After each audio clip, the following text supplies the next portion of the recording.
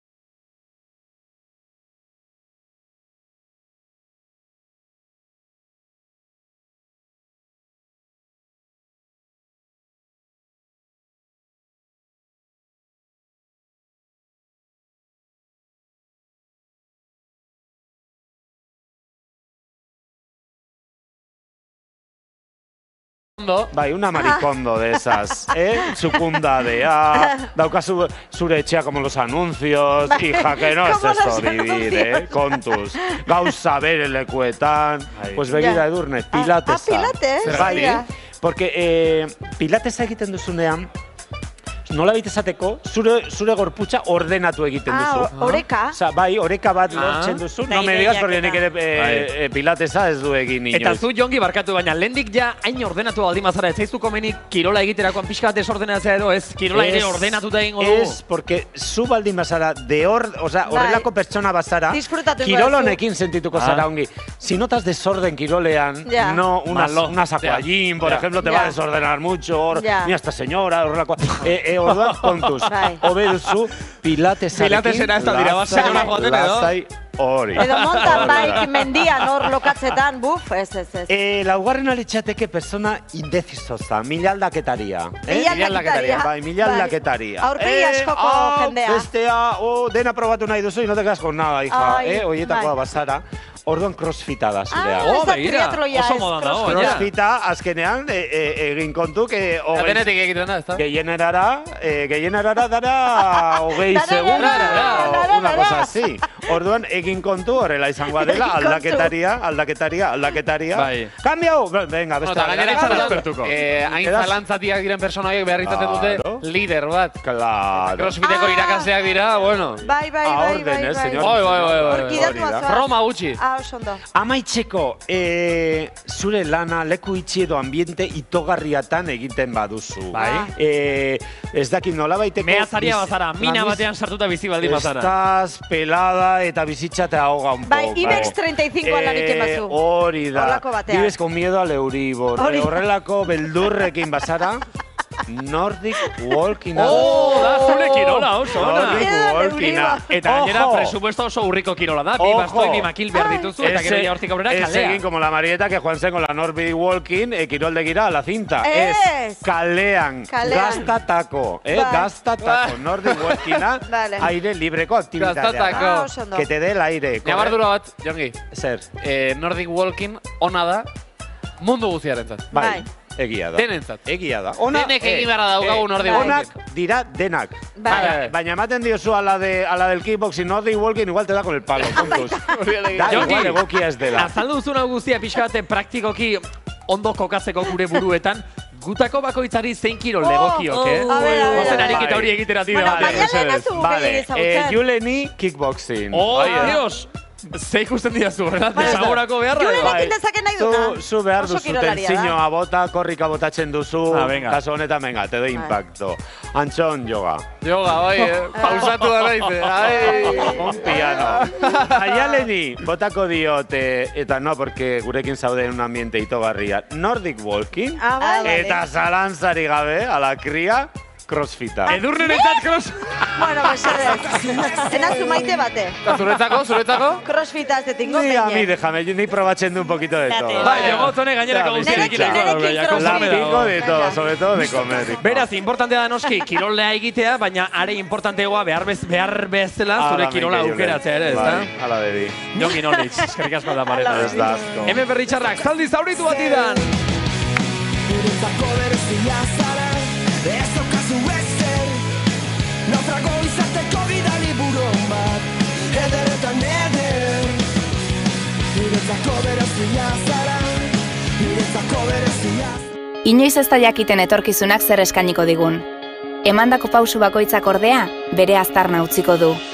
Batzuetan korrika egingo dugu, beste batzuetan salto. Eta jauzi egingo gara, baina beti egongo da norbait altxatzen laguntzeko. Ametsak egia bihurtu daitezkelako. Mondragon Unibertsitatea, errealitaterako prest.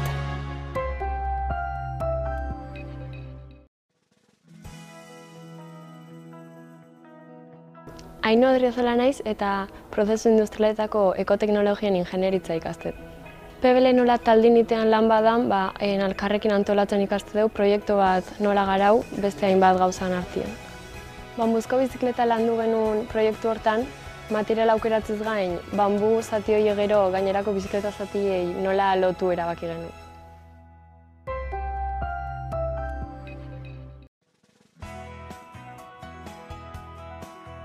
Elisabet Garmendia naiz eta Mondragon Unibertsitatean master industriala ikasten dut.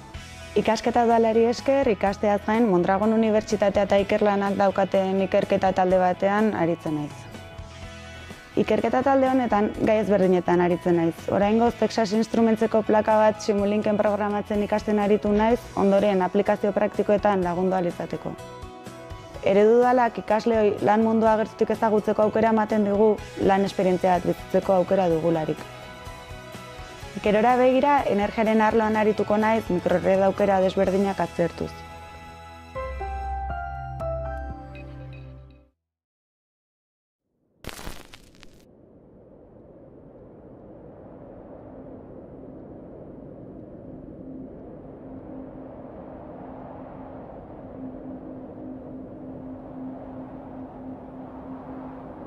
Mundua aldatzen ari dela ezin dugu ukatu. Erlazionatzeko moduak aldatu dira. Lan egiteko modua, kontsumitzekoa, aisialdia. Erronkaz beteriko eszenatoki bat aurkezten digu etorkizunak, gure belaunaldiek ebatzi beharko ditugun erronkaz beterikoa. Erdiak orantxe puntuan Elberri Txarraken beste kantu handiegitako azaldi zauritu ari zarete entzuten eta gaur gauratu didan entzuten duzuen guztia ikusteko aukera ere izango duzuela besteak beste Mondragon Unibertsitatearen YouTubeko kanalean dena streaming bidez zuzenean ematen ari gara eta. Goizero, Didak zuzenduko du Gazteako hartaldea. Pues chica, venga, pues a ver, va, pentsatuko, a ver. Hola, chico, naiz, hartzaiako lehieu, Naiz eta lan erraza ez izan. Ni naiz hartzaiako jaio. Dida, zure hartaldea. Hauxe da, Dida, zer egingo diogu, ba? Gu, esan bezala, Orona Ideo Campusean, Mondragon Unibertsitatean, Galarreta inguruan daukaten fakultate zoragarri honetan, eguraldia ere gaur alaxekoa daukagu eta gainera jarri gaituzte leio ondoan, leio, kristalera erraldoi baten ondoan. Eta eguzkizpien artean oraintxe gure gainetik pasatzen ari da. Bombazia handian sekulako hegazkina! Bombak bomba eta bota hariko den celebritien hegazkina! Maialen Sorzabal, bere giratua beti bezala, celebritiak Maialen. Hoxe, ni pilotua. Egunon, hasiko era Meghan Markleekin. Bakizu zein den da, Successeko dukesa. Bai? Nongoa? Success. Julenak ez isa. Jakin beharko nuken orden. Bai, bakizu zein den. Pero bestela ni bezala esan baiet.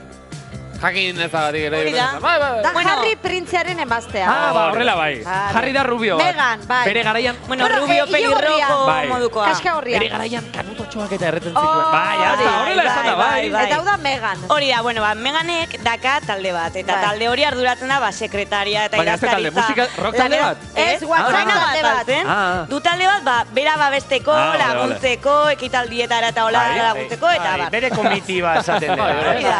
Hori da. Bueno, talde horietako kide bat, horretako kide bat da Emi Pikerril. Pikerril, bai. Hau ere igual ezagutu beharko genuke? Ez, baina orain aurkeztuko dizut. Imaginatu, liatzen dela con Pique. Pique Pikerrin.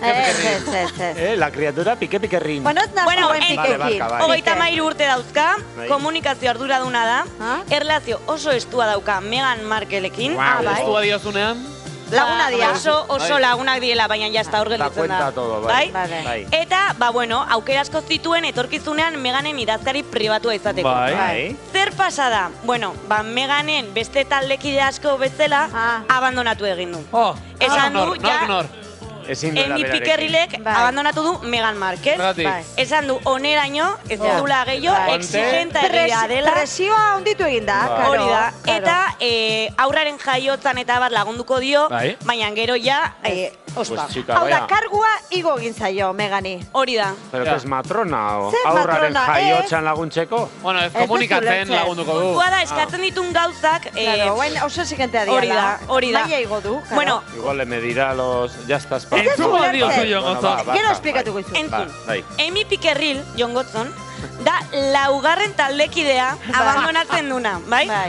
Ezin du presioarekin, ezin du lako. Ja lauka abandonatu dute. Vale. Abandonatu duen moietako bat izan da 17 urtez Isabel Bigarrenaren sekretaria ala idazkari pribatua izan dena. Hau pasatzen Meganen taldera eta ez duen aguantatu. Eta ospagen zuten denek, beraz, ulertzen ez dudana, abandonatu baduke hori ulertzen du. Bai. Porque justo precisamente aurdunaldi, igual de 10 que medir centímetros, ya está, se empuja, es igual. Laguna delako eta gero beste esparru pribatu horretan, bere ondoan egon nahi duelako. Baina ezin du berarekin lan egin. Oso gorra da bentzat, bere ondoan lan egiten. Bai, eta bueno, ai, txiko. Animo, Megani. Eta jazta. Megani, bestei. Baita, bestei ere. Animo guztiei. Y sobre todo que vaya bien Partosa. Zeditu behar dute pixka denek, eta jazta. Bale, orain Khloe Kardashianekin goaz. Hau, ezagutzen dugu. Horrela, biztaz behar bada ez, baina Kardashian klaneko norbait. Hauek egin zuten lo mismo que las Campos, baina estatu batuetan. Hauek egin zuten reality bat orden horretan. Kontatu nizuen, ze iskanbila eta gatazka sortu zen, ze Khloe Kardashian zegoen Tristan Thompsonekin. Tristan Thompson liatu zen Jordan Gutzekin. Eta ardun, hirurak aserretu dira elkarren artean. Bai. Bueno, aserre honen tartean, Khloe Kardashianek esan du aurdun dagoela. Proba erakutsi du eta guzti, eta aita Tristan omen da. Proba zer da, unos predictor edorrela erakutsi du? Hori gutxineko da, txiko, albistea da importantea. Zientifikoki probatuko zuen, ez dakit nola egin dute. Hau ediru asko dute, ordun. Ekografia bat. Ez zaizu gehiagin con la gusana, bai. Kontua da, separatu berri dauden arren, Khloek esan dula, umea auki nahi dula, bere alabari, anaia alaizpa berri bat eman nahi diolako. Bale? Bale, jazta. Orain, Cara Delevingne eta Ashley Bensonekin goaz. Delevingne, bai. Lagunek Delevingne esaten diote. Dele lagunentzat. Cara Dele. Hau da, bekaina hondia dituena.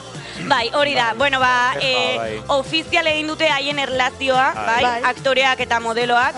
Aktorea Ashley Benson da, Pequeñas Mentirosas, ez dakit ikusten zenuten. Ez, bertan... Eta tipo Maite Kutsuna, baina... Bai, Maite Kutsuna, baina pixkat handiago entzat. Vale. Bueno, batera daude, orain egon da Parisen fashion astea, fashion week modukoa. Cara Delevingne egon da bertan, Chanel kontatu nizuen aurrekoan, entzutela despile bat. Bai, elurretan. Bertan parte hartu du, eta bueno, Ashley Bensonek lagundu du leku guztitara, eta azkenean Instagramen igozuten argazki bat ofizial egiteko, jartzen despile ondorengo mimitoak. Baina zer da, liatuta daude, enrollatuta daude, bikote dira, ezkondu egingo dira? Bikote dira, oraingoz. Ikusiko dugu ze pasatzen den. Eta Ashley Benson, ez da. Saioa bukatu aurretik, apurtu baute, jungo gea esaten. Bai, kontatuko dizuet.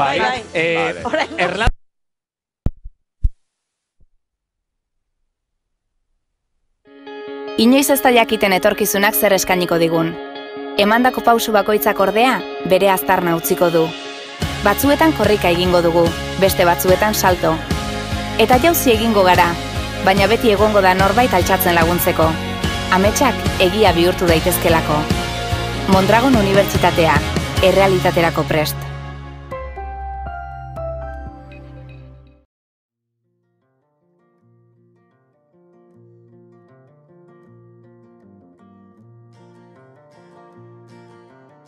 Aldapeta aldapari lotutako bizia da nirea.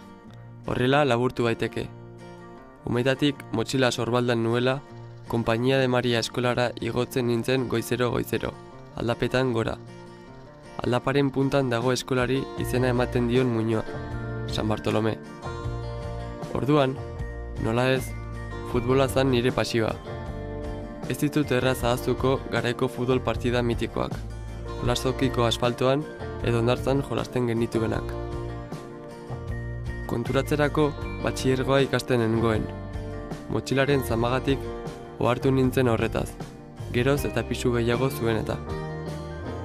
18 urte nituen dagoeneko, eta lehen aldiz nire etorkizuna baldintzatuko zuen erabakia hartu beharko nuen. Zalantzaz beterik nengoen, Mondragon Unibertsitatea urratsi irmoak emanez aldapetan gora igozen arte. Orona ideoko energia gradua aurkeztu zuten eta ez nuen dudarik egin. Lehen unetik argi ikusi nuen. Alea jakta est, hau da, zortea jokoan zegoen. Nire bideak berriz ere aldapeta aldapan gora jarraitzen zuen, Orona ideora iritsi arte. Orona ideon ikerkuntza eta garapen teknologikoko ingurune erreal batean ikasi ahal izan nuen. Behar energetikoak antzemateko eta enpresak esparru horretan dituen beharrei erantzuteko trebatu nintzen. Erasmus programari esker, Alemanian 6 hilabete igarota gero, etxera bueltan etorri eta gradu bukaerako lana CETEST zentroan egin ahal izan nuen. Gradua bukatu ondoren, ingenieritza industrialeko master duala egin nuen, eta graduan zehar hasitakoari jarraipena emanez, ikasketak eta CETEST zentroko lana uzartzen jarraitu nuen. Ikasteko, ez baitago errealitatea ezagutzea bezalakorik. CETESTen trenen txeguak egiten ditugu, eta nik arlo elektriko magnetikoan egiten dut lan. Ikasitakoa praktikan jartzeko aukera daukat, eta gainera ikasten jarraitzekoa. Begira zer den bizitza, oraindik, egunero aldapetako aldapa igotzen jarraitzen dudala. Bizitzan bide ugari daude. Batzuk zailagoak, besteak luzeagoak, baina guztiek helburu berbera dute, gailurra. Eta mendiaren tontorrean zaudenean, horra iristeko egin behar izan duzuen bidea ikusi dezakezu. Antonio Machado poetak esan zuen bezala, caminante no hay camino, se hace camino al andar, eta nik oinez jarraitu nahi dut, hasitako bidean urratsak ematen.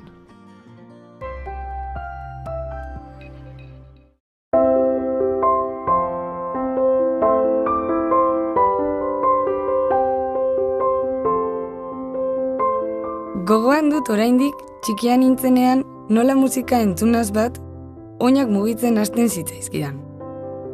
Ez nuen nire burua dantzari gisa irudikatzen, baina geldirik egotea ezinezkoa egiten zitzaidan. 18 urte nituenean ere, antzeko zerbait gertatu zitzaidan. Unibertsitatera salto egin behar nuen, baina ez nuen argi zein izango zen hautatuko nuen gradua. Dantzan, erritmoarekin gertatzen den bezala, erabaki hau hartzeko unean ere intuizio izan nuen lagun. Zenbakiek, materialek, makinek, teknologiak, bazuten zerbait erakargarria. Erronkak planteatzen zizkidaten, etorkizunera begira jartzen ninduten. Dantzariak lehenengo plaza zapaltzen duen beldurra soinean, baina ilusioz gainezka heldu nintzen arrasatera, Mondragon Goi Eskola Politeknikora. Ingenieritza mekanikoa gradua ikasteari ikinion bertan. Mondragon Unibertsitatean baina, ikasteko beste modu bat aurkeztu zidaten. PBL edo proiektuen bidezko ikasketa. Proiektu errealak eginez eta benetako arazoetarako konponbideak bilatuz ikasi ahal izan nuen. Nire kasuan gainera, ikasketen alderdi praktiko hori lan ikaste partekatze programarekin izugarri areagotu zen. Bigarren mailaz geroztik, enpresan praktikak egiteko aukera izan bainuen. Ez ditut erraza ahaztuko 4 urtetan bizitakoak. Egindako lagunak, proiektuak, aurkezpenen aurreko urduritasuna, praktikaldian zehar gertuko izan nituen lankideak, Torinon eginiko Erasmus egonaldia, ingenieritza mekanikoak dakarren bide naturalari jarraiki, gradua bukatzeaz bat, ingenieritza industriala burutu nuen Mondragon Unibertsitatean. Masterrean nengoela, master bukaerako lana Alkorta Forging Group enpresan egiteko aukera izan nuen prozesuen hobekuntzan. Eta egun bertako langile naiz. Forjako prozesuan ditugun helburuak lortzea da nire erronka nagusi. Ilusiorik gabe eta lana egin ezean, nekez helduko nintzen gaur nagoen tokira. Eta bide horretan bizitako esperientziak balio erantzi bat suposatu dezakeelakoan nago. Konstantzia baita gakoa. Lanari esker heldu nintzen Euskal Herriko txapeldun izatera soinu zaharretan.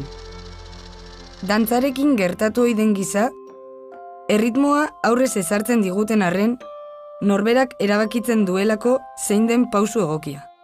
Eta pausu horiek nora garamatzaten. Nik ari horri tiraka jarraitu nahi dut nire bidea gauzatzen.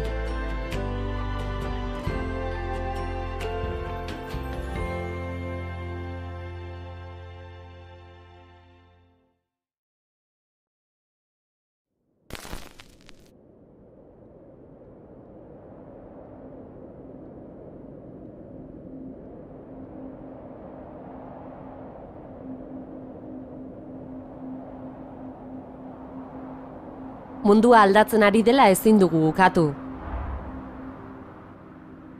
Erlazionatzeko moduak aldatu dira. Lan egiteko modua, kontsumitzekoa, aisialdia. Erronkaz beteriko eszenatoki bat aurkezten digu etorkizunak, gure belaunaldiek ebatzi beharko ditugun erronkaz beterikoa. Horretarako baina, aurreko belaunaldiak baino prestatuago egon beharko gara etorkizunekoak.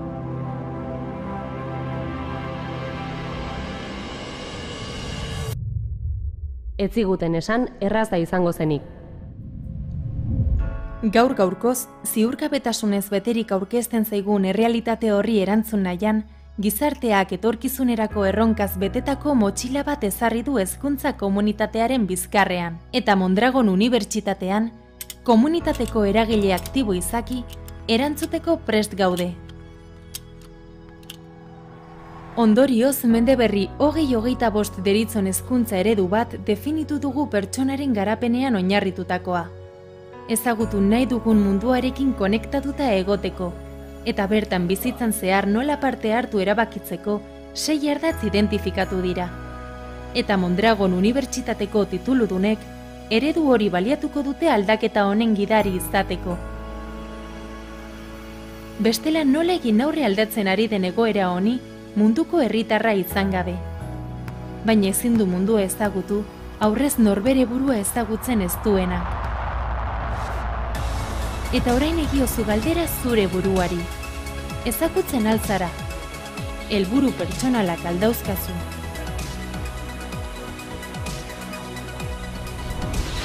Barrura begiratzen, eta eraberean pertsonaletik kolektiborako saltoa egiten lagunduko dizu Mondragon Unibertsitatearen ereduak. Mundutarra izanik, ezinbestean ezagutu beharko dituzu kultura, eta hizkuntzak, baita teknologiak eta komunikabideak. Eta horretarako izan beharko duzu proaktiboa. Bestela nola komunikatu, nola egokitu testuinguru berrietara, eskuartean daukazu aukera. Orainetik etorkizun aldatzeko giltza ematen dizu Mendeberri 2025. Mundua aldatzen ari da bai, eta aldaketek dantzan jartzen digute barrua, baina ilusio ere pizten digute. Aldaketen aurrean, ari fin baten gainean bezala sentitzen gara, eta ez dago ariarekin dantzan bidea egitea bezalakorik. Eta hori da gure erronka, gu guztiona. Hemen eta orain gertatzen ari den aldaketez jabetu, eta etorkizunerako bidea egitea. Izan ere Malcolm Xak zioen bezala, hezkuntza da etorkizunera bidaiatzeko pasaportea, egun prestatzen ari diren horientzako baita geroa.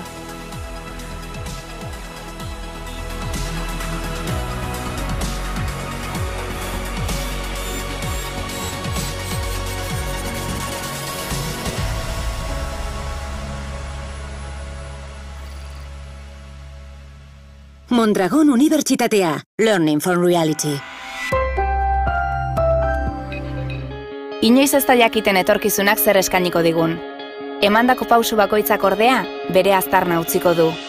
Batzuetan korrika egingo dugu, beste batzuetan salto. Eta jauzi egingo gara, baina beti egongo da norbait altxatzen laguntzeko. Ametsak egia bihurtu daitezkelako. Mondragon Unibertsitatea, errealitaterako prest.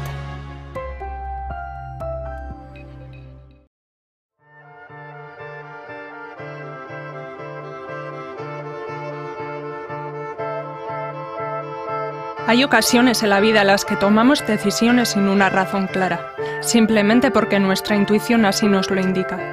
Estas decisiones pueden marcar el rumbo de nuestra vida, por lo menos en mi caso ha sido así. La primera decisión marcada por la intuición la tomé con apenas 7 años, al escoger el saxofón entre todos los posibles instrumentos musicales a elegir. Tenía claro que el saxofón se convertiría en mi gran compañero en el mundo de la música, aunque por aquel entonces el saxofón pesase más que yo. En el momento de seleccionar los estudios universitarios, la intuición volvió a ser clave.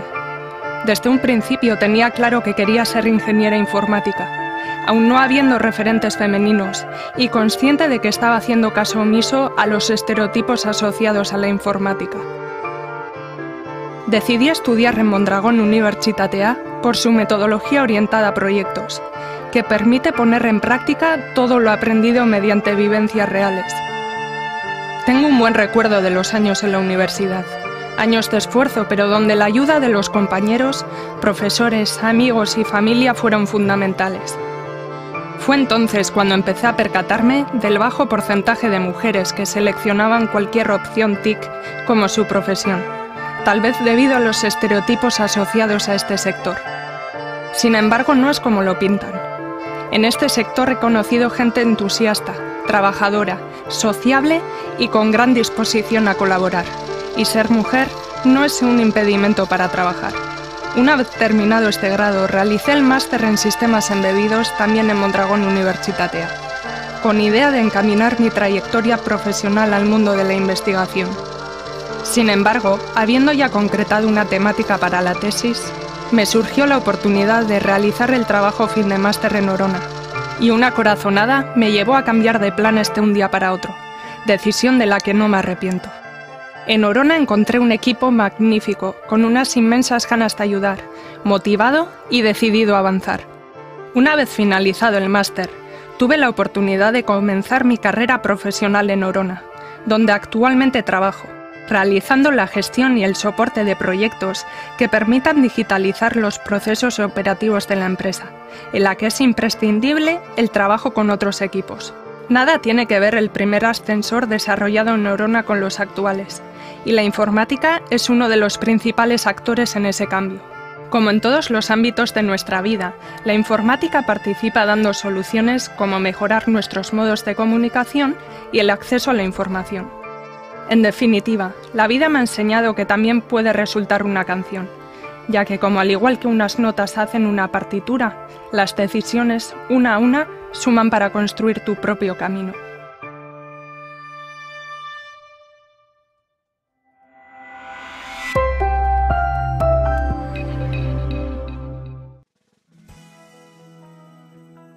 Kaixo, ni Xanti Garneiro naiz eta Mondragon Unibertsitatean energiaren ingeniaritza ikasten dut. Gradu honetan gehien azpimarratzen duten aspektuetako bat PBL metodologia da. Desfibriladorea garatzeko bateria zirkuito bat eta zirkuito elektroniko bat garatu behar izan ditut. Proiektuak dira teorian ikasitako guztia praktikara eramateko aukerarik onena. Inoiz ez da jakiten etorkizunak zer eskainiko digun. Emandako pausu bakoitzak ordea, bere aztarna utziko du. Batzuetan korrika egingo dugu, beste batzuetan salto. Eta jauzi egingo gara, baina beti egongo da norbait altxatzen laguntzeko. Ametsak egia bihurtu daitezkelako. Mondragon Unibertsitatea, errealitaterako prest.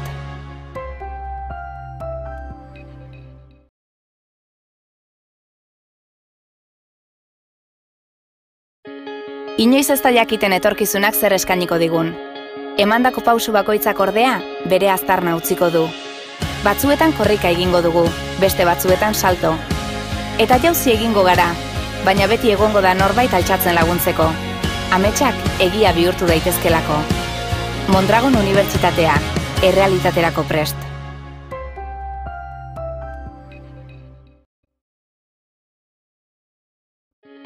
Inoiz ez da jakiten etorkizunak zer eskainiko digun.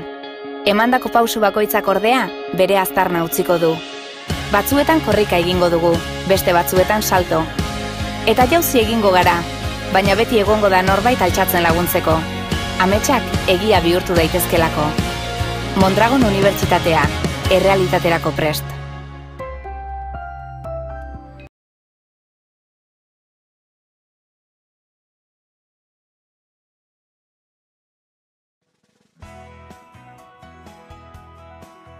Elixabet Garmendia naiz eta Mondragon Unibertsitatean master industriala ikasten dut. Ikasketa udalari esker, ikasteaz gain Mondragon Unibertsitatea eta ikerlanak daukaten ikerketa talde batean aritzen naiz. Ikerketa talde honetan gai ezberdinetan aritzen naiz. Oraingoz Texas Instrumentseko plaka bat Simulinken programatzen ikasten aritu naiz, ondoren aplikazio praktikoetan lagundu ahal izateko. Eredu dalak ikasleoi lan mundua gertutik ezagutzeko aukera ematen dugu, lan esperientzia bat bizitzeko aukera dugularik. Gerora begira, energiaren arloan arituko naiz mikrored aukera desberdinak aztertuz.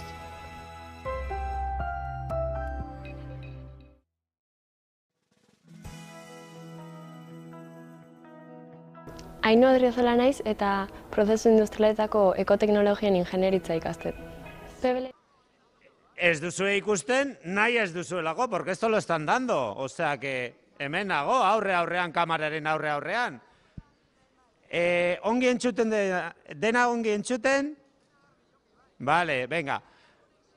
Oso ongi, eskerrik asko. Bueno, hemen aurkitzen naiz, esango nuke en la balconería de, PBLD honetakoa, bai, eta hemen daukate esperimentu bat montatukoa. Pizka bat esplikatzeko esango dizuet. Hemen dago piztina bat montatua, la verdad que no apetece sartxea barruan egiten duen freskarekin, baina bueno, daude nolabait esateko bi artilugio eta bolita batzuk.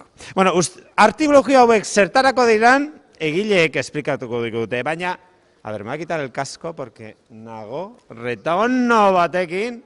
A ver, hemen daukat nire ondoan Javi Oiarzun, bera dela gurekin hainbatetan sartu den irakaslea, eta ja pixka bat bai esplikatuko diguna da, zer den guzti hau, zer ikusiko duten gaur hemen PBLD-i. Bai, esan, Edurne? Ah, ez da behar maskanilla? Horrela hobeto? Bai, horrela hobeto? Vale, ya está. Bueno, esaten nuen bezala, hemen daukat nire ondoan Javi Oiarzun, eta berak esplikatuko digu, ona etorriko den jendeak zer ikusiko duen. Bueno, egunon, jongotzon, urtero bezala laugarren aldia erakuste ditugula, aurten gure ikaslek egindako, gure ingenieritzako ikaslek egindako proiektuak. Azken batian, talde bakoitzari ematen diogu ideia bat lantzeko, errealitatearekin zerikusia duen ideia bat, eta 4-5 laguneko taldetan inberdutena da ideia horrentzako konponbide bat eman. Orduan, gure 9 ingeniaritza gradutako ideiak eta tramankuloak ikusiko dituzte gaur.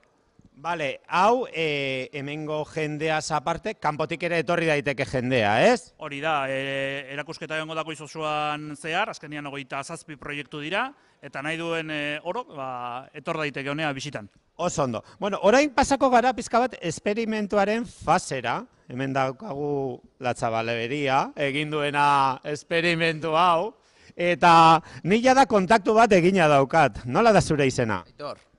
Bueno, Aitor, piztina bat, bigailu, pelotitas, zer da hemen dagoena? Azkenen da pilota daude simulatzeko itxaso neongo litzaken zikinkeria, Mierdas de plastiko za eta hori dena, ez? Helburu nagusi hori zen, hori biltzeko sistema sortzea, eta alden zean nahi du itxuro oso nahi harri piztina batekin, pilota batzukin, horrera hainbeste berdintzeko edo hori ikusteko, nola egingo luken.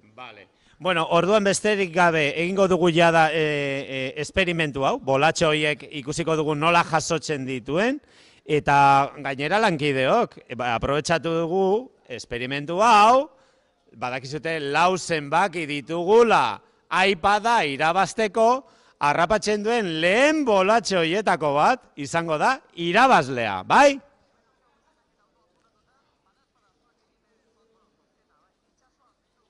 Hori da. Vale, venga, nahi duzuenean, venga, hasi esperimentu zarekin. Eman. Bueno, jada pila bat hartu dituzte, osake ni begi itxiekin aukeratuko dut bat. Mira, que pasada. Bueno, ari gara ikusten, dira, borobila bezala, dira como flotadores abiertos da, eta motorrak dituztenez, egiten dutena da, harrapatu bolak, barruan zarean. Bai, se están cogiendo todas. Se están peleando un poquito, egia esan, bai. Hau kontuan izan piztina igerileku txiki bat dela. Eta, ahí están.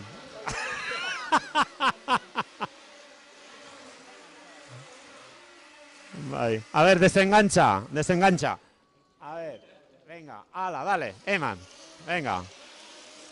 Joder, eske asko, orain begiek itxiekin hartu behar dut. Hartuko dut ja? Bai. A ver, geldi bizkaba.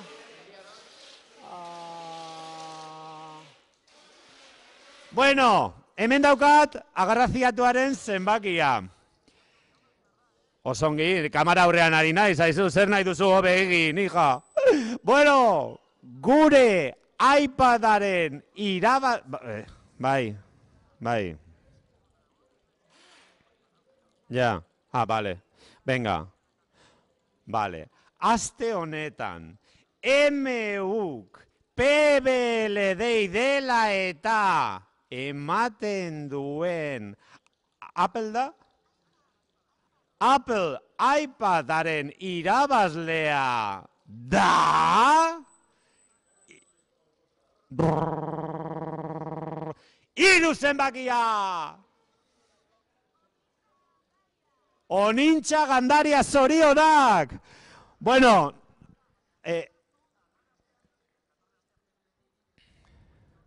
bai, hori da.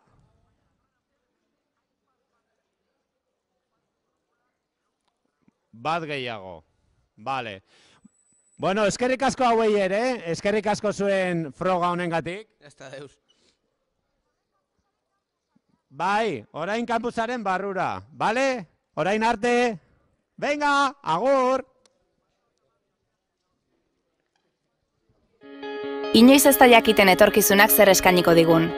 Emandako pausu bakoitzak ordea, bere aztarna utziko du. Batzuetan korrika egingo dugu, beste batzuetan salto. Eta jauzi egingo gara, baina beti egongo da norbait altxatzen laguntzeko.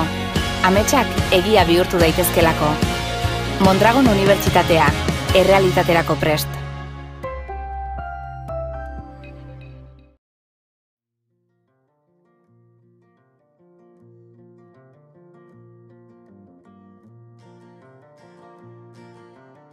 Aldapeta aldapari lotutako bizia da nirea.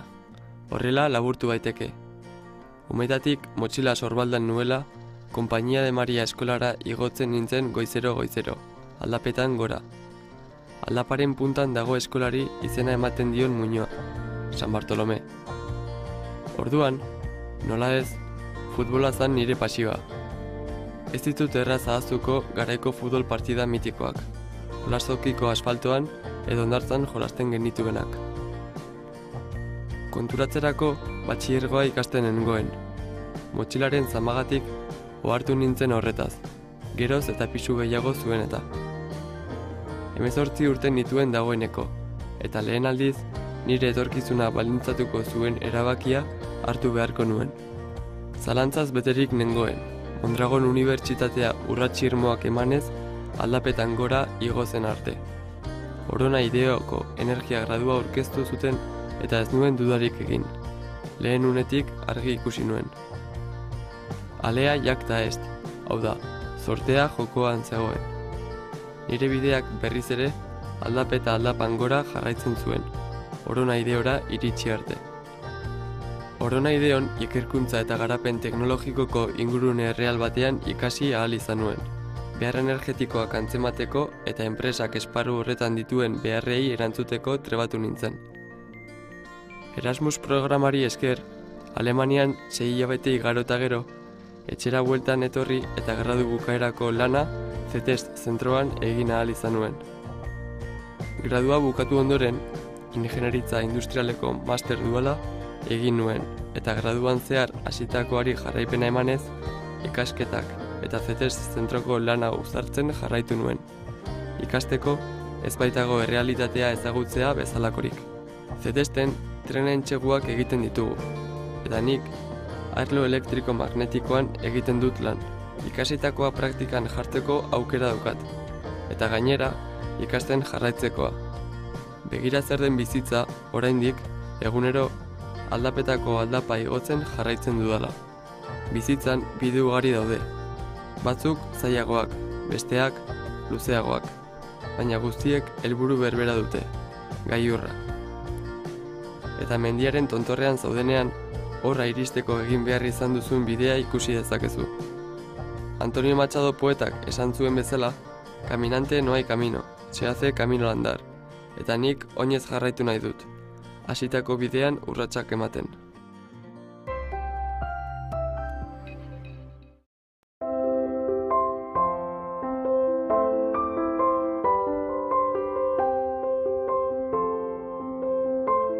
Gogoan dut oraindik txikian nintzenean nola musika entzunaz bat oinak mugitzen hasten zitzaizkidan.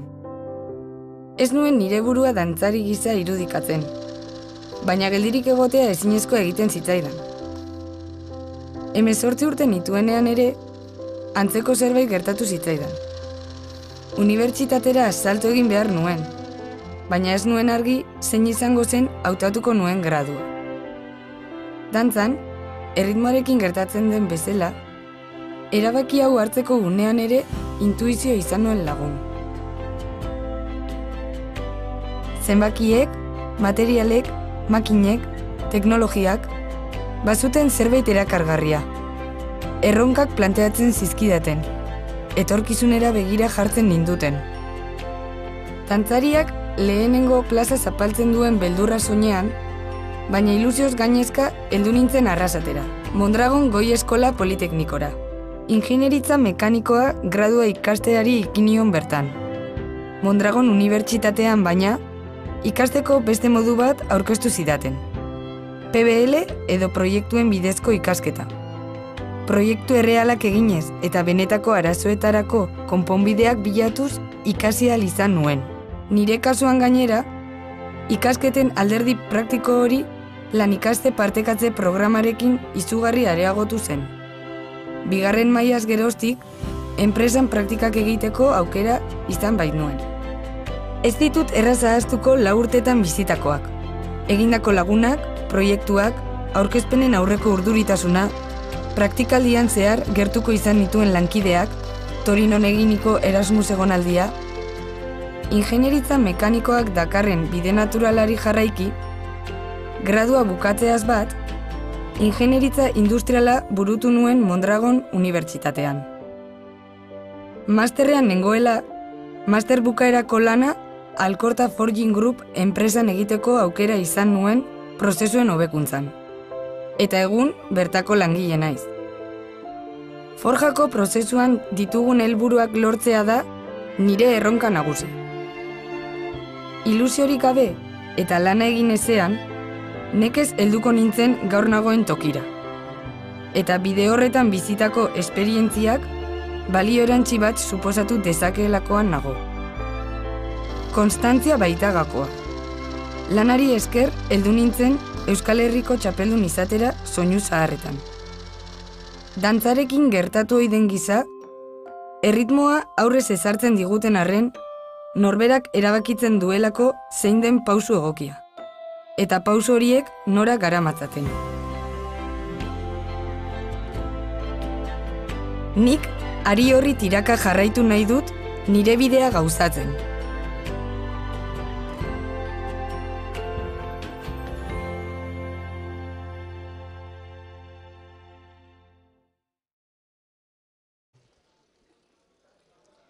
Bai, hemen txena mutile zinguratuta eta pixkat urruti, baina Aitor jarri zait, Aitor piztina hau igeriteko da edo zertako da?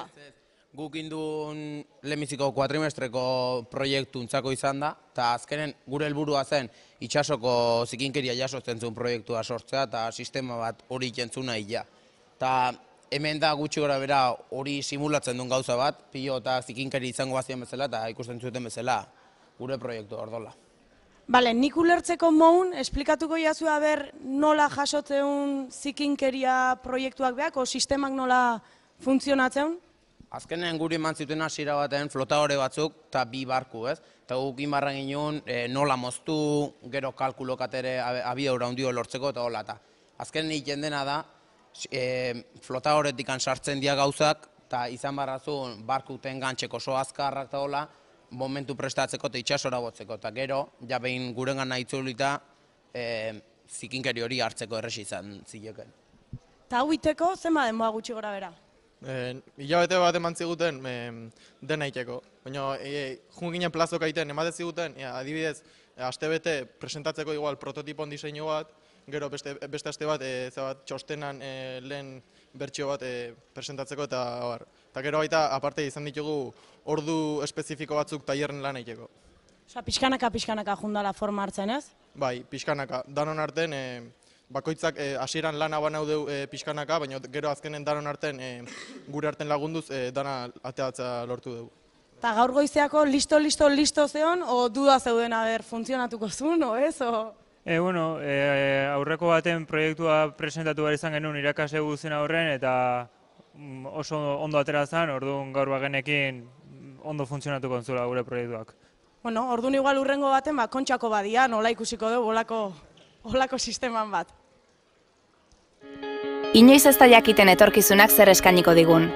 Emandako pausu bakoitzak ordea, bere aztarna utziko du. Batzuetan korrika egingo dugu, beste batzuetan salto. Eta jauzi egingo gara, baina beti egongo da norbait altxatzen laguntzeko. Ametsak egia bihurtu daitezkelako. Mondragon Unibertsitatea, errealitaterako prest.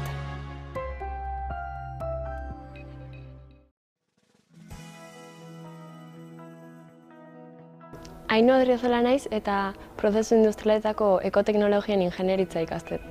PBL nola taldinitean lan badan, alkarrekin antolatzen ikaste dugu proiektu bat nola garau beste hainbat gauzan artien. Bambuzko bizikleta landu genuen proiektu hortan, material aukeratziz gain, bambu zati hori gero gainerako bizikleta zatiei nola lotu erabaki genuen.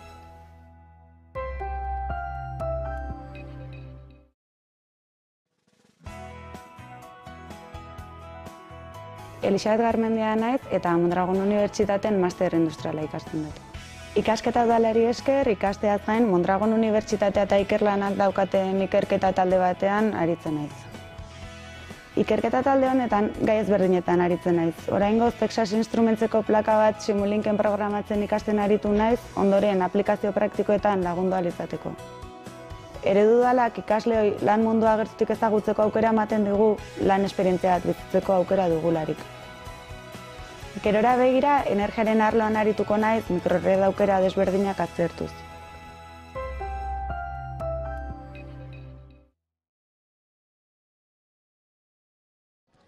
Kaixo, Aixer, nik kable asko ikuste ditut, baina zertako dira? Bai, guri esko zaigu plaka fotovoltaiko baten simulazio baitia. Horretarako hemen ikus aleiteken bezala, plaka fotovoltaikoari tentsio bat eskau zaio, eta hori erabilida hemen dakagun bateria bat kargatzeko. Orduan, hemen entxufauta dagoan ladorroi honen bitartez, entxufauta aleitezke ordenadore eta mobil ezberdinak, eta iten dana da, programa baten bitartez, plaka fotovoltaikoa potentzia maksimoan euki, eta horrela eguzkian irradiazioa maksimoa aprobetxatzen da. Hemen posible da, hemengo eguzki xistrin honek balio bortako? Horreta gau ditxoiten, eguzki ateratzea, eta ematen du eguzki ateratziar dagoela, baina hemen Euskal Herrian eguzki asko ez du baten izuten, itxoin bakarrik aldain. Orduan funtzionatzea lima problema zuena ez da, eguzkia ibota. Eguzkiarena bakarrikan, eguzkiarena. Eta olako asunto batek orduan, etxe bateako, balio lezake plaka bat eukiko agenu etxen da olako bateri bat? Bai, gauza da, plaka baten, etxe baten plaka gehiago erabiliko genitula, orduan, udan, aprobetxauko genuen eguzkian irradiazio hori, eta baterietan almazenauko genuen, neguan erabiltzeko, ze neguan azkenian ez genuen eguzki hori eukiko, eta ezingo genuen aprobetxau. Azkenian guri Hernaniko futboltaldiak eskau dugu analizi bat iteko beraiek plakak implementatzeko beraien futbol zelaian, eta horrela energia nahikoa lortzeko futboleko instalazioetan eta energia hori erabiltzeko. Orduan proiektu bat da, reala izango da. Bai, proiektu politxa da, eta ondo egin eskero eskaini aldan proiektu bat, eta merkatuarazi aldan proiektu bat da. Hernanien ikuste du. Bai, eskerrik asko! Soy Eider Arrue y he estudiado el grado en Ingeniería Electrónica Industrial en Mondragon Universitatea y actualmente estoy estudiando el máster en Automatización Industrial. Este máster compagina el estudio con el trabajo y estoy realizando las prácticas en Ulma Packaging. Mi día a día en Ulma Packaging consiste en la formación como proyectista electrónica. Lo que subrayaría de este máster es conocer la realidad empresarial gracias al modelo dual. En Ulma Packaging participo en un programa de formación junto con mis compañeros del máster.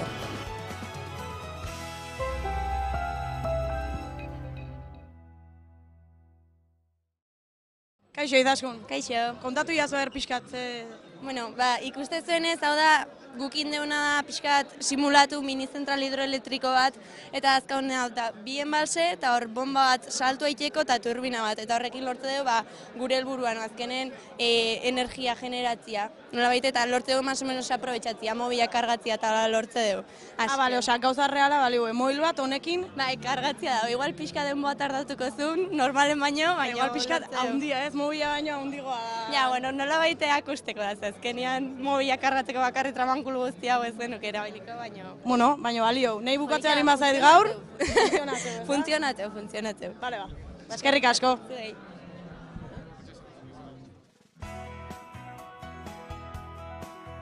Elisabet Garmendia naiz eta Mondragon Unibertsitatean master industriala ikasten dut. Ikasketa udalari esker, ikasteaz gain Mondragon Unibertsitatea eta ikerlanak daukaten ikerketa talde batean aritzen naiz. Ikerketa talde honetan gai ezberdinetan aritzen naiz. Oraingoz Texas Instrumentseko plaka bat Simulinken programatzen ikasten aritu naiz, ondoren aplikazio praktikoetan lagundu ahal izateko. Eredu dalak ikasleoi lan mundua gertutik ezagutzeko aukera ematen digu lan esperientzia bat bizitzeko aukera dugularik. Gerora begira, energiaren arloan arituko naiz mikrored aukera desberdinak aztertuz.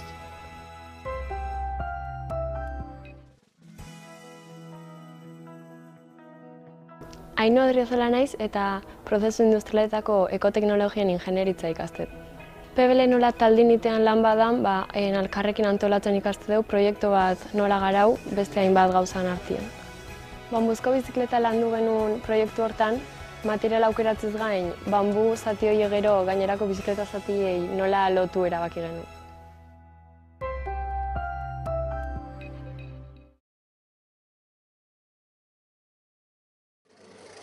Kaixo Jon, nik ikustet hemen ura, argia, zei da gertatzen momentu honetan? Proiektu honekin indegu zentral hidroelektriko baten maketa, eta honekin funtzionatze simulatzen deu turbina baten bitartez uraren mugimendua aprobetxatzea. Eta mugimendu horrekin ze helburu da, energia sortzea edo zein da helburua? Hori da, helburua da energia sortzea modu berriztagarri batean. Eta ikuste zuten bezala, LED batzuk bizte ditugu eta mobil bat kargatu ere. Ados, orduan gaur, baten bat bateri gabe gelditzearen, zuen gana, ezta? Hoi da, bai.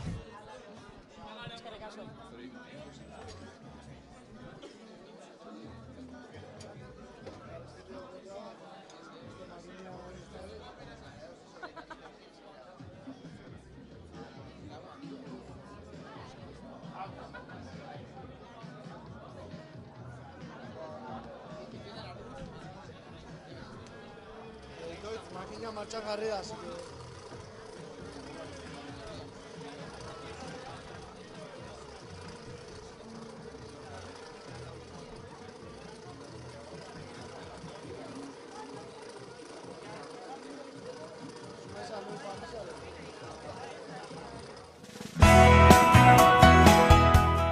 Soy Eider Arrue y he estudiado el grado en Ingeniería Electrónica Industrial en Mondragón Universitatea.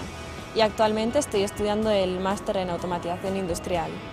Este máster compagina el estudio con el trabajo y estoy realizando las prácticas en Ulma Packaging. Mi día a día en Ulma Packaging consiste en la formación como proyectista electrónica. Lo que subrayaría de este máster es conocer la realidad empresarial gracias al modelo dual. En Ulma Packaging participo en un programa de formación junto con mis compañeros del máster.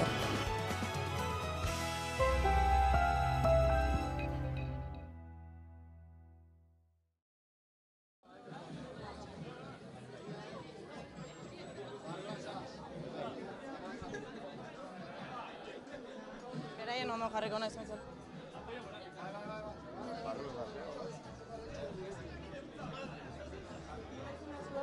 Oier eta Olatz. Olatz eta Oier, bale. Olatz, Oier, bizikleta honek, bizikleta normal baten funtzio berdina dauka, pedaleatzen ibiltzea o nola ibiltzea?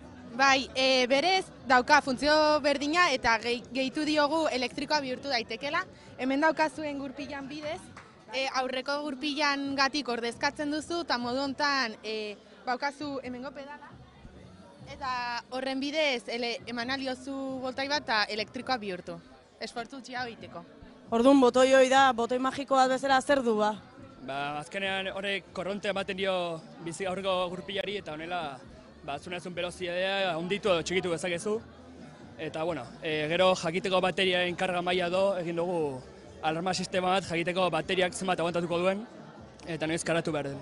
Orduan zu, konsiente izan zaitezke bizikletan zoazela lasai-lasai, eta ja gaina nekatu gabe eta momentu baten esadezu, bateria bukatzen nahi zait, orduan nekatzea tokatzen zait?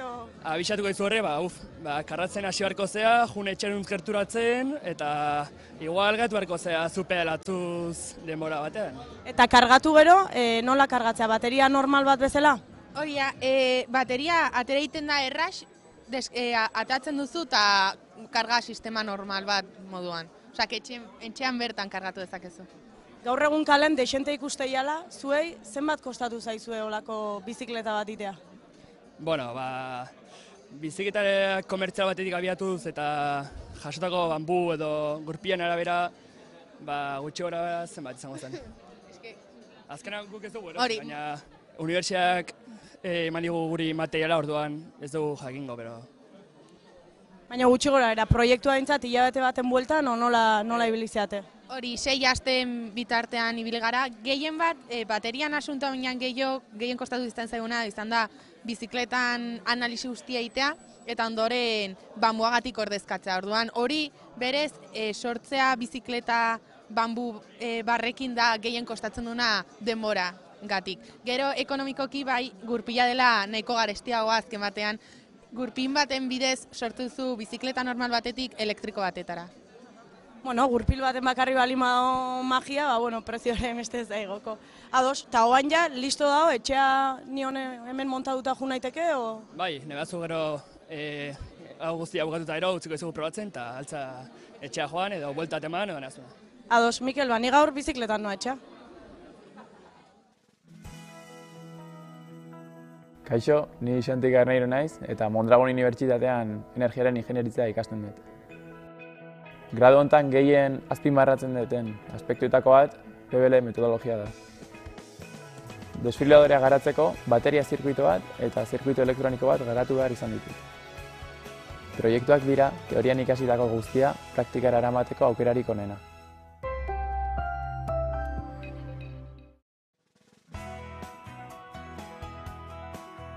Elixabet Garmendia naiz eta Mondragon Unibertsitatean master industriala ikasten dut. Ikasketa udalari esker, ikasteaz gain Mondragon Unibertsitatea eta ikerlanak daukaten ikerketa talde batean aritzen naiz. Ikerketa talde honetan gai ezberdinetan aritzen naiz. Oraingoz Texas Instrumentseko plaka bat Simulinken programatzen ikasten aritu naiz, ondoren aplikazio praktikoetan lagundu ahal izateko. Eredu udalak ikasleoi lan mundua gertutik ezagutzeko aukera ematen digu lan esperientzia bat bizitzeko aukera dugularik. Gerora begira, energiaren arloan arituko naiz mikrored aukera desberdinak aztertuz.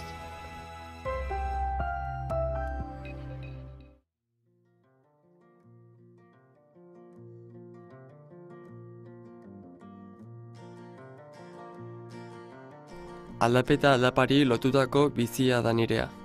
Horrela laburtu baiteke. Umetatik motxila sorbaldan nuela, Konpainia de Maria eskolara igotzen nintzen goizero, aldapetan gora. Aldaparen puntan dago eskolari izena ematen dion muinoa, San Bartolome. Orduan, nola ez, futbola zan nire pasioa. Ez ditut erraz ahaztuko garaiko futbol partida mitikoak, Olazokiko asfaltoan edo hondartzan jolasten genituenak. Konturatzerako batxillergoa ikasten nengoen. Motxilaren zamagatik ohartu nintzen horretaz, geroz eta pisu gehiago zuen eta. 18 urte nituen dagoeneko, eta lehen aldiz nire etorkizuna baldintzatuko zuen erabakia hartu beharko nuen. Zalantzaz beterik nengoen, Mondragon Unibertsitatea urratsi irmoak emanez aldapetan gora igo zen arte.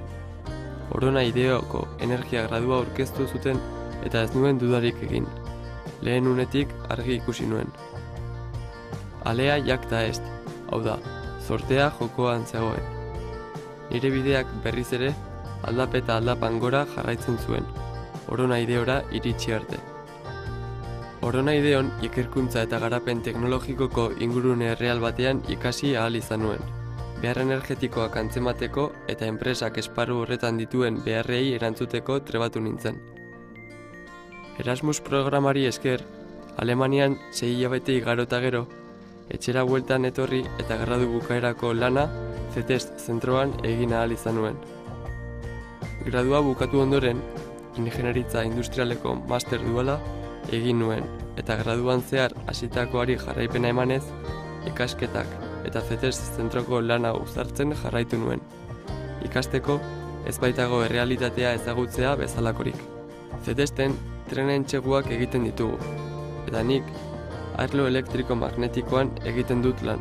Ikasitakoa praktikan jartzeko aukera daukat, eta gainera ikasten jarraitzekoa. Begira zer den bizitza, oraindik, egunero aldapetako aldapa igotzen jarraitzen dudala. Bizitzan bide ugari daude. Batzuk zailagoak, besteak luzeagoak, baina guztiek helburu berbera dute, gailurra. Eta mendiaren tontorrean zaudenean, horra iristeko egin behar izan duzun bidea ikusi dezakezu. Antonio Machado poetak esan zuen bezala, caminante no hay camino, se hace camino al andar, eta nik oinez jarraitu nahi dut, hasitako bidean urratsak ematen.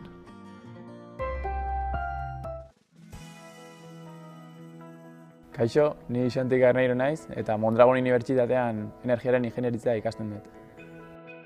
Gradu honetan gehien azpimarratzen duten aspektuetako bat PBL metodologia da.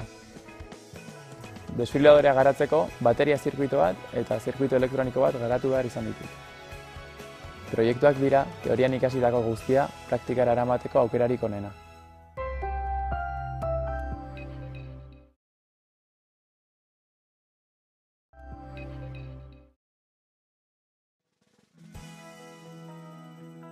Zeiteu?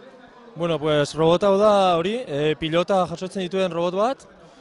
Robot honen helburua, bueno, alde batetik mobil bidez kontrolatzen aldela, osea kontrolatzen alda, eta aparte ere egiten aldu zirkuito autonomo bat, eta berak pilota detektatzen duen momentuan, igotzen du pilota eta sartzen du barruko kaxa hori horretara, pilota biltegi horretara. Edozein pilota jasotzeko gai da edo kirol zehatz bateako dago pentsatuta? Bai, kasu honetan golferako dago pentsatua eta neurri eta pisu zehatz baterako. Horregatik baditu pilota handiak eta txikiak kanpora botatzeko bi mekanismo, pokaioke sistema. Pilota handiak palatik botatzen ditu eta pilota txikiak barruan dauden errail horietatik erortzen dira kanpora. Bide batez bai, jostailu bezala balio lezake ez gu txikitan ibiltze ginen bezala hola bueltaka o... Bai, gu hemen, jendik ikusteko pixko eta hola, mobilakin ari gara aurrera atzera, palagora, palabera, ikusteko jendik nola funtzionatzen duen modu manualean. Eta, zirkuito autonomoa hemen ez dugu egiten, behar da espazio handia eta hola, eta, gaur erakusten dugu modu manuala. Zirkuitoa badugu ordenagailun ere bai.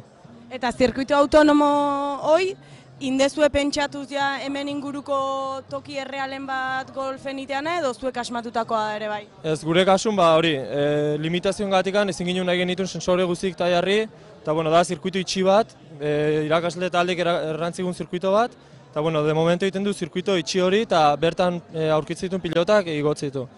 Orduan esan daiteke minigolfa diseinatu duela eta gaina minigolfen pelota jasotzeko sistema bat, ez? Bai, horrelako zerbait, bai. Demostrazio txiki bat itek bai, behintzat palak moitu eta nola ibiltzean? Hau da programa. Hau da programa, hemen ikusi daiteke egin ditzakeen funtzioak. Aldetik ezkerrera biratu, eskuinera biratu, aurrera atzera, eta gero pilota jasotzeko pala gora eta jeitsi pala. Hortaz gain ere ahoz egiteko agindua dauka, ahozko agindua. Bertan botella sakatu eta avanzar erraten dugu aurrera ibaten da. Eta adibidez bain nahi demostrazio bat egiten aldut. Barkatu, ahozko agindu horrek esan nahi du, zuk behai, hitzeite bali maiozu, kaso iteizula? Hori da, Googleko sistema bitartez ahotsa detektatzen du eta avanzar irakurtzen du eta horrekin aurrera doa. Ados. Probatiko du? Bueno, hasteko aurrera, atzera, gero eskuinera biratzeko.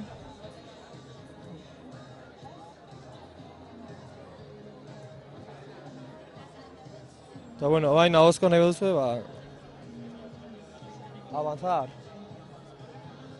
Baina igual jende gehiegi da hortako, ez da? A ver, avanzar. Bain kaso hain du. Eta hori da, eta gomarra gara atento, jendia ez jotzeko eta hola, minio berez funtzionatzen du bai. Ikuskizuna behintzat sortzen nahi zeat, ez? Jende inguratzen nahi da, o... Urbiltzen ari dira bai, batxillergoko ikaslak eta azkenin gusten dute makina mugitzen eta azkenin interesatzen dire makina hau ibiltzeko nola dagoen eginda eta horrelako gauza. Argia ere iteu da, horrek atentzioa deitzeu? Bai, hasiera bati maginu patua momentu oro argia iteko, bino kasunetan aurrera do atzera materakoan aktibatzen da. Eta, pixko bat erakargarri bezala jarri genuen. Primeran, eskerrik asko.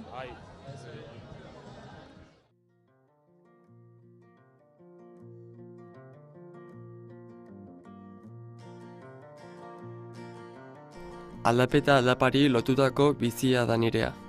Horrela laburtu baiteke. Umeetatik motxila sorbaldan nuela, Konpainia de Maria eskolara igotzen nintzen goizero, aldapetan gora. Aldaparen puntan dago eskolari izena ematen dion muinoa, San Bartolome. Orduan, nola ez, futbola zan nire pasioa. Ez ditut erraz ahaztuko garaiko futbol partida mitikoak, olazokiko asfaltoan edo ondartzan jolasten genituenak. Konturatzerako batxillergoa ikasten nengoen. Motxilaren zamagatik ohartu nintzen horretaz, geroz eta pisu gehiago zuen eta. 18 urte nituen dagoeneko, eta lehen aldiz nire etorkizuna baldintzatuko zuen erabakia hartu beharko nuen. Zalantzaz beterik nengoen, Mondragon Unibertsitatea urrats irmoak emanez aldapetan gora igo zen arte. Orona Ideoko energia gradua aurkeztu zuten eta ez nuen dudarik egin. Lehen unetik argi ikusi nuen. Alea jakta est, hau da, zortea jokoan zegoen. Nire bideak berriz ere aldapeta aldapan gora jarraitzen zuen, Orona Ideora iritsi arte. Orona Ideon ikerkuntza eta garapen teknologikoko ingurune erreal batean ikasi ahal izan nuen. Behar energetikoak antzemateko eta enpresak esparru horretan dituen beharrei erantzuteko trebatu nintzen. Erasmus programari esker, Alemanian 6 hilabete igaro eta gero, etxera bueltan etorri eta gradu bukaerako lana CETEST zentroan egin ahal izan nuen. Gradua bukatu ondoren, Ingeniaritza Industrialeko master duala egin nuen, eta graduan zehar hasitakoari jarraipena emanez, ikasketak eta CETEST zentroko lana uzartzen jarraitu nuen. Ikasteko, ez baitago errealitatea ezagutzea bezalakorik.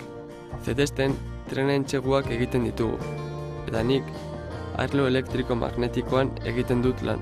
Ikasitakoa praktikan jartzeko aukera daukat, eta gainera ikasten jarraitzekoa. Begira zer den bizitza, oraindik, egunero aldapetako aldapa igotzen jarraitzen dudala. Bizitzan bide ugari daude. Batzuk zailagoak, besteak luzeagoak, baina guztiek helburu berbera dute, gailurra.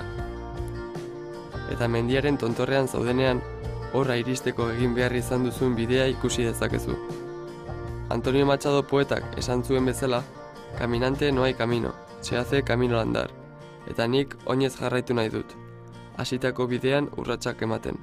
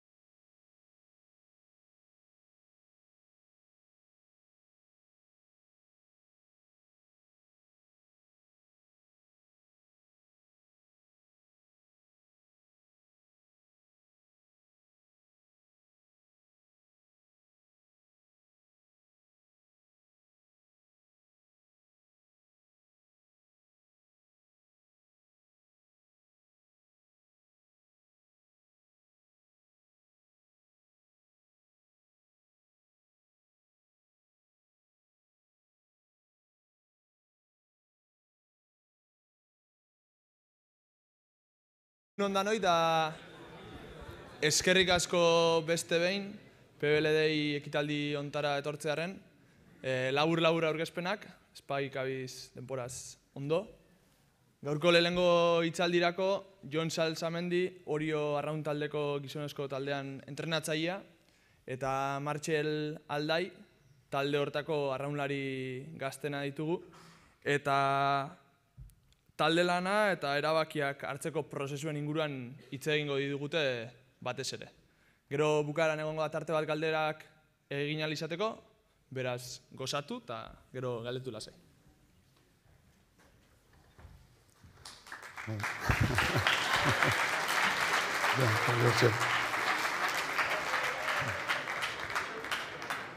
Bueno, egun ondan hori, mila esker guri gonbidapena luzatzeagatikan, guretzako esperientzi berri bat izango da, zuen aurren hemen kontatu behar ditugunak kontatzera etortzea, baina, gustoz egindako gauza izanik, esan bezala, mila esker da noi.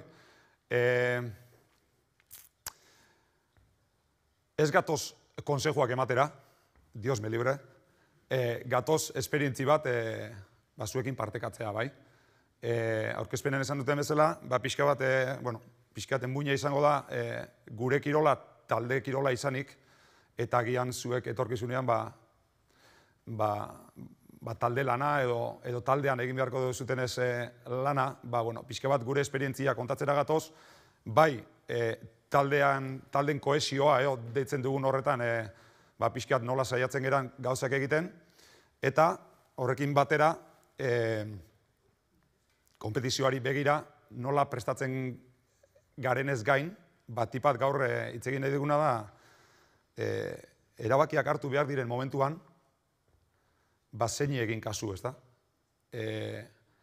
Erabakiak hartzea tokatzen zaigunean, eta erabaki hori talde bati helarazi behar zaionean, eta talde hori denean erabaki horien aginduak jarraituz lan egin behar duenak, talde horrek agindu horiek nola hartzen ditun, oso garrantzitsua da. Agindu bera baino garrantzitsuago iruditzen zaigu, talde horrek agindu hori nola hartzen duen. Eta talde horrek agindu horiek ondo hartzeko, atzetik lan bat egina behar du, eta lan hori erabatera edo bestera eginez gero, segurazki erantzun hori ere ezberdina izango litzateke, ez da. Esan bezala, gu gatoz gure esperientzia zuekin partekatzera, zuei kontatzera, konseju gehiegi ematera baino, bai?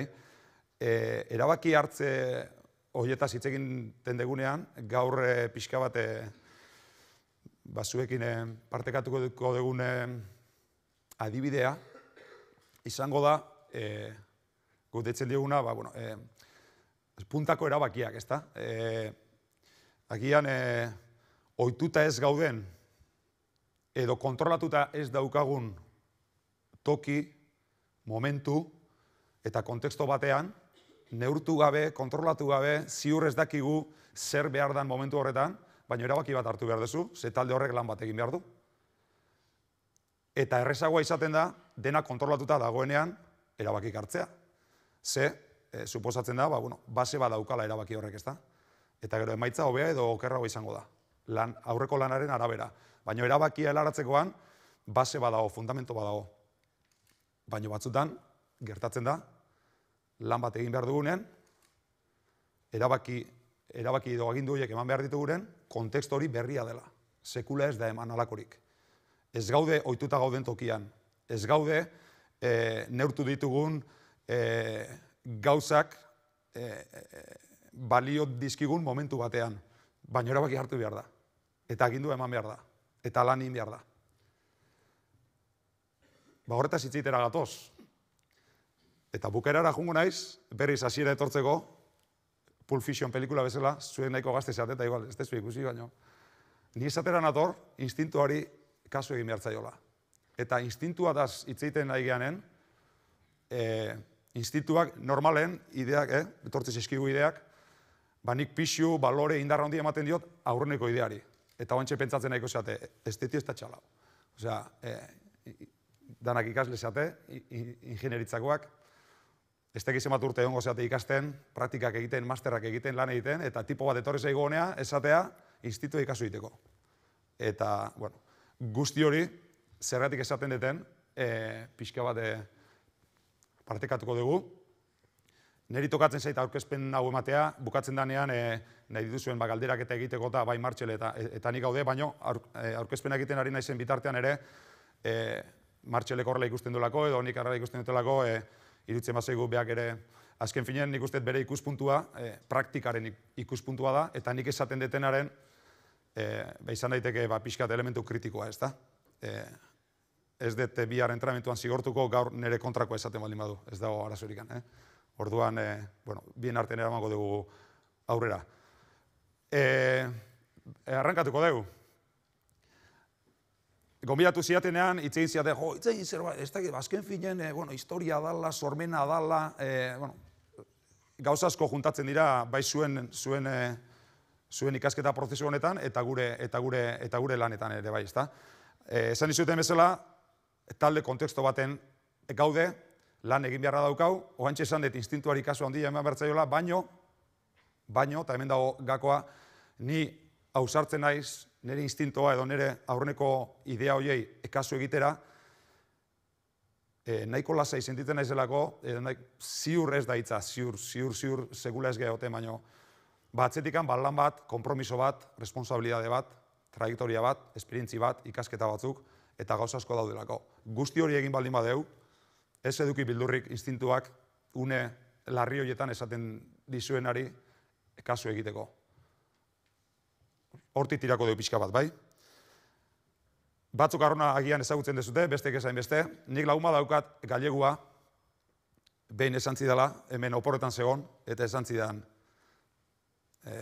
literal esango dut, erdera, oye, Jon, ¿qué pasa, Fidel? Ayer estuve en San Sebastián, en la parte vieja, en la plaza, había una fiesta, y había unos bestias vascos que partían troncos a hostias. Santian, aizkolari, suposatzen da. Unos bestias vascos que parten troncos a hostias. Aizkolaritza ezagutzen dugurok, bestias vascos ez dakit badiran edo ez, baina que parten troncos a hostias ez. Enborra ebakin behar da, materiala puntu-puntuan eki behar da, prestaketa bat eki behar da, teknika bat eki behar da, eta egoki moztu behar da, bestela ez dezu ebakiko, edo ez dezu irabaziko, edo ez dezu zure lana ondo egingo, ezta?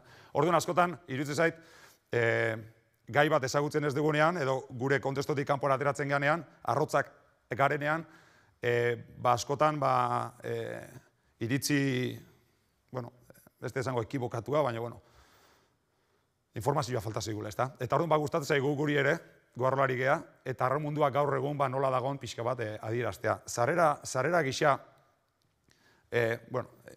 goiko bi argazkiak ikusita, historia aldetikan, untzi zahar horiek, arraun zahar horiek, arrauna dator, bai bale arrantzatikan, traileru mundua eta zari naiz, bai bale arrantzatikan, baita ere portuko lanak egiteakoan, baporea hondik barrura sartzeko, benta egiteko, eta bar, ezta. Nola ez, historiak urte asko egin ditu, eta gaur egungo konpetizioan,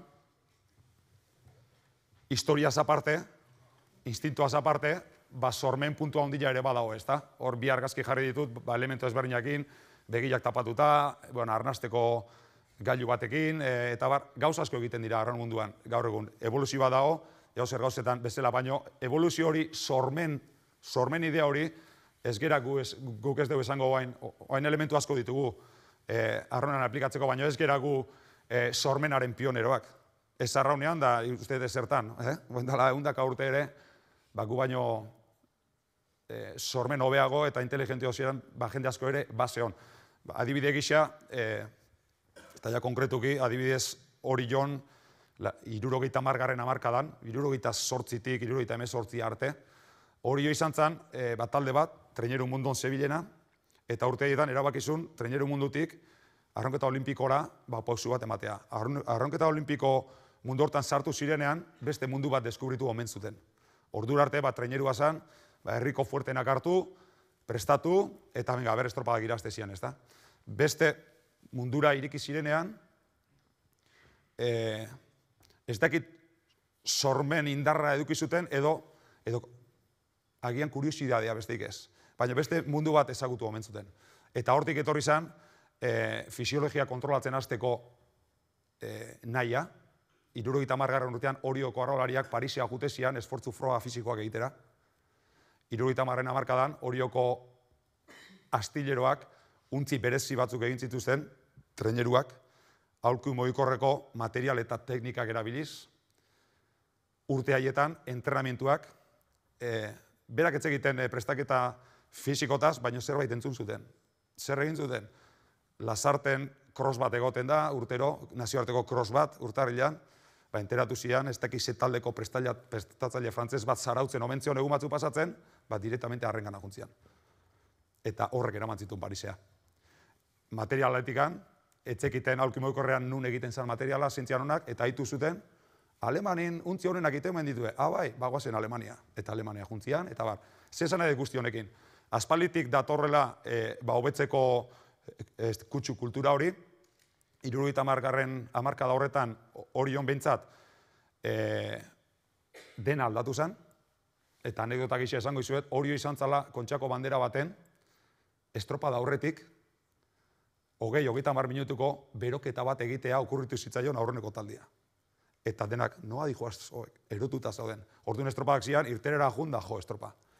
Eta oriotarrak, pixkat ikasi zutenakin, beroketa hori intzuten, edo egiten zuten, ez zuten estropa irabazi beroketagatik, irabazi zuten, orduan oso aurreratuta zeudelako. Baina, izan zen lehen eta orain arteko une bat. Ez da, zesan nahi guzti honekin, sormenaren edo hobetzeko idearen espiritu hori ez dala gurea, hori aspalditik dator, uste eta arlo guztitan alaxe dela, baina uste guk ere konpromiso horrei heldu berdi joula eta horretan saiatzekea.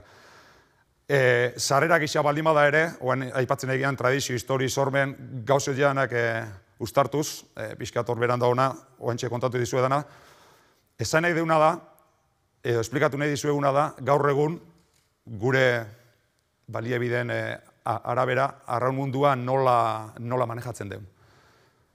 Idea konkretu bat dago. Lantzen ditugun arlo guztietan, neurtu daitekeen guztia, neurtzen saiatzen gara. Neurtu daitekeen guztia, neurtzen saiatzen gara. Zer neurtzen dugun? Lantzen dugun, ila guztia. Nola lantzen dugu? Gure idea izaten da, aurrena erakutsi zer landu nahi dugun eta nola landu nahi dugun, kirolarieri, eta gero lantzen duten guzti hori, neurtzen saiatzen gara. Neurketa horietatik, konklusio batzuk ateratzen dira, eta konklusio horietatik edo diagnostiko bat ateratzen da, eta diagnostiko hortatik esan dezagun tratamentu bat, gerora, ez da. Zer gertatzen da, askotan datu askokin eroture egin zaitezke, baina hor dago eguneroko lana, eguneroko esperientzia, datu horiek pixka bat kribatzen ikasteko, eta hortik konklusio diagnostiko honak ateratzeko. Baina, esos bestias baskos esaten zutena, gu saiatzen geha, eta hasieran esan dut instintuari kasu egin bertzaiola, baina berriz atzera naiz, neurtu daiteken guztia neurtzen saiatzen gara. Gauza asko leudeke, oraindikan neurtzeko daudenak, baina, pixkanaka etorriko dira. Adibide batzuk jarriko dizkizuet, pixka zuek tokian jartzeko. Eskubitan dagoen beste pixkat jakintasunaren edo ezagutzaren, esan nola ziklo hori da, lehen esaneten instintuaren erabilera hori justifikatuko duen zikloa. Nik horri idazten dut, ez jakintasun edo ez ezagutzearen inkonstientzia zesan nahi du horrek. Gai batetaz ez dakizu, baina ez dakizula. Peligro de muerte. Tiporrek instintuari kasu egiten badio edo iniziatiba ondila balimaka, ez dakit, baina ez dakit dala, arriskutsua naiz, bai? Bigarrengoa izango litzake ez dakit, baina badakit ez dakit dala. Eta zerbait nahi balimadet mundu horretan, ikasi merko dut. Hirugarren hori da, ez jakintasunaren konstientzia. Ja badakizu ez dakizula. Hirugarrena izango litzake jakintasunaren konstientzia, hau da, ja badakit zerbait behintzat, baina badakit ikasten nahi naizelako, lanen nahi naizelako, konpromiso bat daukadalako, responsabilidad daukadelako, hori egin nahi detelako, ez badakit ni naizelako. Dakit, konpromituta nagolako eta horretan ari naizelako, bai? Hori izango litzake ezagutzaren edo jakintasunaren konsientzia. Eta laugarren bat izango litzake, baina horiek dira barita magikakin ikututa daudenak, batzuk badaude, jaiotzen direnetik ez dakite zerratik, baina badakite. Eta gaina egiten duten guztia, ondo egiten dute. Ni ez naiz horietako artista bat, baina bai sartzen naizela azkeneko laukitxo horretan, lehen esan diten, instintuaren erabilera horretan, konfiantza saritzeko. Ziklo hori guztia eginda. Zer neurtzen dugu arraun munduan? Adibidez, ta botako ditugu, mutilei izate jau, ze pixoki berruten, ze karsako berruten, bakoitzak bere forma ditu, neurtu egiten da eta kontrol bat ematen da.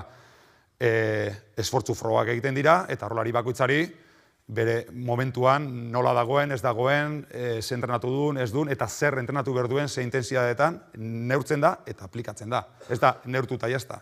Neurtu eta aplikatu, bai? Arrolariari aurrekoa ikusi duzutena da, laborategian esan dezagun nola, makinekin eta egin ditzazkun froga guztiak. Gaur egun, uretan ere egin ditzaz daitezke.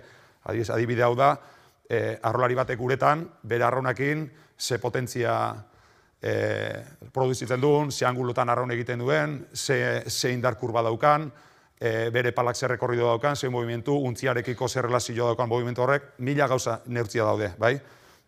Ditugu, hau alkimodikroko adibide bada, baina treneruan ere bai, gaur egun baditugu tolete inteligenteak, arraun inteligenteak, untziak sensorizatuta, dana neurtu daiteke.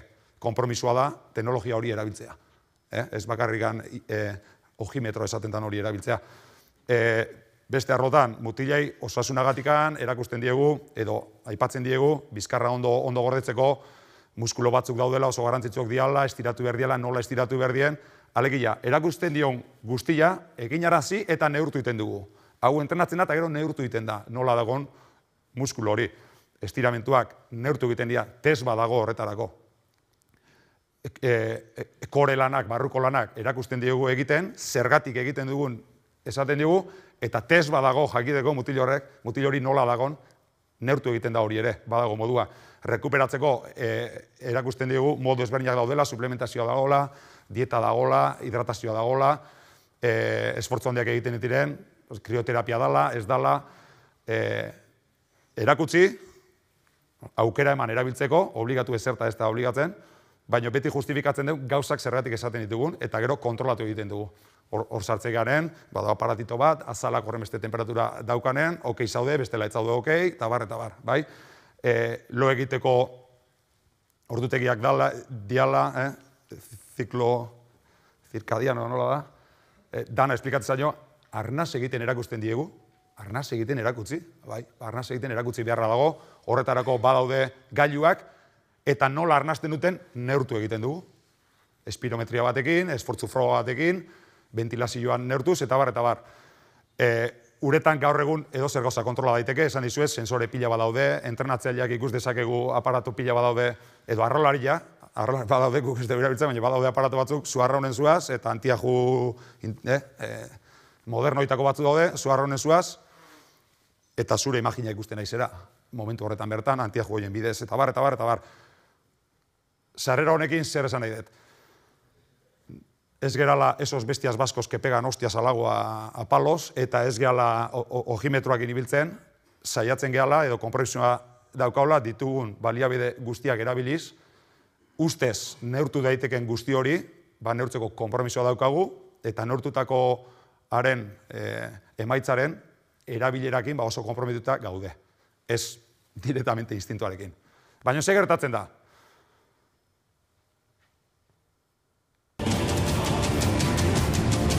Ikusi eta kontatzen, bai?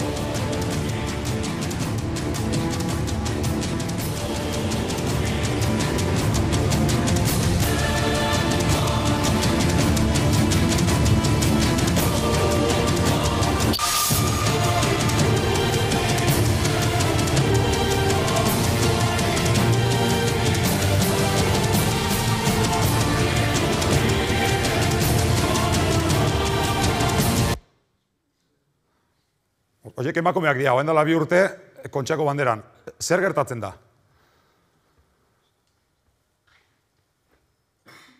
Horrelekoetan zer, zientzia, institutua, zer da bat eta zer da bestea. Zer gertatzen da, ezkerreko argazkian ikusten dezuten egoera lasai bada, hor aplikatu daiteke egindako test guztitan, valorazio guztitan, neurketa horietatik ateratako konklusioak hor zuzenki aplikatu daitezke. Eta 189 batean, erabakiak hartzerakoan, hasien esan duen, erabaki hartze prozesu horretan, horrei heltzen diogu. Naiz eta agian bai talde aukeratzerakoan, bai reglajeak aukeratzekoan, materiala aukeratzekoan, estropada estrategia aukeratzekoan, jasotako datuen arabera hartzen ditugu erabakiak. Nik ezin dut mutil hau titular jarri, oso ondo lan egindulako eta oso ondo eroitzen zaitelako, beste mutil honekin azkarro balimagoazti eta numerok, datok, tesak hori izaten balima dute. Horre hiltzen digu. Ze gertatzen da, eskubian dagoen bezalako egoera baten, hauan ikusi duen bideo horretan bezalako egoera baten, estropada jokatu behar balima dugu, neurtutako guztiak informazio oso gutxi emateigula. Oso gutxi edo batez. Emategu fisiologikoki badakigu arrolarik nola dauden, baina uretan, material aldetikan, nola erantzungo duen material horrek, txalupak nola konportatuko dan, eta bar, teknikaz aparte, erabaki ezberdin asko hartu beharra daude, egoera horretara adaptatzeko, baina onartu behar dugu, egoera horiek ez ditugula testatu. Ez ditugu probatu, hori ezin da entrenatu. Batetik, horrelako giroak oso gutxitan edo inoiz gertatzen ez direlako, eta bestetik, gertatuta ere, baldintza horietan ezin da ezer neurtu. Dato danak erotu ingoliak lirateke. Orduan, hor zer sartzen da, esperientzia, instintoa, historia, nahi zuen bezala ditu, baino, erabaki hartu berdia, segurazki erabaki horiek hor orden ezberdin, agindu ezberdin asko emango dituzu momentu horretan, eta gainera, guzti ziurretzaude, ze ez dezu konprobatu, ez dezu testatu, ez dezu neurtu, ez dago zientzia. Talde horrek sinistuko du, momentu horretan esaten naiziana? Hor dago saltxa, gu esplikatzen nahi gan horretan, ezta? Orduan, zientziala, instintoa, apaltasuna edo ambizioa, humiltasuna edo ambizioa, deitzen diogu, ambizioa da, momentu horietan, niretzako, irabazi nahi dezulako, edo aurkaria gainitu nahi dezulako, instintuari, ambizioa esan dezagun, instintuari bakaso egiteko konfiantza, guztizko konfiantza hori edukitzea, baina aurretik, eta orden horretan dijua, apaltasuna eta ambizioa, aurretik apaltasunez adierazi, lehenez esplikatu duen ziklo guzti hori, eta konprometitu lan egitera, zientzia erabiltzera, egin daiteken guztia objektibatzera, eta hortik fundamentuak hartzera.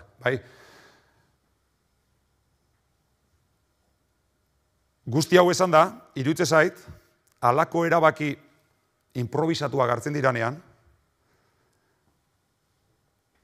emaitza ona lortzen badezu edo espadezu lortzen, nire ustez, erabaki horren benetako arrakasta ez da gure kasuan adibidez, egun horretan estropada irabaztea edo ez irabaztea.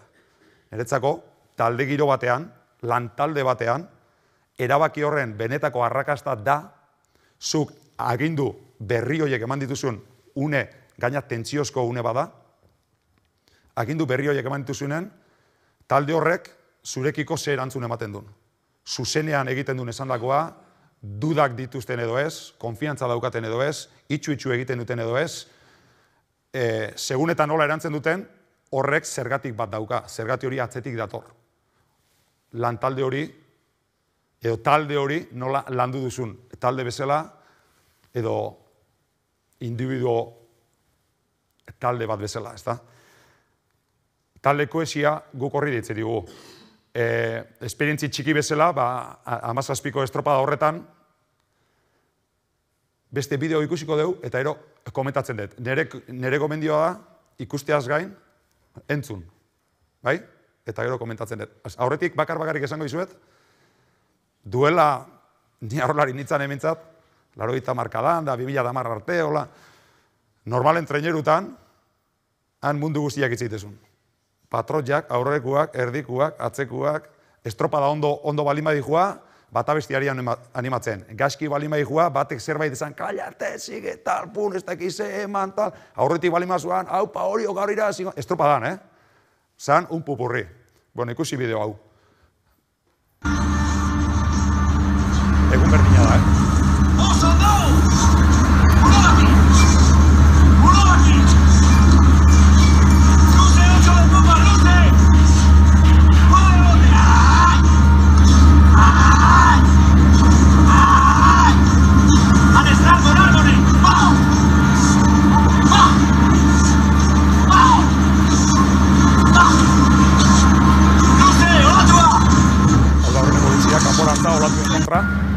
ja olatuen alde, barurantza, eta hemen aurrenagoa, estropadan aurrenagoa. Mutilak! Mutilak, sinistu! Ara aurre buruakin! Izela pasadoile, mutilak! Abeta! Abet! Coge!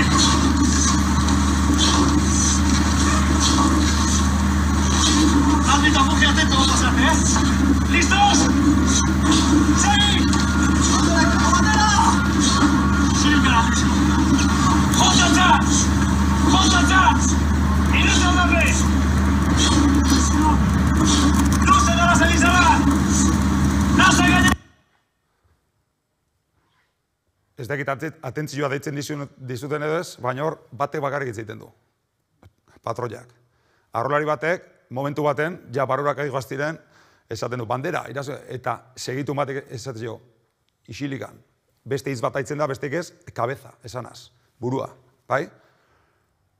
Egoera ekstremoa, baldintza ekstremoak, Kontxako bandera irabazteko aukera historikoa, aurreko igandetik 10 segundoko desabantaila bat genukan, Bermeoren aurka, momentu horretan estropada erabakitzena izan, baina bai kanporantza eta bai barurantza han inorketzun hitz egiten. Eta hori ez da fortzatzen. Inori ez zaio esaten, etzazu hitz egin. Hori prozesu batetik dator, eta prozesu hortako mamila, nire ustez, arrolariari erakutsi diogulako arlo guztitan gauzak bere kabuz ondo egiten, eta talde konfiantza, talde kohesioa lortu genunak eramantzigun batetik agindutako erabaki horiei segituan aurre egiten, dudari gabe, espektakular izan zen, erabaki ezberdina patroiak sekula ibili gabeko arraun bat eramantzun, aurrekalariak ziaboketako erabiltzen duen arraun txikila etzun eraman, eta ez nion esplikatu zergatik etzun eraman behar, baina esan nion ez eraman. Arrolarien, bati bat aurreko arrolarien kokapena guztiz aldatu genuen, navegazio asunto bategatikan, mila gauza. Jarrera aldetikan, pixka bat estimulatu beharrean mutilak alrebezko taktika hartu genuen. Gauza ezberdin asko egin genitun, zorionez dena ondo atera zan, baina niretzako gai honetan, hitz egiten ari gehan gai honetan, arrakasta etzan izan estropada irabaztea. Arrakasta izan zen, estropada honetan 13 mutilobek isilik arronen jutia. Hori da arrakasta. Eta nola erantzun zuten, bapatean aginduak emandakoan. Beroketa egin genunean, espektakular izan zen, hor ze konfiantza usaitze izan. Zer egin dezakegu talde bat ondo kohesionatuta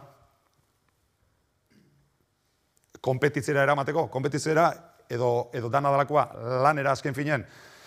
Ez naiz luzatuko prozesu hau esplikatzen, baina azken finen niretzako hemen ere beste titulartxo bat dago, esanaz, talde baten kohesio maila berdin, talde hortako kide guztiak zenbaterainoko ahultasun erakutsi deun. Erderaz vulnerabilidad. Euskeraz beste hitz bat ere badago, Martxel? Zaurgarritasuna. Zaurgarritasuna, bai? Talde baten kohesio maila berdin, talde hortako kide guztiak zenbaterainoko zaurgarritasun adierazi eskaini edo prest egon diren era horretan azaltzeko. Bai? Nik zure onena lortu nahi baldin badet, ez entrenatzaileak taldeari, incluso ekideen artean, zure barrenak zer dioen nik jakin behar dut. Zure barrenak zer dioen jakiteko, nik nire barrena erakutsi behar dut. Eta hori arriskutsua da, ze bi alde ditu ona eta txarra.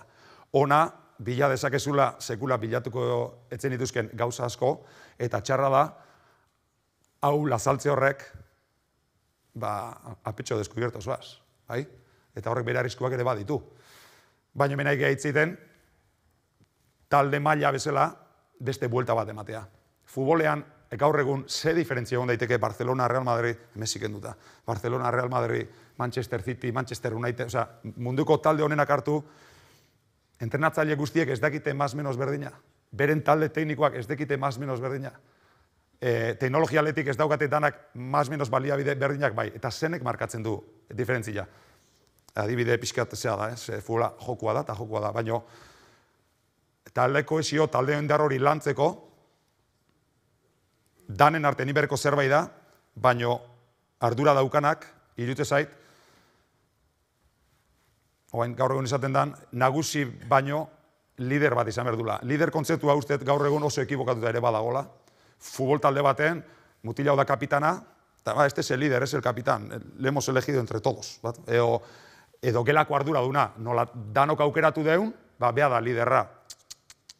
Liderra ez da aukeratzen. Liderra naturalki azaltzen dan personaje bada. Eta naturalki azaltzen bali bada, da egiten duna egiten dulako. Eta egiten duna nola egiten duen kontutan izan da. Eta argi dagoen gauza bakarra da, egiten duena beradan bezala egin behar dula. Eta gustatzen bada ondo, eta gustatzen espada, ez da. Baina, lider, jefe, kapitan, ni hitz egiten nahi naizen talde kohesio mota horretara aliatzeko, uste dut lidertza lana ezinbestekoa dela, eta elkarren arteko komunikazio horretan, aipatu deune azaltzeko era hori oso garrantzitsua dela. Eta gero nola ez, eguneroko lanakin demostratu gara zu, esaten naizeana kriterio badaukala eta zergati badaukala. Lehen hitz egin deun bezala, fundamento badaukala, ez da? Talde bezala, prozesu horretan, bukaeran egon naiz hitz egiten, nola erantzuten duten, eta nola ez horrek ere prozesu badauka. Eskarren esan da, talde hori osatu behar dute elementu batzuk, elementu horiek aukeratu egiten dira, aukeratzeakoan begi pixkate eduki behar dezu, bakoitzan perfila, bakoitzan karakteristikak, eta hortako zuk elementuei izan behar jozu talde bezala, ze proiektu daukazun, ze balia behituzun, nora joan nahi dezun, eta alderantziz. Berak ere esan behar du, zer bilatzen duen, talde horretan edo proiektu horretan.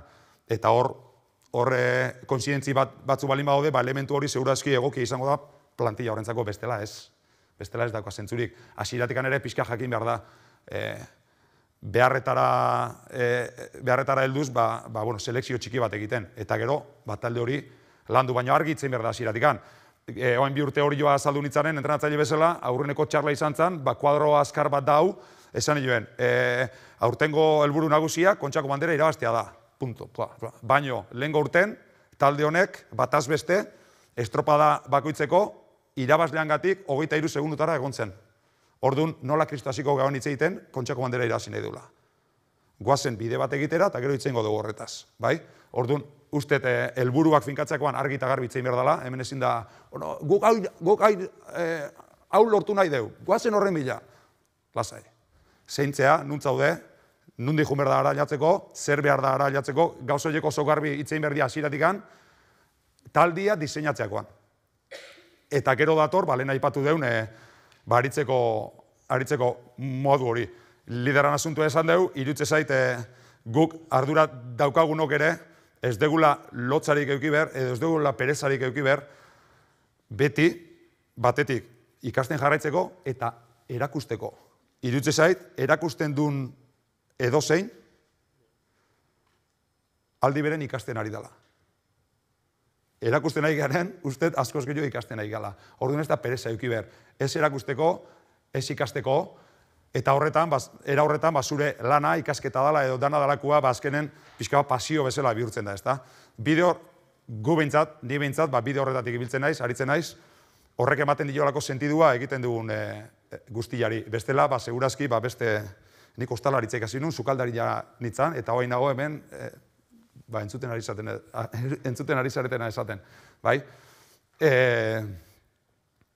Iritsi izan, bideoa ikusi deu, ze egoerak, nortutako guztiak etzula ezertako balio, ustez, instintuari taldea kohesionatuta zehoneran egonagatikan eta bar, instintuari konfiantza osoz ekaso egin niola, aginduak eman genitula, eta suertia eduki genuen,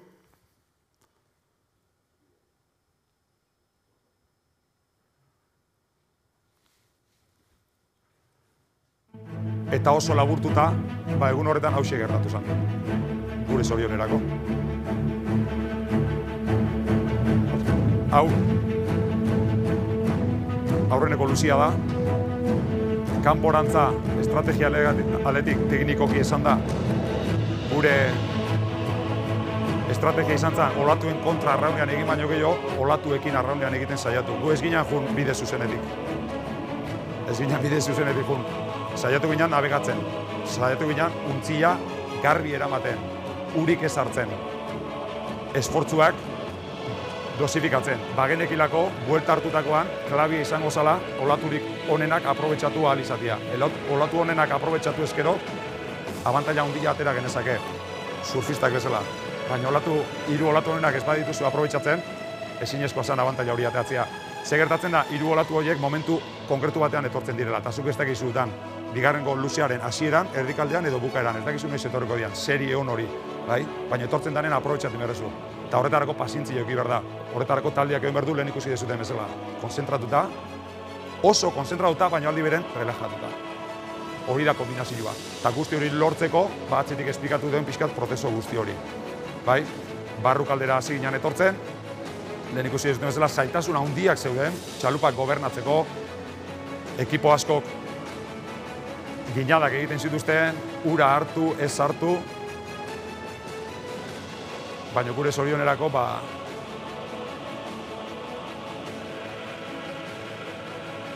esan daiteke oso ondo atera zitzaigula da. Hau ja gure txandako imaginaria, hau da Bermeo, gure aurkari nagusia momentu horretan. Hau izan zen unea, aurreneko olatu hona hartu denuna, Isla Paren, bira Bermeo janun gatu zen, ordura arte empate geunden, empate, minuto, 17. minutuan, estropako 17. minutuan, empate geunden. Estropadako 21 minutu iraun zituen, eta 24 segunduko abantaila atera genuen. Azkeneko 4 minututan, 24 segunduko abantaila atera genuen. Islatik, barruraino baian, berak aprobetxatu ez zituzten olatu batzuk aprobetxatu genitulako, baino gauza da olatu horiek aprobetxatu alizateko aurretikan era ezberdin baten ingenitula gauzak, eta era ezberdin horretan aritzeko, horretik esan dako prozeso guztia beharrezko izan zala.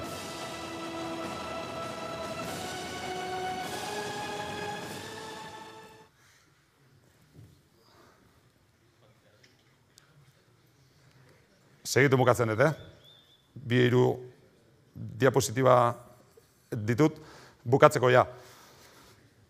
Hasieran esan dut bezala, esan dugu, instintuari egin kaso, baina uste, argumento pixkat adirazi deula zergatikan esaten dugun hori, eta noiz, bai? Eta hemen jartzen duen bezalaxe, ezaztu, indartzuak ere, bere honena ematera behartuta daudela beti. Ze honena ez badezu ematen, egongo da aldabenen beste bat, zu bezin ona, momentu horretan, zu baino gehiago eman duna, eta irabazi egingo dizuna, zer arlotan, bai? Eta dena ematera esaten degunean, esan du dena eman. Eta besterik ez, eskarrik asko darei.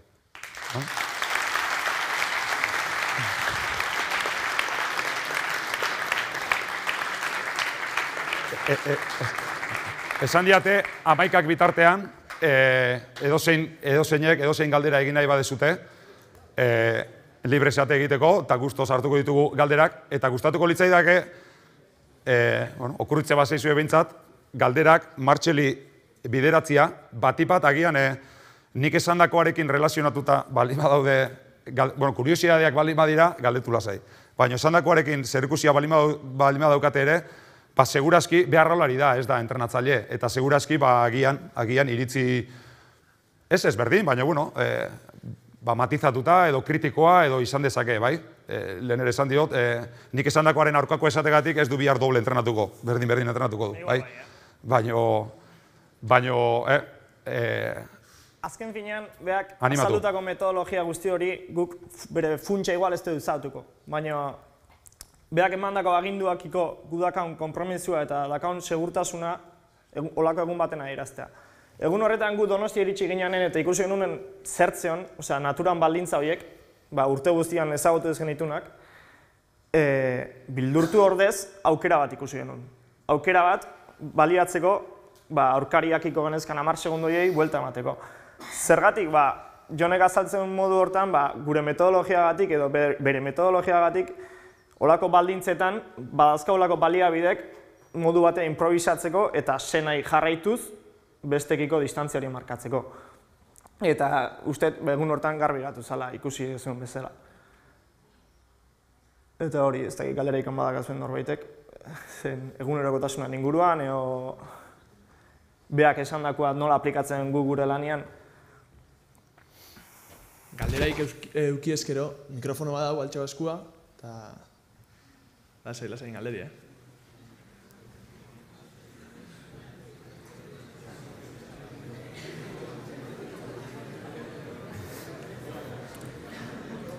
Bueno, pixkat hausteko, nik lehenengokoa Martxelei.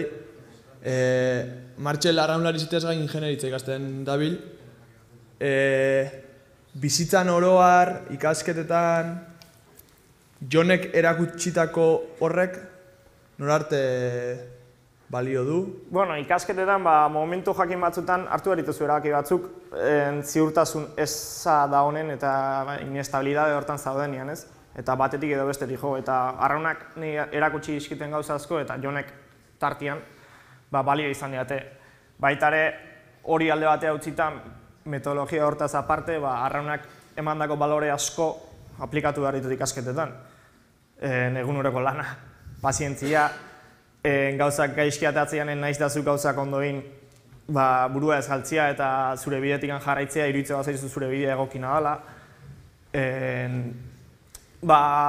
Ikuspuntu hori eman bizitzako, ez? Nik iteten lanan arabera eukiko etela emaitza hori. Ze txikitatikan, arraunen asteganen, 11 urtekin hasi nintzen arraunean. Eta orduan zan lagun arteko zerbait, eta kirola itea, eta aste bukaretan estropa jokatzea, eta ondo pasatzeko gauzat. Eta pixkanaka dijoa bideratzen, gaur egungo mailara iristeko, eta talde berdina handitzen gindoazen egin, batzuk zeuden aizialdiai behira, eta beste batzuk hasi ginen lehiatzea behira. Eta diferentzia hori markatzeko ikusten zenuen egunerokotasunen, etzen niola bestiak esaten bazen, hau inga bere ondo, sin más, ondo pasatuko dugu eta listo, nahikoa da. Eta zuk esaten zuen, ez, nik irabazi nahi dut. Baina irabazi nahi dut, irabazteko zer suposatzeu irabaztiak. Eguneroko lanen beste guztiak baino hogei oin, edo hobeto oin, edo dinamika hortan sartzi eta nahi ikasketetako adibidez, horrek asko lagundu izan dit. Ados. Galderaik, zuen partetik? Imaginatu tabernan poteatzen nahi ziatela. Eta Martxel ikusi dezuela. Martxel.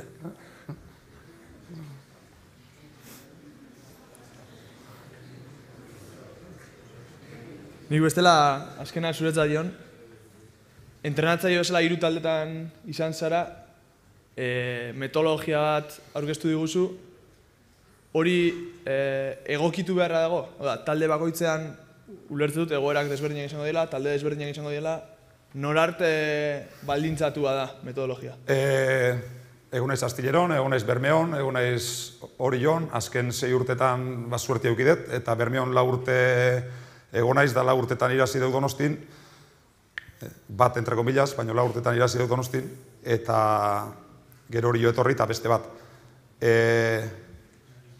Metodologia aldetik, esplikatu duen zientzia aldetik, innegoziable izan da. Zer gertatzen da? Talde, persona, karakteristikak oso ezberdinak diala. Orduan zuk, lehen esan deun, nola zan, xaur, zeun? Zaurgarritasuna. Zaurgarritasun horren bidetik, pixkat adaptatu imerezu. Nik ezin dezartu, adibidez, banan-bana tratatzeitu gunean, batzuk da, danai berdin tratatu bertzaio. Ez, hori ez daula.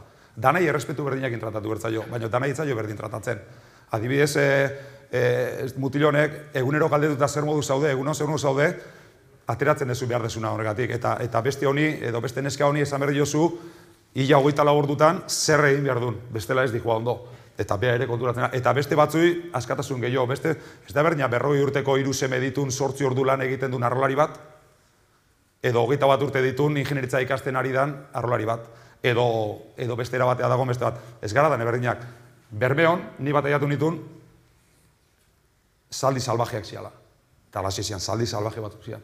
Eta nola organizatu zaldi salvaje eta alde bat, ez da erresa. Baina organizatzen badituzu,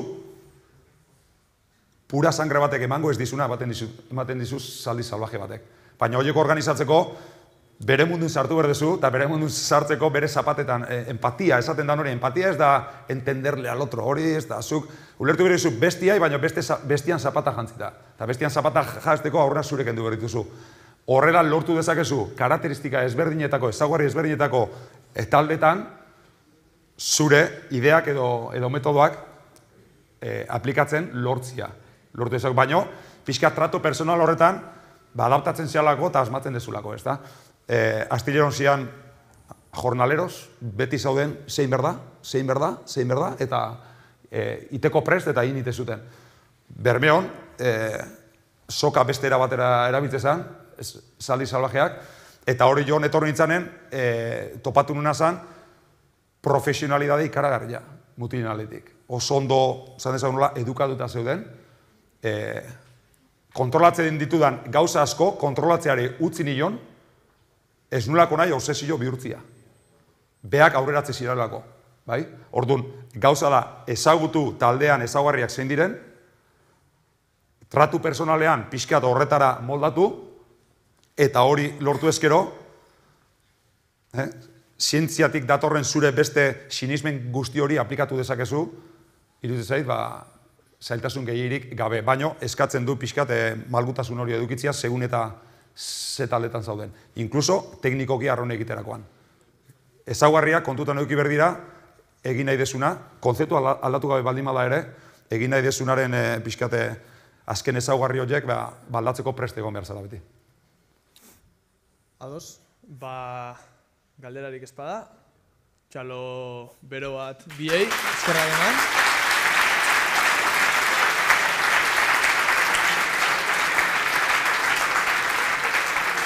Eta poliki gela usten joan gara hurrengo hitzaldia betetzeko. Ados, eskerrik asko.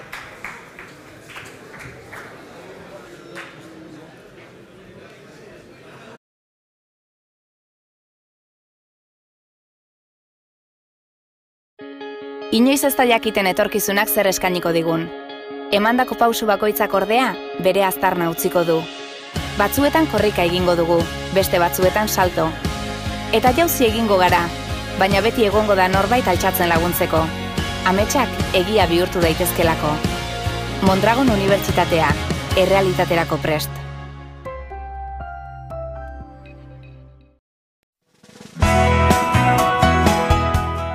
Soy Eider Arrue y he estudiado el grado en Ingeniería Electrónica Industrial en Mondragon Universitatea. Y actualmente estoy estudiando el máster en automatización industrial. Este máster compagina el estudio con el trabajo y estoy realizando las prácticas en Ulma Packaging. Mi día a día en Ulma Packaging consiste en la formación como proyectista electrónica. Lo que subrayaría de este máster es conocer la realidad empresarial gracias al modelo dual. En Ulma Packaging participo en un programa de formación junto con mis compañeros del máster.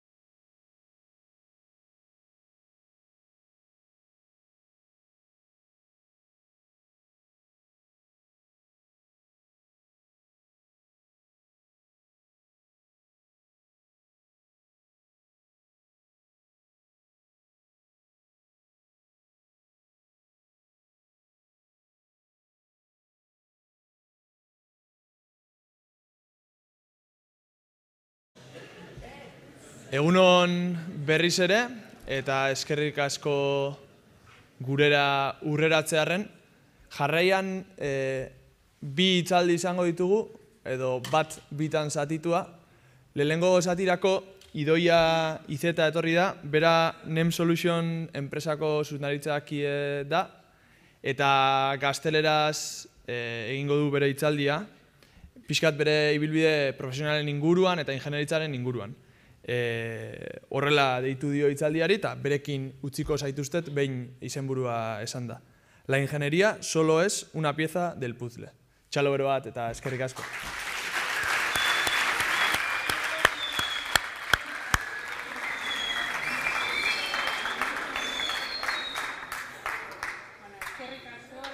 Lehenengo gauza eskerrik asko Mondragon Unibertsitateari gonbidatzeagatik. Lehenengo aldia da, jende gaztearen aurrean nahola, tokatu zait askotan, kongreso askotan, eventotan, jendeari aurkezpenak egiten, baina pixkatola hemen badukat tripan nire urduritasun hau.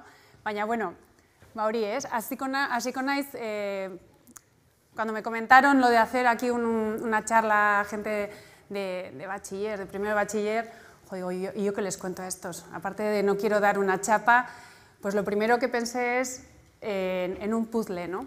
La ingeniería, o por lo menos lo que a mí me ha tocado, sé que todavía muchos aquí estaréis pensando qué voy a hacer, hacia dónde me dirijo, pero bueno, lo voy a hacer desde la vivencia personal. Yo estudié ingeniería y lo que me han llevado, pues ya llevo 20 años trabajando, un poco las piezas, ¿no? Las piezas que he ido creando inconscientemente alrededor de esa ingeniería, de esa formación base para lo que soy hoy, ¿no? Y todo eso, un poco lecciones aprendidas, qué cosas me han ido mejor y qué interpreto que podría ser una base pues muy buena para que vosotros tengáis un éxito y podréis llevar adelante todos esos proyectos que seguramente tendréis en la cabeza. Entonces, un poco por daros unas pinceladas, amacho de 2 niños, Hondarribitarra, adoptada aquí en Donosti, y bueno, y desde hace 1 año y pico soy gerente en la empresa NEM Solutions, que lo tenemos aquí al lado en el Parque Tecnológico de Miramón. Lo que os comentaba, ¿no? Cuando yo elegí la ingeniería, realmente pasé en hacer biología, ciencias del mar.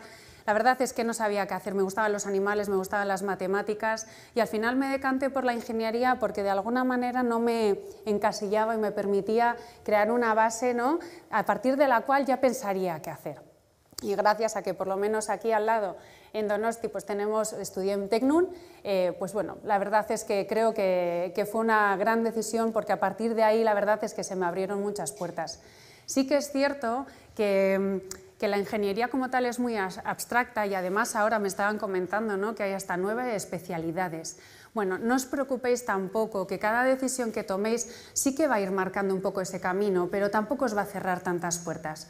Así que lo más importante, ¿no? Vamos a empezar por aquella parte, esa pieza que tenéis todos vosotros y que no depende tanto de lo que vayáis a desarrollar de aquí en adelante. Son los valores.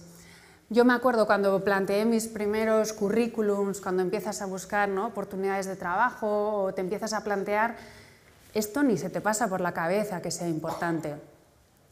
Es muy importante. Hoy en día se da por supuesto que todos estudiéis carreras, mejor o peor, una carrera de un tipo, de otro, más especializada, menos especializada, pero realmente cuando hablamos de valores estamos hablando de aquello que te define como persona.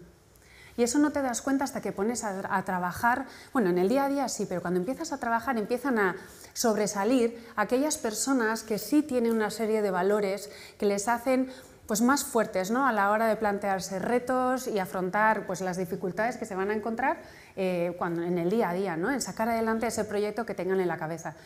Entre ellas está, una de ellas, humildad. Esta es muy importante. Yo recuerdo un mensaje que nos dieron en ingeniería, y aquí voy a comentar un chascarrillo. Nos decían que una vez que terminásemos la carrera, bueno, el mercado laboral, 100% de empleabilidad, vamos a conseguir trabajo seguro, somos unos cracks, las empresas van a venir a por nosotros.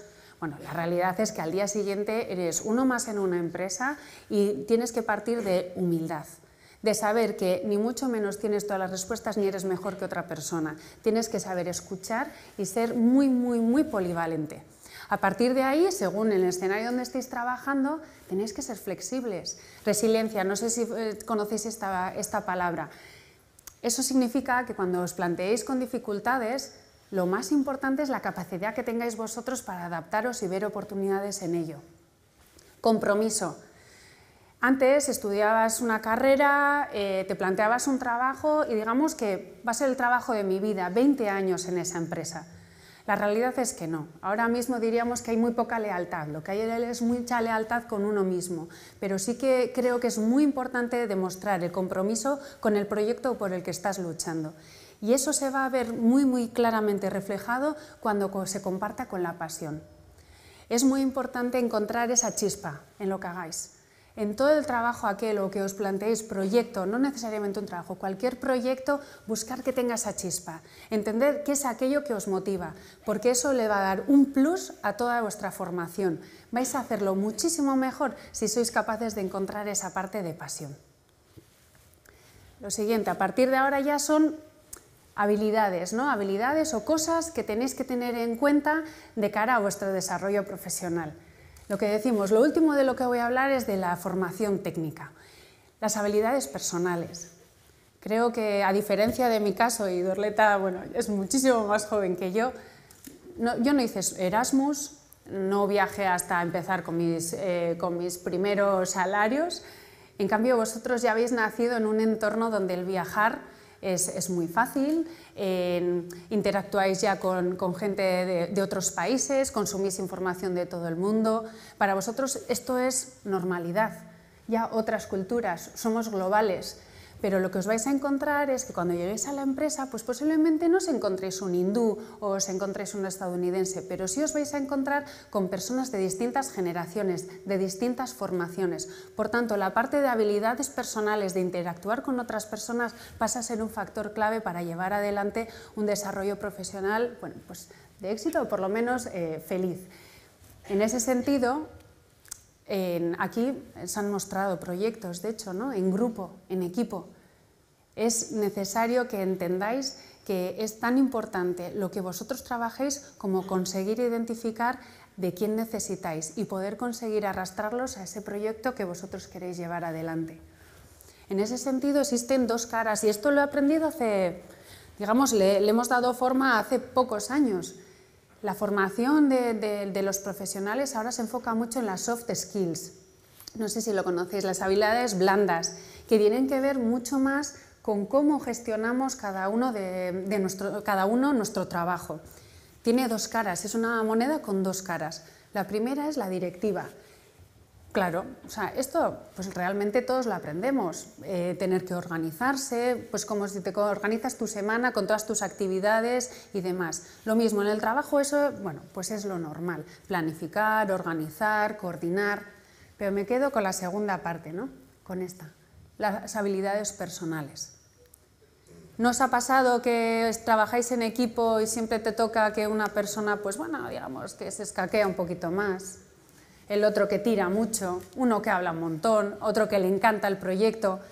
Pues esa capacidad de que podáis entender que estáis trabajando con personas muy diferentes, si partís de eso, lo siguiente será aprender a motivar, a informar, a preocuparos de que vuestros compañeros, ya sea, estoy hablando aquí de 360 grados, vosotros igual quizá estáis más acostumbrados a trabajar en equipo con los de vuestra clase, con otros grupos, pero cuando empecéis a trabajar os vais a encontrar con que, yo no sé si aquí hay alguno que tiene en la cabeza emprender o lanzarse a un proyecto, vais a tener que igual conseguir inversión, conseguir que alguien os compre la idea, vais a tener que trabajar con otros porque no vais a controlar todo, por tanto le tenéis que vender la idea a ese compañero de viaje, vais a tener incluso en el futuro gente que coordinar, por tanto vais a ser responsables de que ese equipo esté trabajando todos a una, por tanto estas dos caras de la moneda son muy importantes y estos 360 grados son importantes que los tengáis muy interiores. Hay personas arriba, abajo y a los lados. Tenéis que preocuparos de saber trabajar con personas, más allá de lo que tengáis afinidad y demás. En ese sentido, lo siguiente es aprendizaje. Hombre, estamos todo el rato estudiando, estudias una carrera, pero no se acaba ahí. nosotros en NEM estamos continuamente en la empresa pues recibiendo currículums y demás. Valoramos, por supuesto, la formación, pero vamos a realmente buscar qué más hace esta persona, qué más está aprendiendo, qué inquietudes tiene. Gracias a todos los medios que tenemos ahora a nuestro alcance, formaciones online, másters, tenéis la capacidad y el acceso a muchísima formación de manera muy fácil e inmediata, lo que os animaría a que no os estanquéis, que estéis continuamente aprendiendo, que no pasa nada porque no se sepan las respuestas. Yo me acuerdo que cuando empecé el primer día a trabajar o la primera semana me dijeron, Idoia, tenemos que ir a una reunión. Y dije, ¿y eso qué es? ¿Una reunión qué? ¿Y qué se hace en la reunión? Bueno, pues cosas tan sencillas como el empezar en el mercado laboral, vais a tener que aprender a muchas cosas nuevas, pero sin duda vais a tener la gran ventaja que ahora mismo, gracias a todo Internet, a todas las formaciones, todos los grados formativos, todas las especializaciones, módulos, vais a tener a vuestro alcance casi lo que queráis. Lo que os invito es eso, que generéis esa inquietud de qué más cosas, qué me interesa, qué me mueve, para poneros ya un poco en paralelo a lo que podáis decidir como carrera a desarrollaros profesionalmente. Y hace poco leía en El País un poco un quote, no sé cómo, un testimonio, ¿no? de este profesor. Comentaba que el estudio, la cultura, realmente no es para una profesión. Lo que os va a permitir es tener armas para poder decidir. Y eso es lo mejor que tenemos. Tenemos un gran privilegio por poder acceder a la educación y a toda la formación que tenemos a nuestra disposición. Así que aprovechadla para que realmente luego la podáis aprovechar en todo ese desarrollo profesional y, bueno, y por qué no, perseguir cada uno los sueños que tenga. En ese sentido, lo último es la técnica. Habéis nacido ya con Internet, nativos digitales, supongo que os habrán puesto la etiqueta.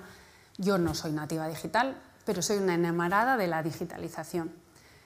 Está cambiando nuestro día a día, está cambiando cómo viajamos, está cambiando cómo nos formamos, cómo interactuamos con las personas.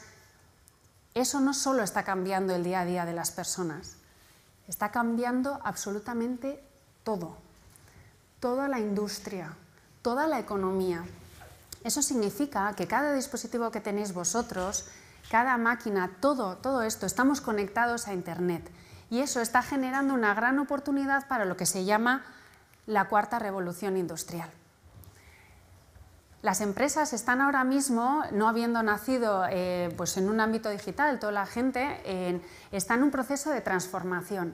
Aquellos que estéis pensando dar un pasito hacia adelante en la parte de la industria o vuestra carrera profesional orientado a las carreras científico-tecnológicas, os diría que se acabó la ingeniería clásica, se acabó el conocimiento especializado.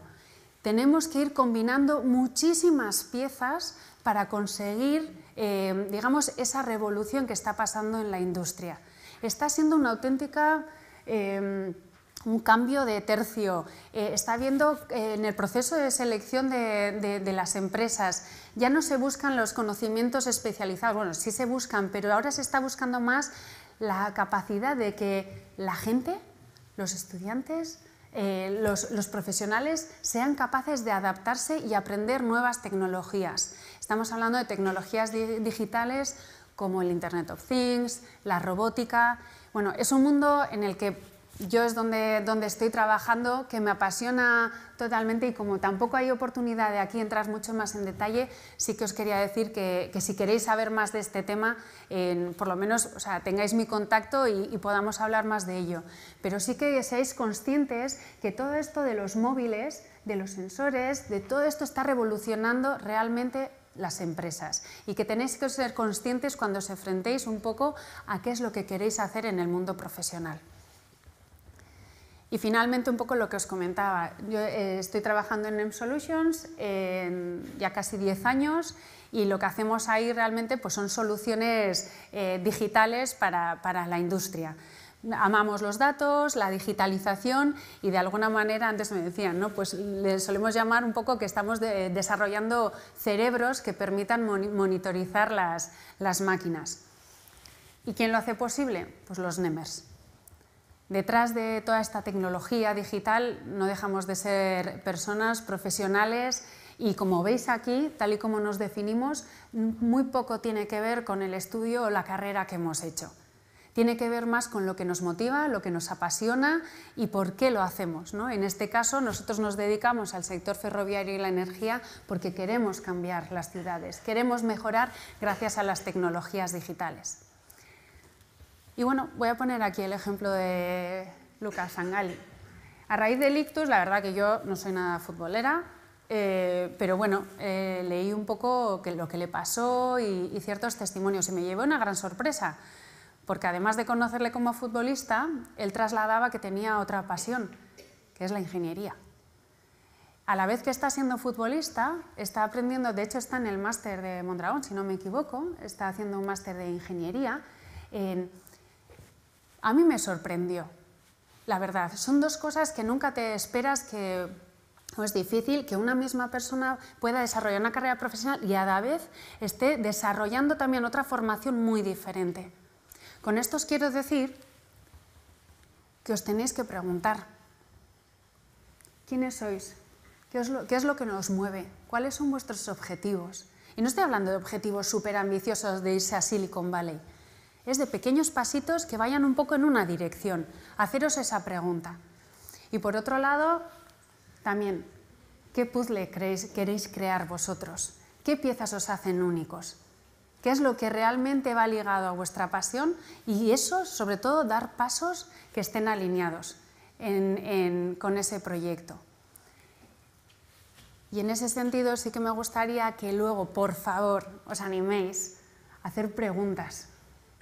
Estamos aquí, estamos dando una chapa o una charla a todos vosotros, pero lo que a mí más me gustaría, es la primera vez que estoy ante gente tan joven, sí me gustaría que bueno, pues nos trasladéis las dudas y luego si somos capaces de dinamizar Dorleta y yo, pues será un placer, ¿vale? Contestar todas vuestras preguntas. Muchas gracias.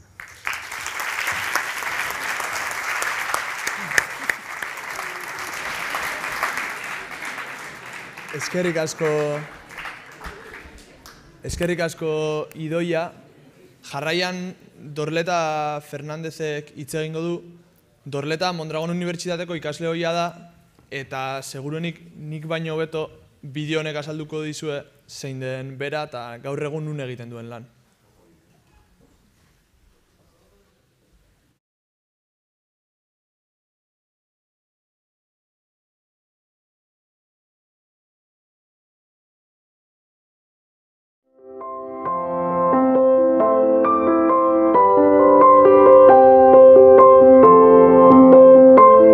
Gogoan dut oraindik txikia nintzenean nola musika entzunaz bat oinak mugitzen hasten zitzaizkidan.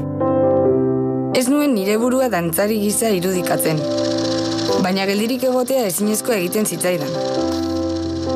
18 urte nituenean ere, antzeko zerbait gertatu zitzaidan.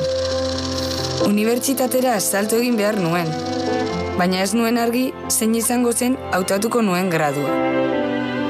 Dantzan, erritmoarekin gertatzen den bezala, erabaki hau hartzeko unean ere intuizio izan nuen lagun. Zenbakiek, materialek, makinek, teknologiak, bazuten zerbait erakargarria. Erronkak planteatzen zizkidaten, etorkizunera begira jartzen ninduten. Dantzariak lehenengo plaza zapaltzen duen beldurra soinean, baina ilusioz gainezka heldu nintzen Arrasatera, Mondragon Goi Eskola Politeknikora. Ingenieritza mekanikoa gradua ikasteari ikinion bertan. Mondragon Unibertsitatean baina, ikasteko beste modu bat aurkeztu zidaten. PBL edo proiektuen bidezko ikasketa. Proiektu errealak eginez eta benetako arazoetarako konponbideak bilatuz ikasi ahal izan nuen. Nire kasuan gainera, ikasketen alderdi praktiko hori lan ikaste partekatze programarekin izugarri areagotu zen. Bigarren mailaz geroztik, enpresan praktikak egiteko aukera izan bait nuen. Ez ditut erraz ahaztuko 4 urtetan bizitakoak. Egindako lagunak, proiektuak, aurkezpenen aurreko urduritasuna, praktikaldian zehar gertuko izan nituen lankideak, Torinon eginiko Erasmus egonaldia, ingenieritza mekanikoak dakarren bide naturalari jarraiki, gradua bukatzeaz bat, ingenieritza industriala burutu nuen Mondragon Unibertsitatean. Masterrean nengoela, master bukaerako lana Alkorta Forging Group enpresan egiteko aukera izan nuen prozesuen hobekuntzan. Eta egun bertako langile naiz.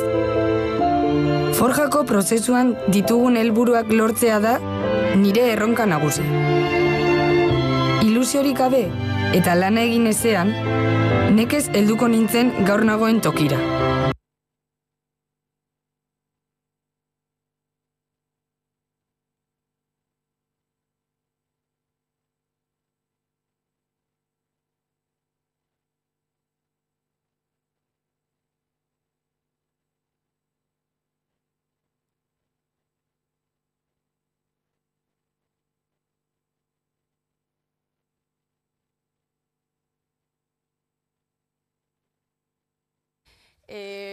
Bueno, Xabik esan duen bezala, dorreta naiz, eta hemen ikusi zuen bezala, oindiok ez nahi zoitzen bideo hori ikustera, lotzen baten dira, baina bueno. Idoia oitzuta dau, jendean aurrian hitz egiten, niretzako lehenengo aldiza da, bale? Orduan, nire helburua gaur da, zueri esplikatzia, nola bizi izan itxoanik unibertsitateko urte horiek, pizkat txarla preparatzen nahuala, ja 10 urte pasau dira, ni unibertsitatean hasi nintzala, eta, bueno, kontauko dizuet nola bizi izan nuan.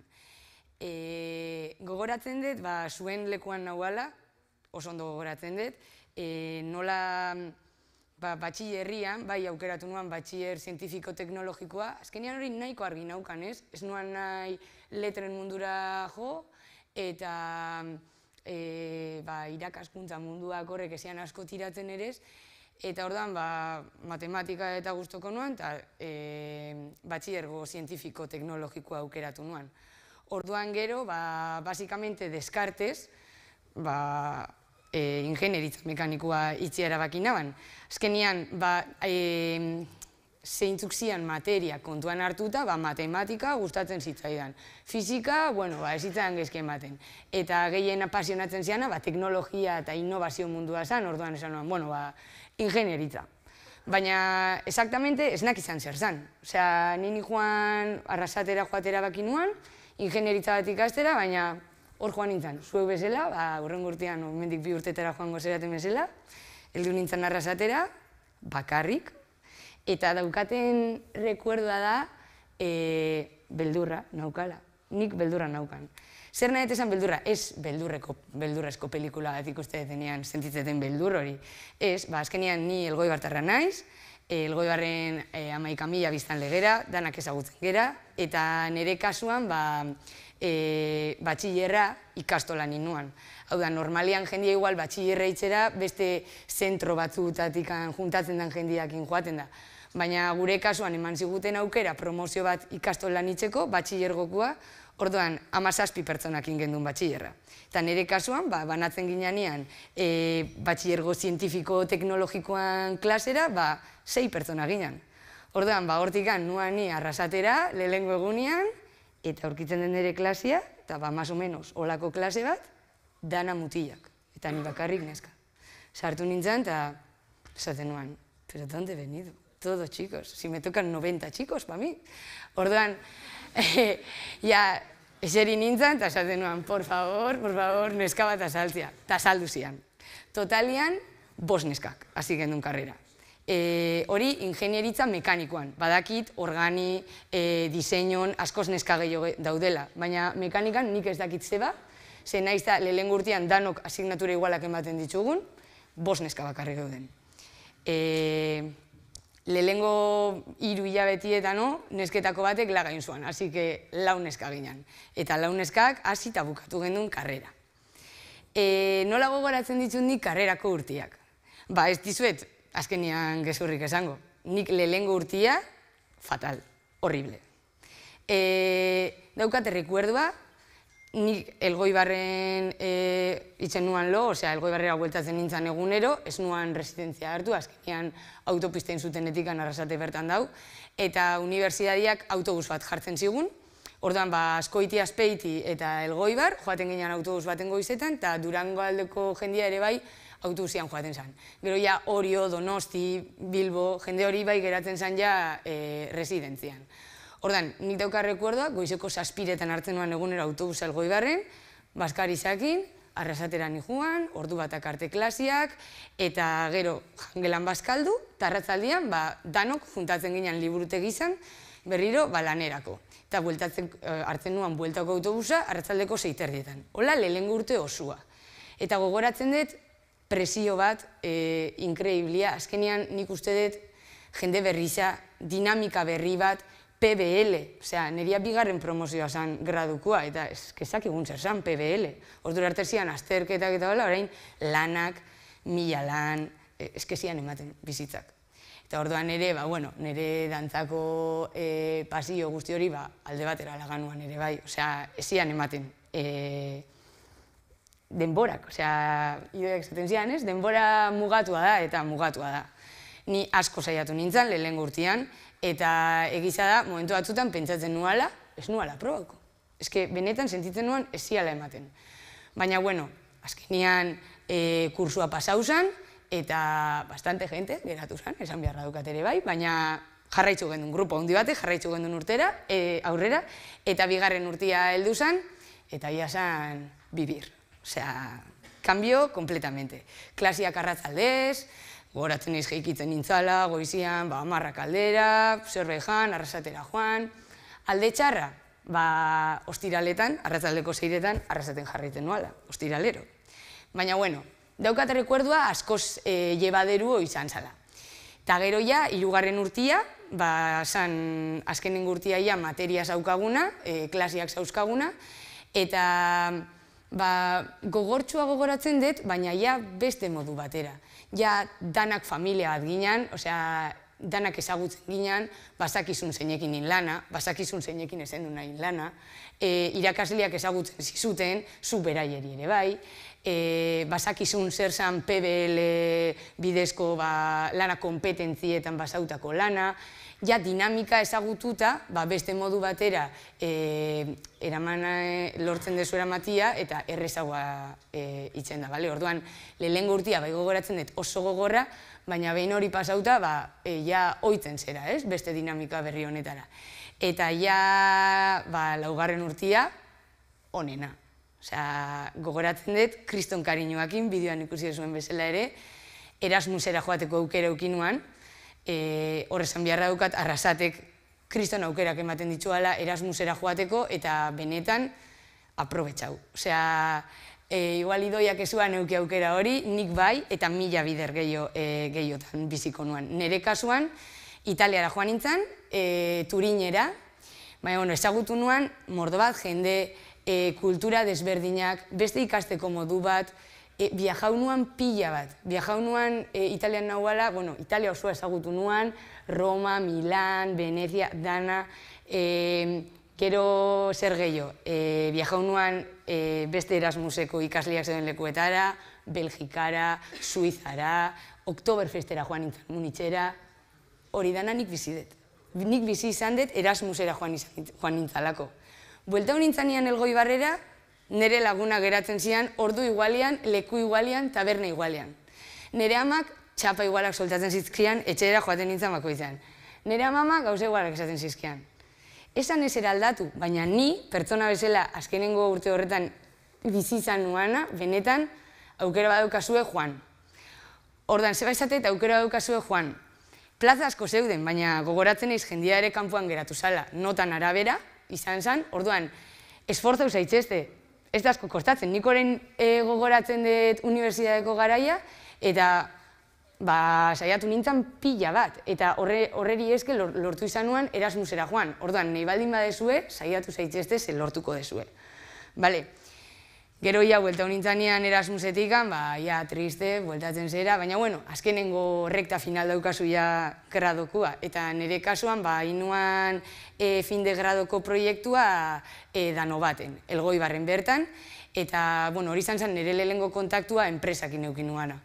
Orduan, oso rekuerdo positiboa daukatan ere bai, baina bukatu nuanean, ja lan munduko atiak zabaltzen joan zian, baina niko indiokan ez nuan nire burua ikusten, klaro, lanera joateko. Eta esnak izan ondo zertan nahi nuan lan, hau indiokan, orduan, hasiera baten pentsautan aukan bezala, arrasaten inuan masterra. Eta ja masterreko lehenengo kursoan ikusten dezu beste rollo bat, ez? Azkenean, unibertsitateko lehenengo urtietako hormona zoroieko intxe bertan hemendik daudenak jaz daude. Ja, jendia dua, ikastera eta masterra ateratzera lanian hasteko. Orduan, masterra burutu nuan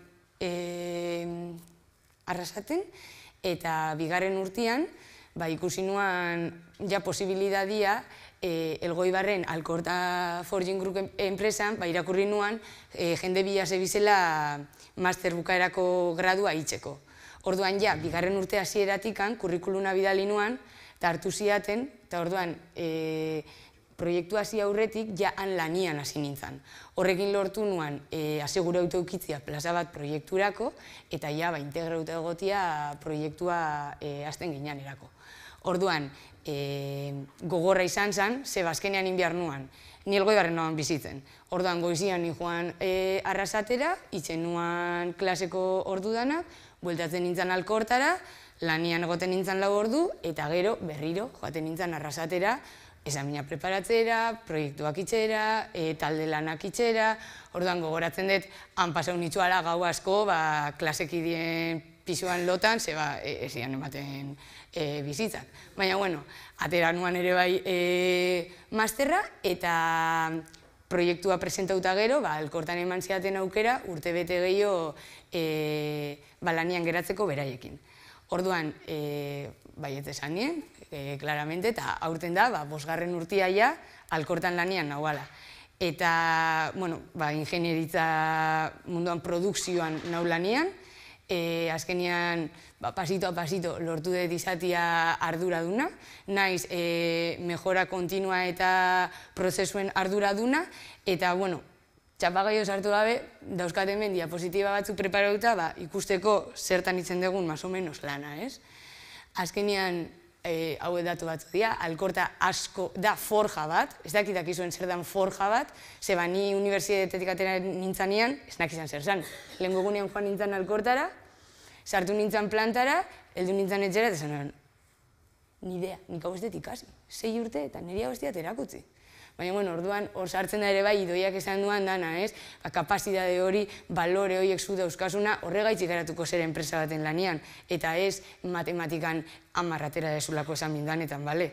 Orduan, da enpresa bat asko hasi dana, joan zan urtean 62 milioi faktura usitzugun, orduan aldezue ikusi horri bilbidia, ere bai merkauan asko zabaldu gera, orain Asian representazioa daukagu, estatu batuetan ere bai, gure klientiak azkenian gu gera tier 2, baina, bueno, zuen kotxe danetan, bueno, zuen gura zuena, ez dakizueko indio kotxe daukazuen, kotxietan azkenian gure piezak daude, zuen kotxe danetan, bale? Orduan, gero, nun gauden kokatuta, Elgoibarren bakarrik, daukagu planta produktibua, baina gero mundu guztian dauzkagu representazioak, bale? Klientien representazioak. Hor, urdinean ikusten dezuen, punto danetan. Eta gero, zer itzen dugu? Itzen dugu 100% automozion. Alkorta forja bada, esan deten bezala, eta gure pieza danak automoziorako duaz. Pisagrak, txasiseko piezak, eskapeko piezak, motorreko piezak, injektores, railes, pizkat ikusten dezuen dana. Horein daukat bideo bat, hola ikusteko zuek, zertan itzen duten lana.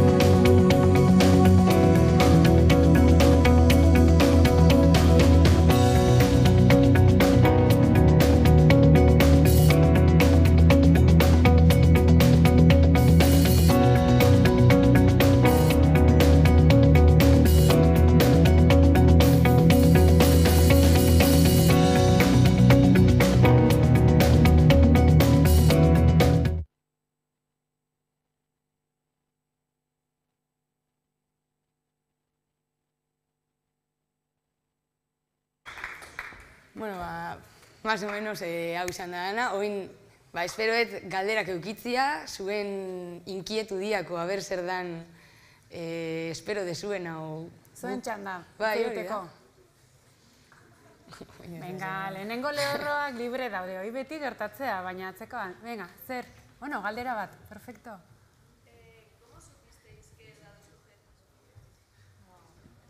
¿Cómo supisteis qué grado escoger? Yo no tenía grados cuando empecé yo, baina yo creo que hemos dicho las dos, ¿no? Más o menos, bueno, en mi caso fue, pues más o menos ya estabas orientada casi, Yo digo por descarte, porque es más fácil saber lo que no quieres hacer que lo que quieres hacer. Entonces, yo sabía que medicina no iba a ser, médico, vamos, me mareo con la sangre, así que no podía ser. Todo el tipo este de ser profesora, pues no me apasionaba tampoco tanto. Lo que me apasionaba sabía que era pues la parte de tecnología, y las matemáticas ya sí se me daban bastante bien, me gustaban, entonces más o menos pues por descarte fue la cosa. Yo creo que ahora encima tenéis una dificultad añadida, que hay demasiado para elegir.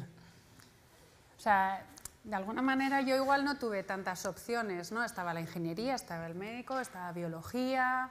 Dentro de las ingenierías sí que estuve dando muchas vueltas entre ingeniería de montes, de caminos. Es que ahora tenéis muchísimo donde elegir, y creo que también se ha ido al otro extremo, que os ponen demasiada responsabilidad muy pronto para tomar decisiones. Pero yo os diría, no os preocupéis, porque es eso, coger una rama suficiente, si no lo tenéis claro, quiero decir, si estáis un poco dudando, coger una rama suficientemente, no sé, que te genere suficiente amplitud, o sea, en conocimiento, flexibilidad, porque luego ya iréis marcando. O sea, yo el hecho de que sea ahora, me tocó a los pocos años, entré para un proyecto fin de carrera también muy mecánico, pero enseguida en pocos años me pusieron un poco un equipo para coordinarlo. Tampoco os preocupéis ni os obsesionéis tanto, porque si vais un poco por la rama que os gusta, que veis que tenéis facilidad, pues eso os va a venir súper bien, y luego ya iréis complementando con otras formaciones. O sea, yo creo que ahora mismo es difícil, hay mucho para elegir. Nosotros hemos cogido gente con doble grado de informática con ADE, o sea, con una mezcla que dices, pero ojo, han salido, o sea, es una carrera súper interesante, yo hasta ahora ni me lo había planteado. Así que yo os diría que tampoco os obsesionéis y busquéis un camino suficientemente amplio si veis que no lo tenéis claro, que vais a ser o médicos o, no sé, biólogo. Si estáis pensando en carreras científico-tecnológicas, casi os diría que tenéis para elegir, pero que no os va a tampoco cerrar muchas puertas.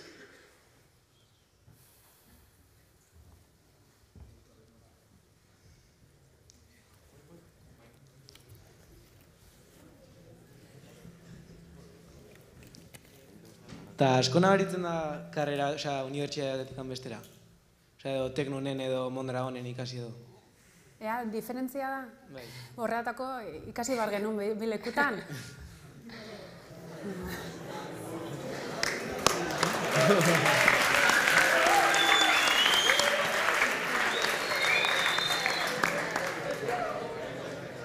Bueno, baina nik bai zure galderari erantzuten, nik arrasaten bakarrik ikasi dut, baina bai tokau zait gero masterrian etortzia kanpoko jendia.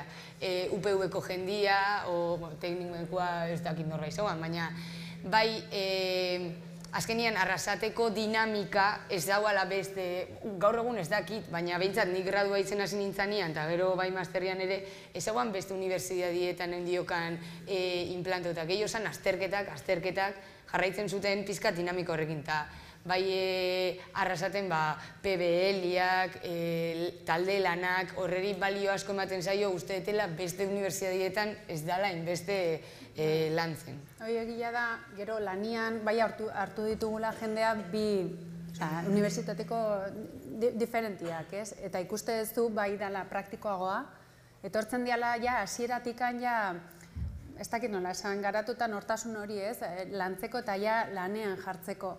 Eta bai da, Teknonen ikuste pixkat teorikoagoa dela. Orduan, parte hori nik uste oraindikan, bai, ikusten dela diferentzia.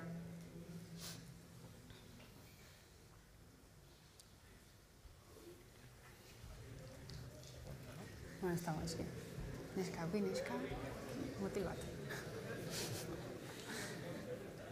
Ez edo ulertu PBL zer da proiektu bat bezala edo zer diferentzia dago? Bueno, nik nire bibentziatik igual hobeto esplikauko du irakasle batek, baina azkenian graduan zauzkagun asignatura desberdinak, kompetentzia desberdinak lantzen zianak, eta gero bukaeran, uste semestre bakoitzan bukaeran, zaukagun PBL bat. Azkenian zala, grupo bat, hemen ikusi dituzuen proiektu talde bakoitzak, ematen ziguten gai bat, eta zuk zaukasun X denbora, zure taldeakin, gai hori garatzeko, eta presentatzeko emaitza finala, ez? Eta tarte horreri edo denbora horreri deitzen zitzaion PBL. Hori proiektu horreri izan PBL, eta nahi zuen esan Project Based on Learning, o lako zozen. Bai, danok egiten da, bai. Iten da, semestre bukaeraro, lehenengoko mailan izaten da lau astetako proiektu bat, izaten da gehien bat, arazo baten lanketa bat, non lantzen dien ikasgai ezberdinetako ezagutzak, eta lehenengoko mailan, iten da beti semestrero, lehenengoko mailan izaten die lau astetxo, klase bare bakarrik hori lantzen, bigarren mailan 5-6 aste, eta hirugarren mailan 7-8 aste. Ikusten duzu pixua oso ondixea da. Erronka bidezko ikasketa. Azkenean erronka bat jartzen dizute, eta taldean horri aurre egitea. Beste galderarik?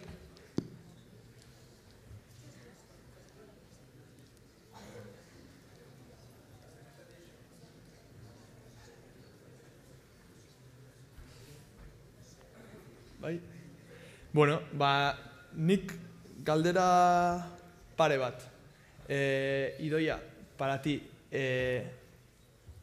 desde tu puesto de responsabilidad en una empresa de ingeniería y con esa visión, ¿cuáles crees que son los retos que traerá el futuro en vuestro entorno? ¿A qué tendrán que responder los futuros ingenieros e ingenieras? Pues lo que he comentado, aprender, mucha flexibilidad, polivalencia. La verdad es que no es tan importante dónde empiezas, sino dónde acabas. Esa capacidad para mí de aprendizaje y también lo que comentábamos de las habilidades personales. Tenemos que trabajar con personas y eso la verdad que las ingenierías no lo desarrollan tanto. O sea, creo que tenemos que entender que todos podemos tener afinidades, pero nos va a tocar trabajar o convencer o coordinar a personas. Por tanto, esa parte de habilidades personales es un factor muy importante para realmente ser un buen profesional. Eskerrik asko. Beste galderarik ez bada, eskerrak eman bioi gaur guan etortzearen, eskerrak zuei guan etortzearen. Etxalo bere bat.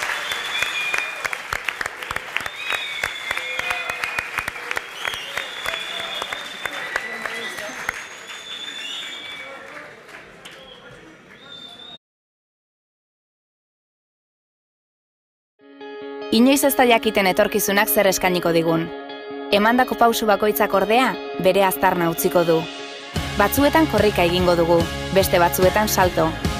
Eta jauzi egingo gara, baina beti egongo da norbait altxatzen laguntzeko. Ametsak egia bihurtu daitezkelako. Mondragon Unibertsitatea, errealitaterako prest.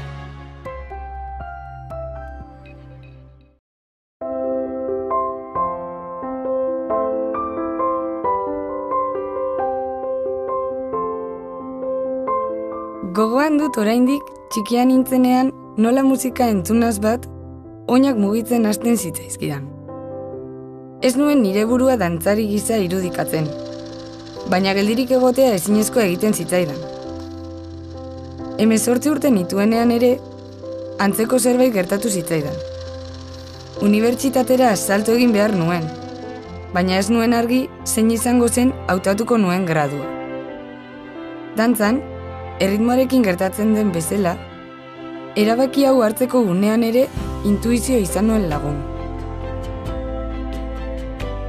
Zenbakiek, materialek, makinek, teknologiak, bazuten zerbait erakargarria. Erronkak planteatzen zizkidaten, etorkizunera begira jartzen ninduten. Dantzariak lehenengo plaza zapaltzen duen beldurra soinean, baina ilusioz gainezka heldu nintzen arrasatera, Mondragon Goi Eskola Politeknikora. Ingineritza mekanikoa gradua ikasteari ikinion bertan. Mondragon Unibertsitatean baina, ikasteko beste modu bat aurkeztu zidaten. PBL edo proiektuen bidezko ikasketa. Proiektu errealak eginez eta benetako arazoetarako konponbideak bilatuz ikasi ahal izan nuen. Nire kasuan gainera, ikasketen alderdi praktiko hori lan ikaste partekatze programarekin izugarri areagotu zen. Bigarren mailaz geroztik, enpresan praktikak egiteko aukera izan bainuen. Ez ditut erraza ahaztuko 4 urtetan bizitakoak. Egindako lagunak, proiektuak, aurkezpenen aurreko urduritasuna, praktikaldian zehar gertuko izan nituen lankideak, Torinon eginiko Erasmus egonaldia, ingenieritza mekanikoak dakarren bide naturalari jarraiki, gradua bukatzeaz bat, ingenieritza industriala burutu nuen Mondragon Unibertsitatean. Masterrean nengoela, master bukaerako lana Alkorta Forging Group enpresan egiteko aukera izan nuen prozesuen hobekuntzan. Eta egun bertako langile naiz. Forjako prozesuan ditugun helburuak lortzea da nire erronka nagusi. Ilusiorik gabe eta lana egin ezean, nekez helduko nintzen gaur nagoen tokira. Eta bide horretan bizitako esperientziak balio erantzi bat suposatu dezakeelakoan nago. Konstantzia baita gakoa.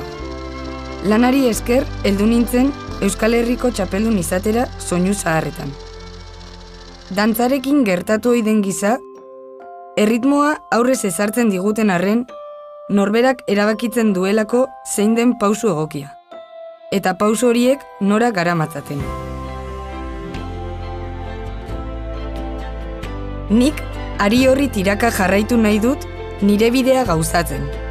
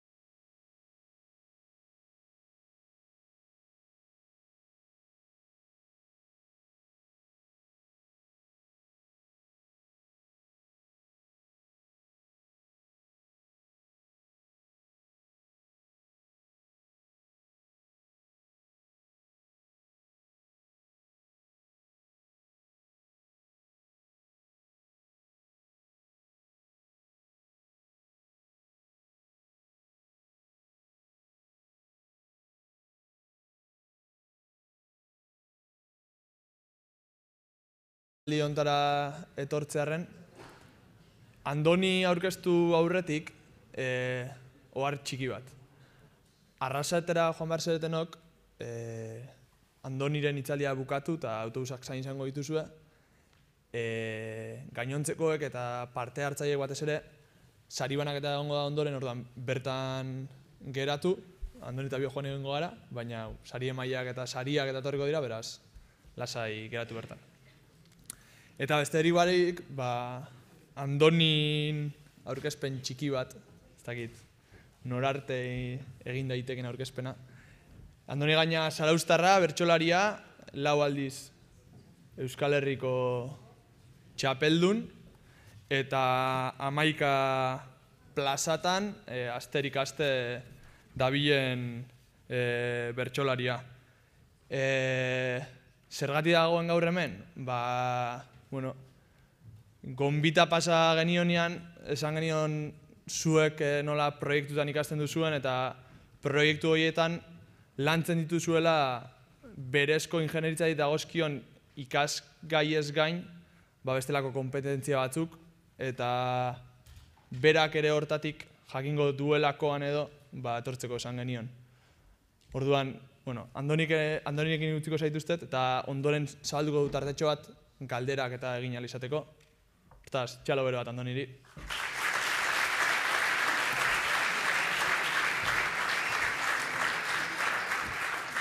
Eskerrik asko txaloaldiagatik eta hitzaldira etortzeagatik ere.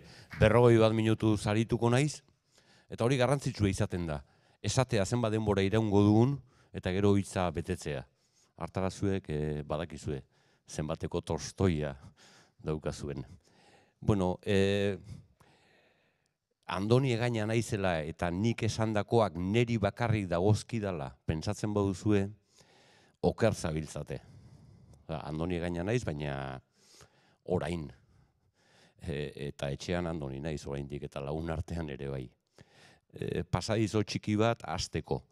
Jose Maria Capdevila idazlearena da, badu liburu bat interesgarria, La jirafa tiene ideas muy elevadas, eta liburu hortakoa.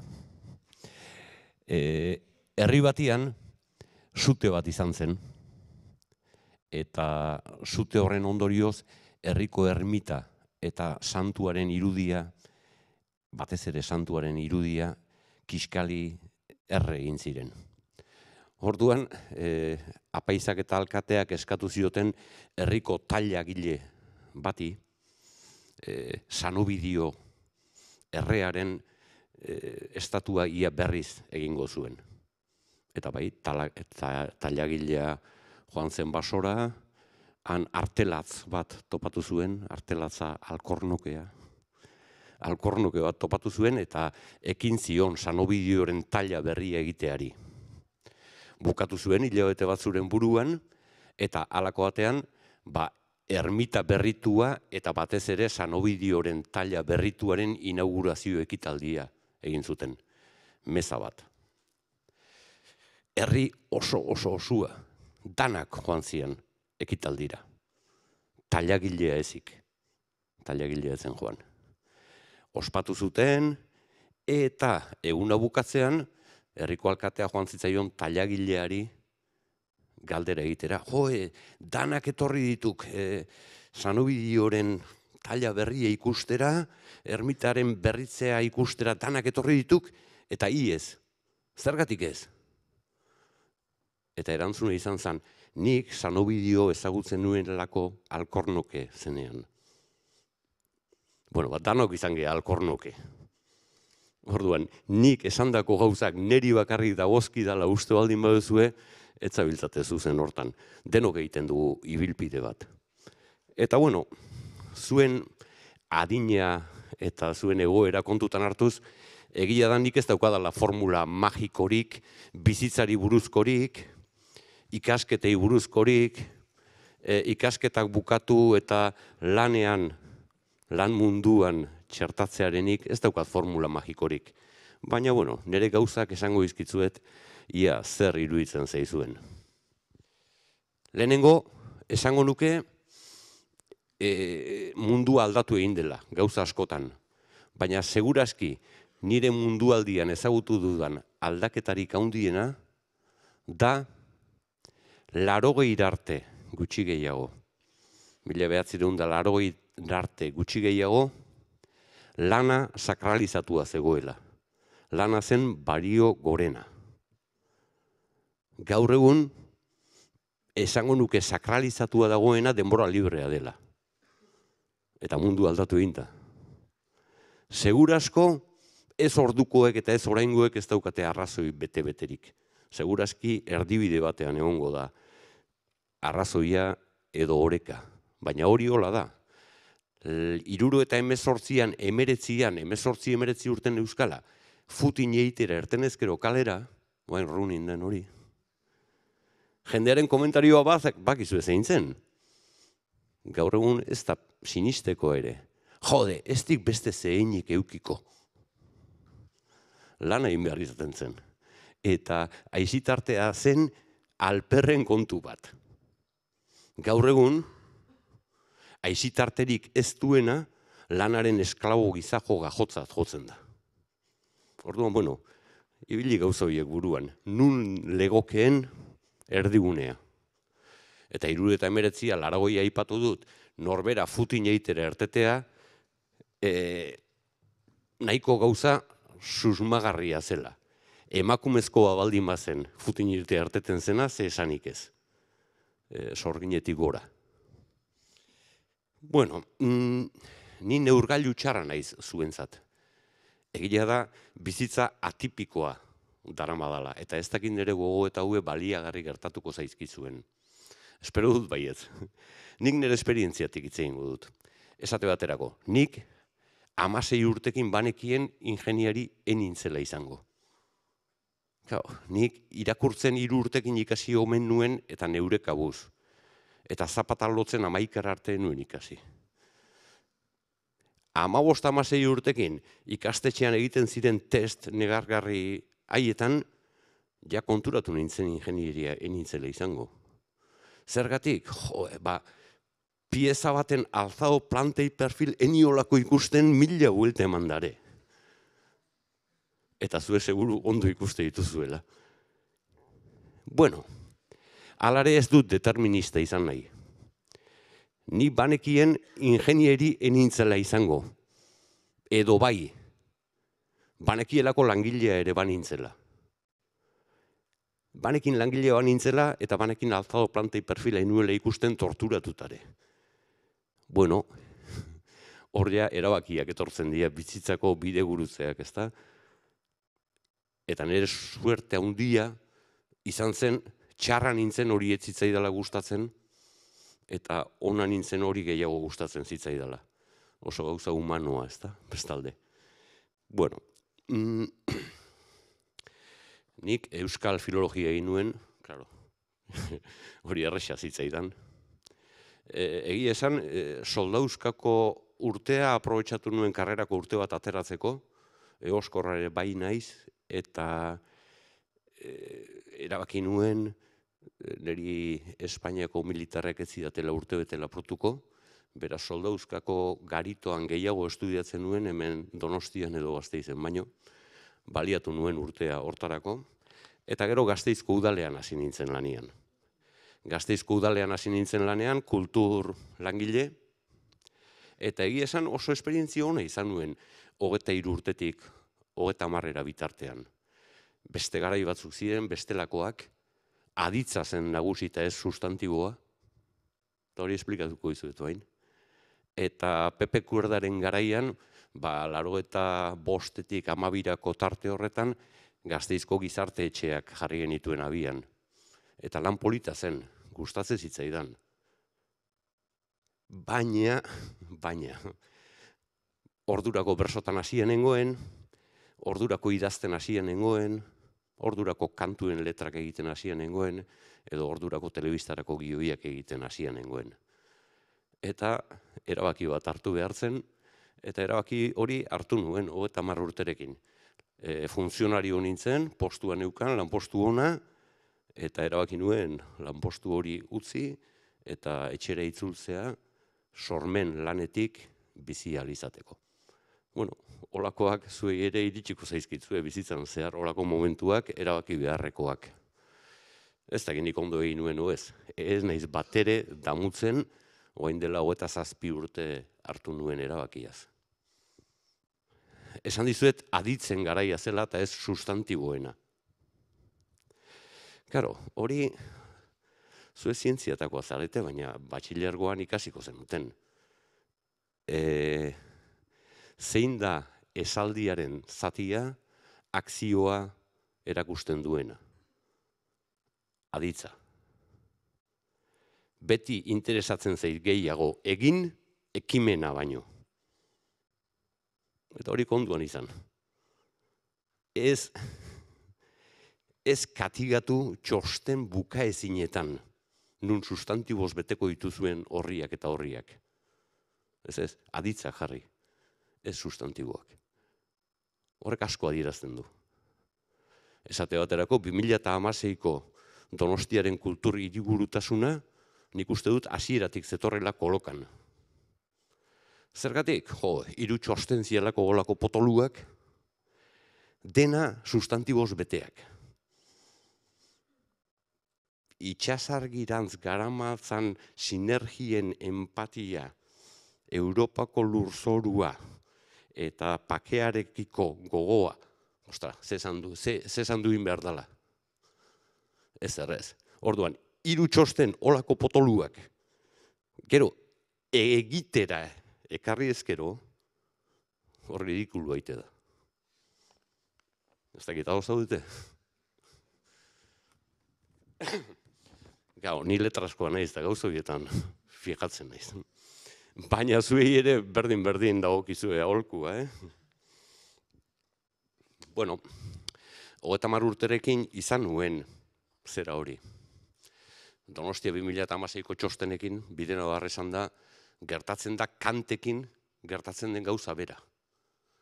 Inork ez duela ulertzen, baina total inork ez da atrebitzen klasean esatea, nik kante ez dut ulertzen.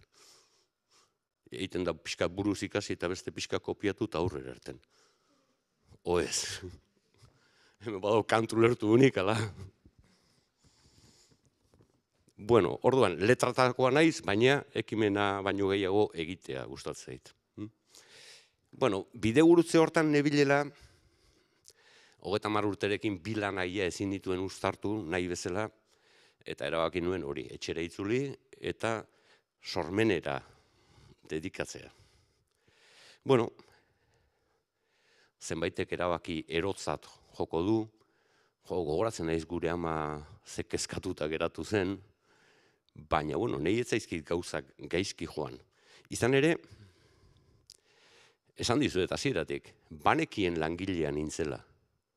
Ostra, eta norbera jakiten du, zenbat alper eta zenbat langile den. Nik uste dut. Banekin langilean nintzela eta banekin modu batera ezpazen bestera aurrera irtengo nintzela.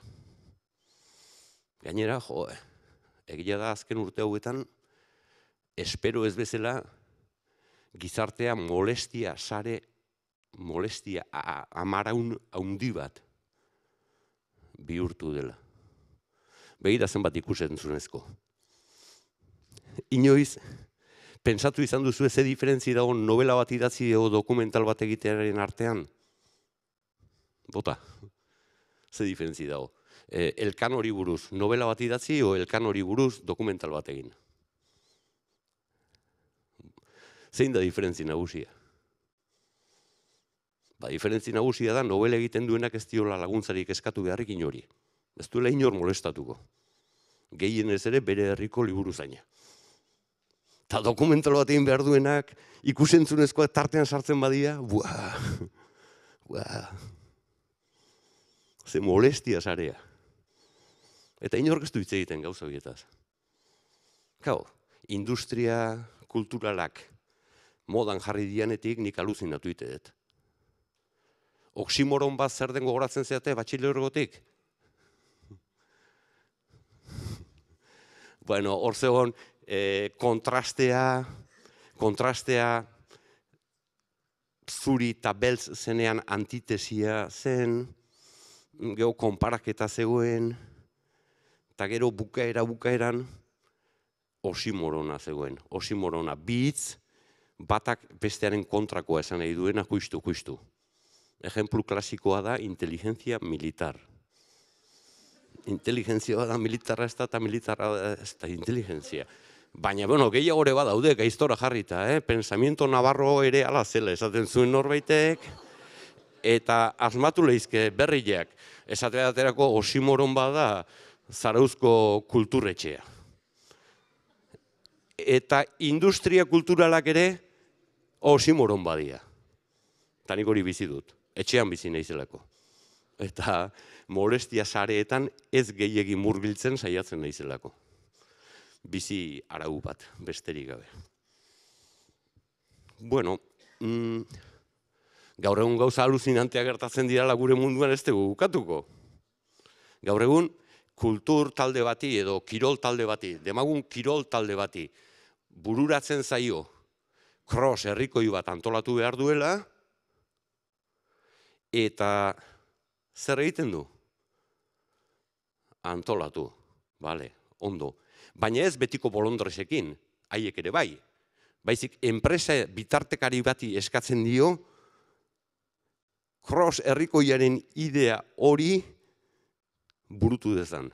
Eta esatezu, hau zen asketa da. Jendiak korrik eiteko enpresa bitartekari baten beharra aldaka. Nun bizigea? Ila hobeda ez eginda.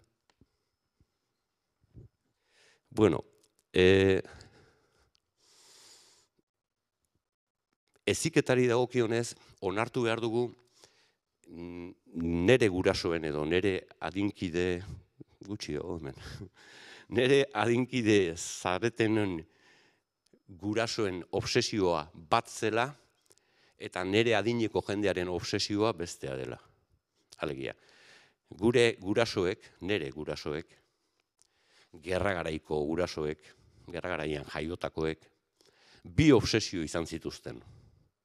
Eta zen, gure umeek izan dezatela guk izan ez deguna, eta zertzen eurek izan ez zutena, nagusiki ogi zuria eta ikasketak.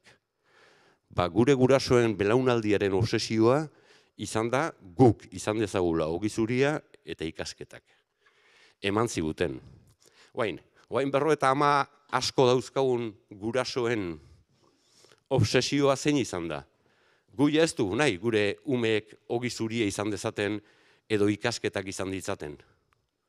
Askoz ere biunagoak bihurtu gara. Zein da, 50 piko urte dauzkagun gurasoen obsesioa seme-alabekiko? Izan daitezela zoriontsu. Hori da mantra berria. Zoriona gauza defini erreix bat baliz bezala. Eta horti datoz problemak, lengua gauza konkretuak ziren, seme-alabek ogi zuria jan eta ikasketak nola ala aprobatzen magenitu, perfecto. Oain, gure guraso belaunaldiaren exigentzia zuekiko da, izan zaitezte zoriontsu. Jo, hori eskatzea ez da oso justua. Ez talako oso definigarria zoriona. Nik ala ikuste ditut gauzak. Nola ala, zoriona zer den definitzen hasita, seguru bakoitzan entzat zerbait desberdina dela, baina batzurentzat oreka izango da, zoriona. Eta beste batzurentzat, desoreka. Ni esate baterako, desorekan gustorago eta zoriontsuagoa naiz, orekan baino. Estresa behar dut sortzeko. Ez gehiagizkoa, baina bai. Orduan, onar dezagun, zoriona definitzen hasita ez dugula asmatuko. Eta lehen esan dudana, ikasketak amaitzear zaudete edo laizte amaituko dituzue, lanera joan beharko duzue. O laizte, bai. Edade batetik aurrea 3 urte ez da ezer. Eta lana, definitu dezagun lana. Zer da lana? Lana da 1962 arte zerurako bidea lortzeko modua. Geo Vatikano bigarrena konzilio etorri zen, eta gauzak aldatu egin ziren. Baina lana zen, zerurako bidea erresago lortzeko modua. Azken 55 urtean, denok onartzen dugu lana dela munduan hobetosio bizitzeko egin beharreko gauza hori. Eta propio hori nahi, zoriona eta lana eta ikasketak eta gauza horiek nahazten. Beste hitz bat ere gustatzen zaidana auzolana da. Bueno, gustatzen zait, baina uste dut esageratzen ari garela auzolanarekin. Elkarlan orori auzolan deitze diogu, eta hori ez da hola. Auzolana zen, batek premia zeukanean ingurukoak laguntzera etortzen zitzaizkiola, ordainez bera ere joango zelako besteek premia zutenean. Bueno, elkarlan orok ez du bi aldetako interes lurti hori exigitzen. Elkarlana egin liteke hain lurti arra izan gabe ere.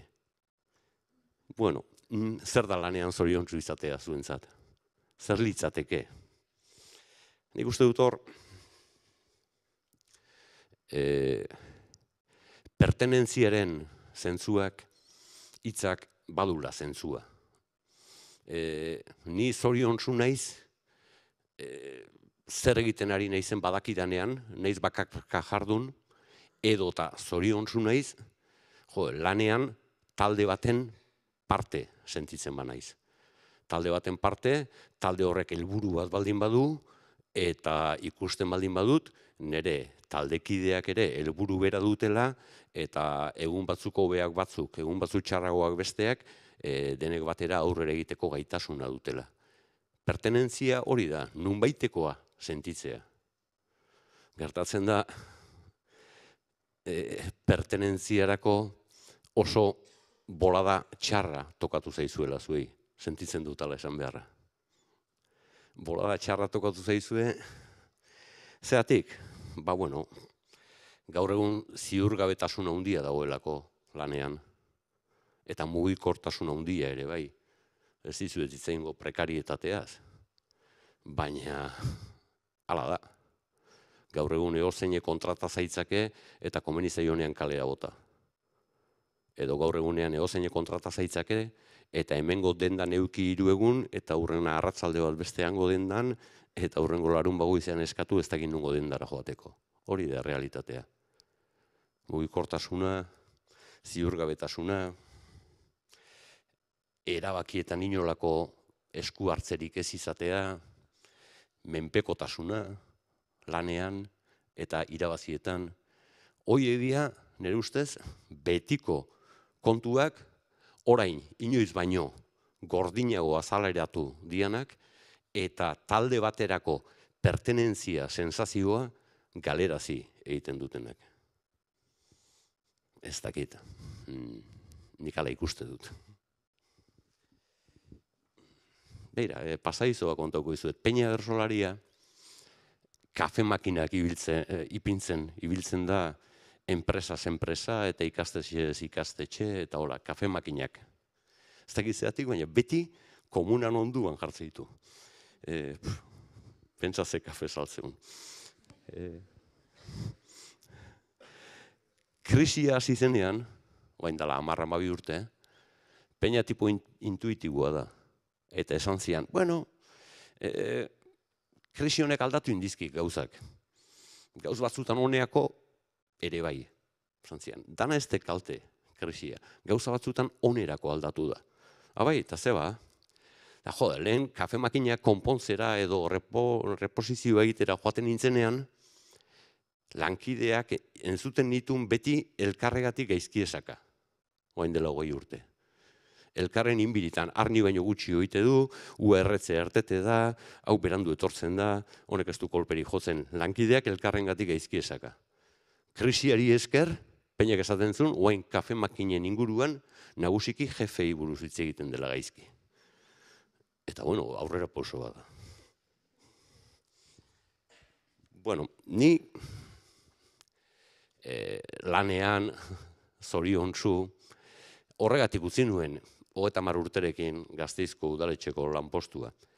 Nik konturatzen naiz, zoriontsu naizela sortzen ari naizenean. Sortzen ari naiz zen momentuan zoriontsu naiz. Eta baita ere zoriontsu naiz zerbait sortu nahi eta ertete etzaidan petralaldian ere. Beraz, sormena da, nire lan egiteko modua eta lan egiteko modu horrek dakar nire zoriona. Ohituanago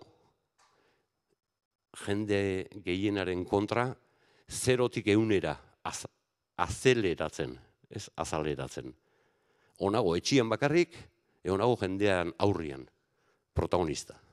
Orduan, 0-tik 100 pausu hori oso kilikagarria iruditzen zait. Free Solo ikusi duzue? Eskalada libreko azken Oskarra eraman duen filme hori. Ba, bueno, antzeko bertigo bat da, baina heriotza arriskurik gabe. Osea, oso ondo. Eta, claro, bihur ninteken oso persona bakartia, claro, etxean egiten du lan, nire ganbaran. Eta urrena golpera zuen aurrean nago eta gaur arratzaldean Bilboko Azkuna zentroa, baina bihar goizeko 6 berriz ordenagailuan etxean bakarrik egin behar du lan. Ez daukat bitartekorik, onago bakarrik o jende pila batekin. Horrek bihur nazakeen oso tipo bitxia, arraroa, eta esan dezagun, ba bueno, asoziala, ez da? Baina ez da egia. Ez da egia, nik suertea izan dudalako bersolaritzarekin topo egiteko eta bersolaritza esan dut, ez bersogintza. Bersogintza norbeak lantzen duen hori, norbere lana da. Norbera elikatzen da irakurriz, entzunaz, ikusiz, pentsatuz. Bersogintzarako. Bersolaritza beste gauza bada. Bersolaritza da, bersogintza praktikatzen dugunok daukagun lurzoru amankomun hori. Eta hori interesatzen zait.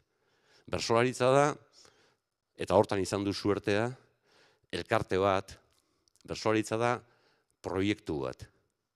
Eta, klaro, nire lan eta sormen individuala proiektu kolektibo kultural batean txertatzen dedanean, ba, hor lortzen dut nire oreka, nire desoreka txiki guztiekin. Ez dakit. Gaur egun joera elitzake hori, Bersolaritza pasazen 1980 eta 1982ko txapelketa nagusiak Carmelo Baldan jokatzetik, 2000 lagunen aurrian, bapatean 1986an Donostiako belodromoan jokatzera. 8.000 lagun. 8.000 lagun eta telebista. Bueno, txapelketa hura bukatu zenean, 2 aukera zeuden. Bat, pelota enpresek egin duten egitea, eta hartu 8 finalistak edo 16 semifinalistak, eta batzuk gorriz jantzi eta besteak urdinez eta herri-zerri erabili, eta hori enpresa bada, edo hori ahaztu eta kultur proiektu bat egitea. Kultur proiektu bat, zeinaren helburua litzaken, gerora ere bersogintzak bizi irautea, eta bizi iraupen horretarako behar diren oinarri guztia jartzea. Ba, nik uste dut, 86ko txapelketa exitoso haren ondoren, bigarren erabaki hori hartuak eman diola, zentzu handi bat, nik orain egunero egiten den lanari. Zergatik? Ba, bueno, bersozale elkartean, eta horrek ere ze ikusia du, hasieran bersolari elkartea jarri genion izena, elkarte sortu berriari, eta gero bersozale jartzea erabaki genuen. Ba, bersozale elkarte hortan lan egiten dugulako eskuz esku eta ukondo zukondo langile profesionalek eta borondatzezko langileok.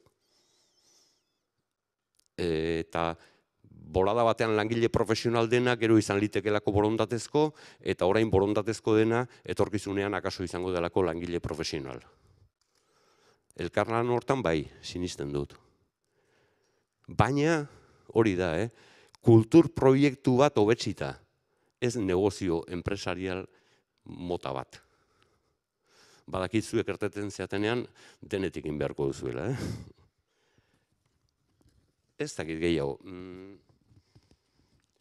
Zuen galdera gehiago interesatzen zaizkit nire rollo hauek baino.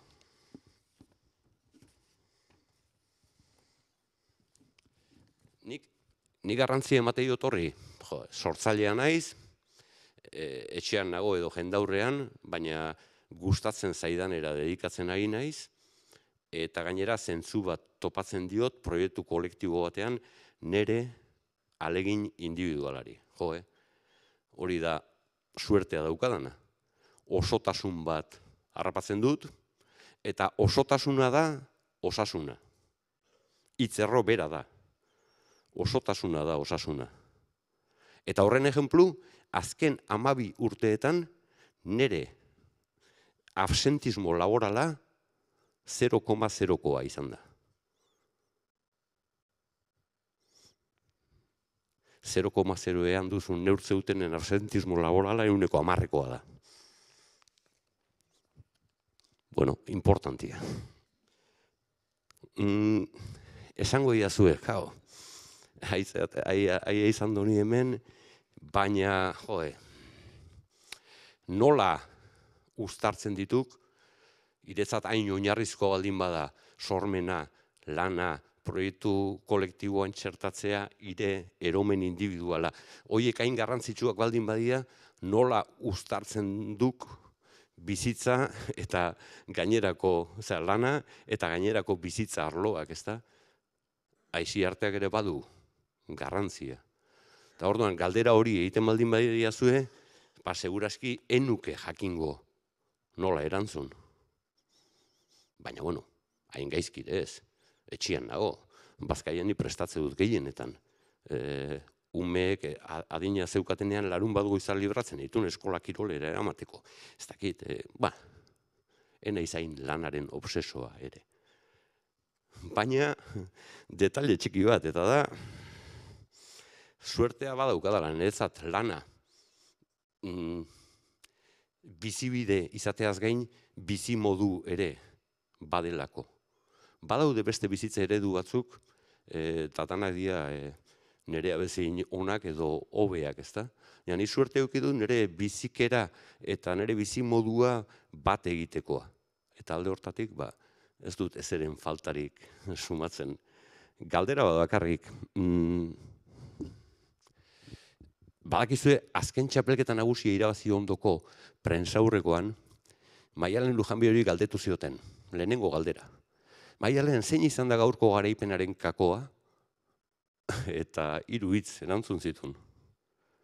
Eta da, lana, lana eta lana. Orduan, garrantzitsua iruditzen zaitoi. Besteik ze esan, ez dakit, ingenieriek zuen sormen prozesua eta segurazki gurea desberdina izango dela. Baina nik uste dut edozein sormen prozesu abiatzen dela jakiminetik. Ostra, nola egingo nuke hau? Edo zergatik ez dut egingo hau naiz eta inork ez duen orain arte egin. Bueno, bertsolaritza badakizue. Bertsolaritza da oreka bat tradizioa eta sormenaren artean. Tradiziotik dakargu hizkuntza bat, tradiziotik dakarkigu doinutegi bat, kantatzeko modu bat, errima batzuk, horiek hor daude tradizioan. Baina tradiziotik bakarrik sortu ezkero kopia hutsa gineke, lehen zirenarena. Orduan, tradizioari zerbait berria erantzi nahiaren jakimin hori niretzat oinarrizkoa da nire lanerako. Eta pentsatzen dut, edozein ingeniarirentzat ere hori dela oinarria. Jakimina eta lanaren bidez autokonfiantza. Autokonfiantza, behin eromen bat zela zirudien ura ondo erten zitzaidan. Orain, eromen bikoitza dirudien hau probatu ezkero zergatik ez zaiba ondo ertengo. Orduan, autokonfiantza askotan adinak ere emate du, eta tamalez zuei adina da falta zaizuena pixka bat. Baina nik hoize opadi zuet hemendik erten, lanean hasi eta lanean zuen zoriona aurkitzeko moduko iniziatiba individualak eta lan kolektiboak aurkitzea. Ez dakit, askoz gehiago ez daukat esateko, batez ere zuen galderak interesatzen zaizkit. Ez dakit, Xabik, galdera turnoa nola iriki edo nola ez?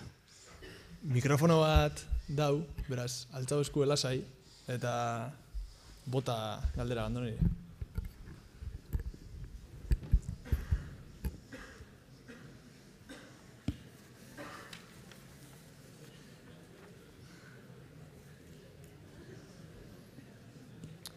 Euskat, berotzen joateko nik ingotzu lehena. Bale, bota. Gero... Iepa... Honezkero txapelketa... Beira, hola hobeto, Eunen batean, jendaurrean aritu behar baduzu, zein proiektu aurkezten dena dela, saiatu entzuleak ere argiztatuak egon daitezen. Hola, harremana askoz ere parez parekoagoa da. Lehen ematen zuen itzalei ari nintzela izketan eta oain arpegiei ari naiz. Beraz, ez da euskeria bat, zein proiektu aurkezterakoan eskatu jasotzailea ere egon dadila illa zuek bezain argiztatua.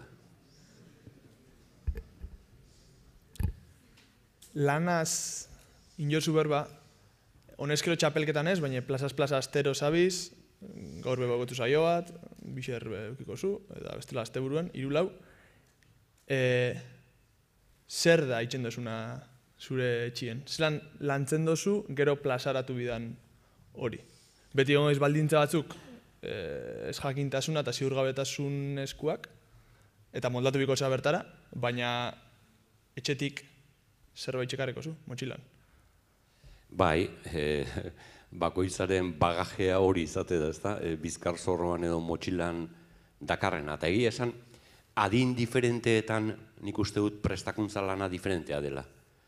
Edozein lanetan, eta batez ere edozein sormen lanetan, gero nor erresago izan ahal izateko, nik uste dut obsesio garai bat behar dela. Eta obsesio garai hori komeni dela urte jakin batzutan gertadadin. Alegia, izan lehike 16-tiko eta bira, edo 18-tiko eta laura, edo 20-tiko eta zeira. Obsesio garai bat, nun zure zailtasun teknikoak errez bihurtuko zaizkitzun. Orduan, 24 urtekin egiten nuen etxeko entrenamentuak ez dauka zer ikusiriko hain egiten dudan etxeko entrenamentuarekin. 24 urtekin lan zeituzu bersoaren alderdi teknikoak, rima, neurria, melodiak. Oain horiek gutxi gehiago badakizkitzu. Tarteka berritu bat ematen diezu buruan, baina oain gutxi gehiago badakizkitzu. Oain gehiago da, 57 urtekin, akaso, ez dakit, ondorio filosofikoagoetan pentsatzea, dominatze ez dituzun arloetan pixkat jaztea, nik adibidez teknologia berri ez zerreztakit, baina teknologia berrien nomenklatura eta hitz egiteko moduaz, bai asko disimulatzeko aina edozein bersu saiotan. Inglesez oso gutxi dakit, baina bauzka rimatze duten 40 hitz edo nahikoa. Edadeekin prestakuntza fokoak aldatu egiten dira. Eta nik uste dut hori, suertea izan nuela, nire bersolaritzarekiko obsesio garaia 19 urtetik 23 izan zela. Oso edade ona da, zerbaitekin obsesionatzeko eta oinarria jartzeko. Okerrago azateken, bersolaritzakin obsesionatzea 50 urtekin. Eta orduan, 50-etik 54 ere egin dezakezu kristonalekin, baina segurasko buruak ez dizu emango. Garunak ez du lehengo plastizidaderi segurasko. dakit. Eta, bueno, prestatu nola, asko entzunaz, asko irakurriz, oso adi egonda, eta ia berria ze sumatze duzun nunai, ez da? Galderarik zuen partez?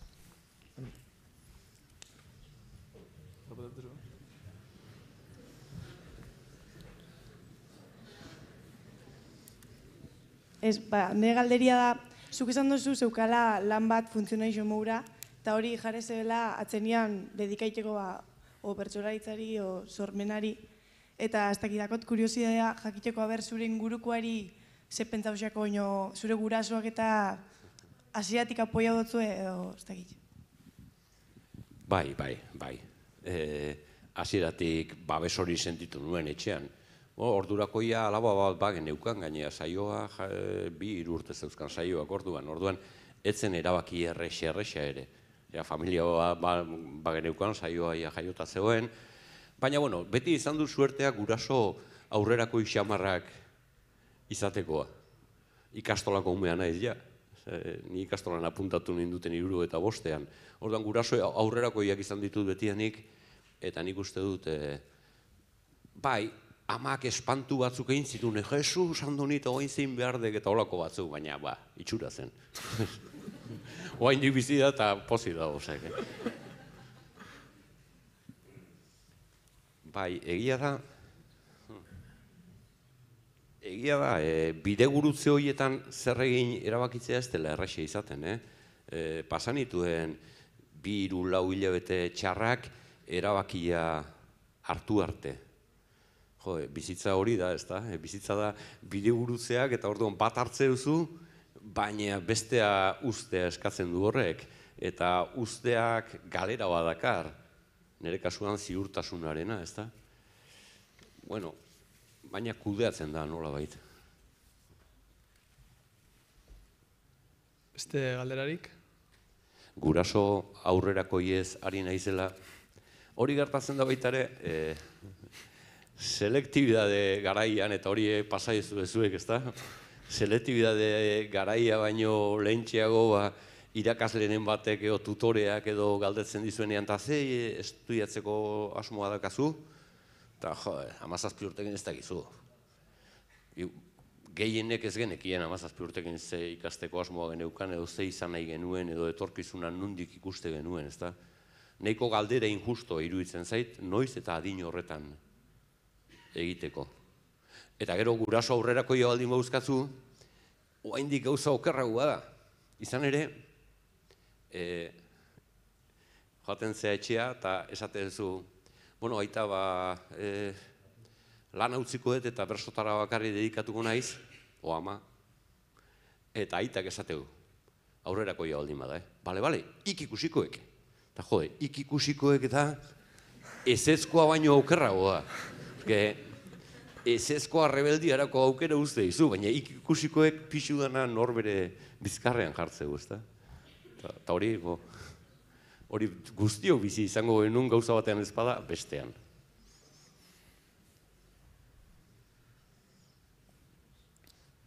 Bueno, beste galderik ezpadu nik azkeneko bat, esandako gauza asko seguru ikasien proiektutan aplikagarri diesela lanan inguruan, konstantzian inguruan eta abar. Baina sorkuntza beba da arazo baten aurrien edo erronka baten aurrien irten bide bat aurkitzeko modu.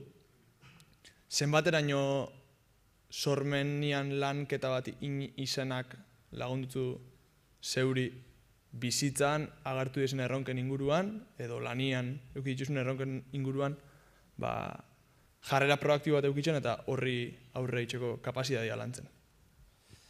Bai, egia da, sormenak laguntzen duela. Sortzailea baldin bazea edo zertan, gero edozein arazoren aurrean, seguraski badaukazu kondukta eredu bat beste gauzetan funtzionatzen duena eta horretan ere funtzionatu beharko lukeena, ez da? Baina esan dezagun egia. Nik asko sortu dut, jende aurrean asko sortu dut, baina etxeko lanpara ezin dudanean aldatu, ez dit laguntzen horrek etxeko lanpara hobeto aldatzen. Esan dizu, eta 11 urtekin ikasi nuen zapatak lotzen. Halare, egia da, autokonfiantza hortik sortzen dela. Autokonfiantza sortzen da esperientzitik. Gogoratzen naiz, oain dela 25 urte, itzaldi ura eman aurretik ze urduri nengoen, enion ikusten irten biderik itzaldiari, eta bizirik erten nintzen. Hori pilatu egiten da, eta sedimentu guzti horiek balio dute, gaur ona lasaiago etorri alizateko. Hori ala da.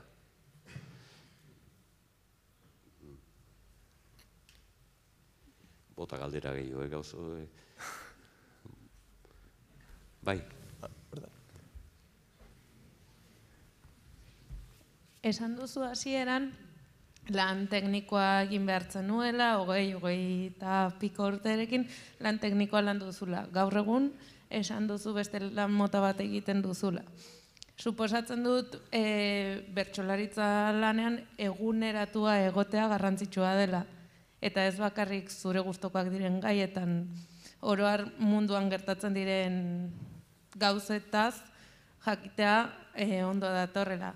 Zenbaterainokoa da garrantzitsua munduan gertatzen dena jakitea edo ezagutzea gure inguruan gertatzen diren gauzak?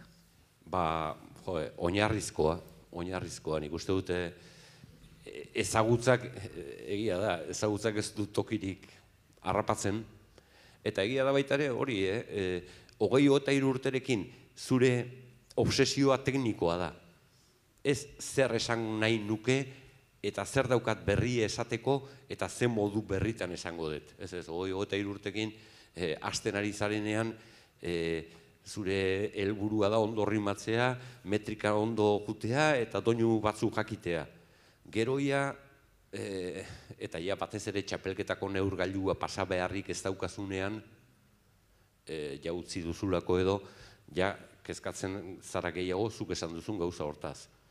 Munduan ze gertatzen ari da, zein dira klabeak niretzat, eta batez ere, ze posturatatik, ze talaiatatik kantatuko diet gai hoiei. Bai, esate baterako, ez dakit, saltoki, herriko denda txikietan edo saltoki handietan, nun da egokiagoa zuen ustez, erostea? Ja, baina, bai, herriko denda txikietan, ez da? Bai, baina hori ere dudan jarri behar dezu momentu batian. Ez da dezu, ostra, nire sakela hola baldin badago zeinek esan behar din, niri saltoki handietara ez dudala joan behar. Ez alda postureua pixkat. Langileek ez aldute eroskin erosten eta eroskiko jefeek erboristeriatan. Orduan hori ere persoa da. Eta igual bastante geniala. Gauza horietaz pentsatu behar da gero.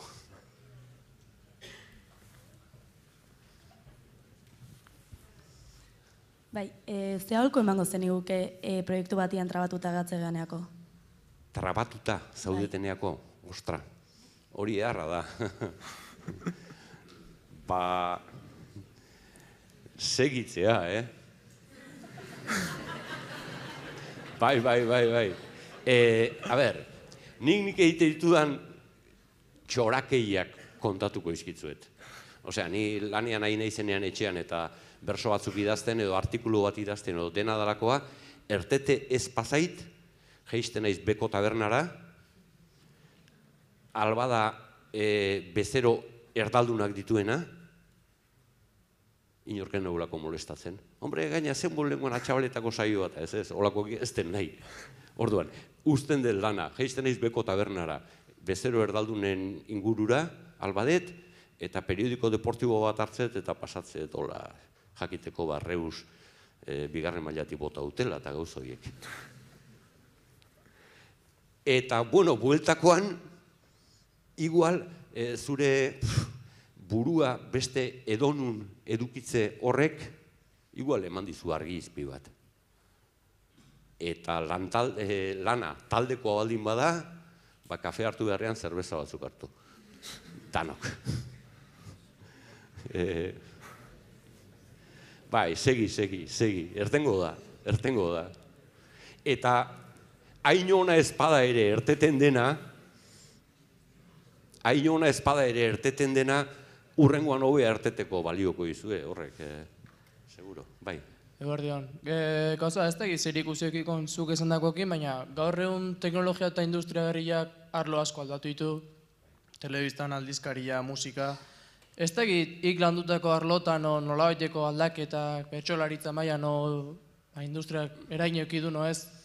Bai, handiak, aldaketa handiak, batez ere, onerako eta txarrerako, denerako. Onerako ere, bai, teknologia berriek. Ni bersomindu nintzenean, 19 urtekin asitzeidan bertsolaritza asko gustatzen. Eta ikasteko, neuzkan, 4 liburu, udal liburutegian, o 5, eta gero, jaialdiren batzuk, ni zarauztarra naiz, Orion bat urtean, Zarautzen beste bat urtean, Zumaian beste bat, eta Donostian 2 o 3. Beraz, ikasketa prozesua oso lentoa zen, eta oso individuala. Ez zegoen berso eskolarik ere artean. Orduan, teknologia berriek ze ahalbidetze dute? Zorionez, gaur egun, 18 urteko gazte bat bersoa gustatzen hasten baldin bazaio, bersoa.eusen sartzen da, eta dauka atzoko Orioko jaialdia, Zumaiakoa bestea, dauzka publikazio danak sarean.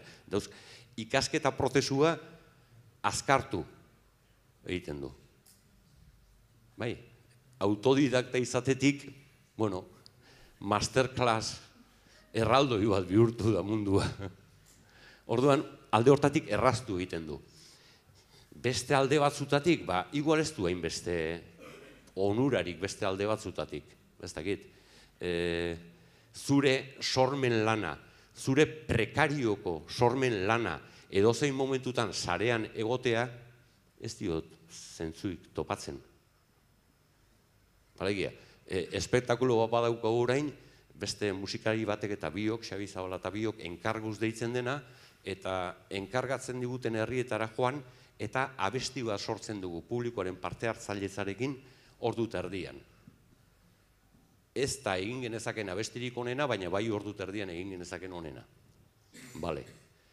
Lehenguan izan ginen, Mendillorrin, Iruñerrian. Korrika kulturala dela da. Egin genuen abesti bat, hain zuzen, plastikoei buruz, mikroplastikoei buruz eskatu ziguten abesti bat iteko, eta sortu genuen ordu terdian, bai musika eta bai letra, biok elkarlanean, mikroplastikoei buruzko abesti bat, jendearen iritziekin, ideiekin, eta Eta bukaeran, lortu genuen, ordu eta 40 minutuan, 0 zena, abesti bihurtzea eta dano kantatzea. Handik, oraindik ere trastoa jasotzen ari ginela, norbaitek, asko gustatuta eta borondate honez, ja eskegi zuen abestia Facebooken. Mundiala izan da behira abesti hau egin dute. Nei ez zait inporta. Baina Facebooken letra txikia jartzen du Facebooken argitaratzen den oro neren eskubideak jadanik Facebookenak diala. Ez musikariarenak edo letragilearenak. Orduan horrek aldatze ditu gauzak, bai. Baina, gauza batzutan onerako, bestetan ez hain onerako. Nik ez dut, inoiz sakeleko telefonorik euki. Oain hasi naiz, amarenakin ibiltzen, kaderatik operatu zutenetik, hori, bada ez bada hola. Baina ez dut inoiz sakeleko telefonorik euki. Eta iruditzen zait oso sanoa. Nei gauza lerdoagorik. Hemen gaude, zineko hilaran zai, tekleatzea baino, eta baino ohitu ingea horta, zein inporta zaio zineko hilaran zai, ote zauden, ez? Orduan, hortan oso viejunoa naiz. Alare egia da, teknologia berriak ahalbidetzen dutela, esate baterako, zure inputa handiago izatea, eta iagoitu naiz, ordenagailuko pantailan serie bat ikusten eta sofan baldin manago atzean telebista, eta orduan behitzeio batean beste zue bezala gutxi gora bera. Bukatzen joan bio, lehenago esan bezala, sariketan parte hartu duzunak geratu, autobus hartu behar duzunak joan, eta aldez aurretik txalo bero bat, Andoni eta eskerrak. Eskerrik asko.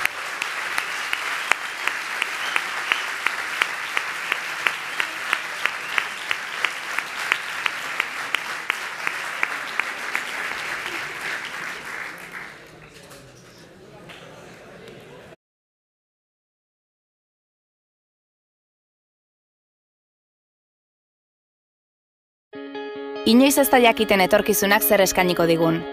Emandako pausu bakoitzak ordea, bere aztarna utziko du. Batzuetan korrika egingo dugu, beste batzuetan salto. Eta jauzi egingo gara, baina beti egongo da norbait altxatzen laguntzeko. Ametsak egia bihurtu daitezkelako. Mondragon Unibertsitatea, errealitaterako prest.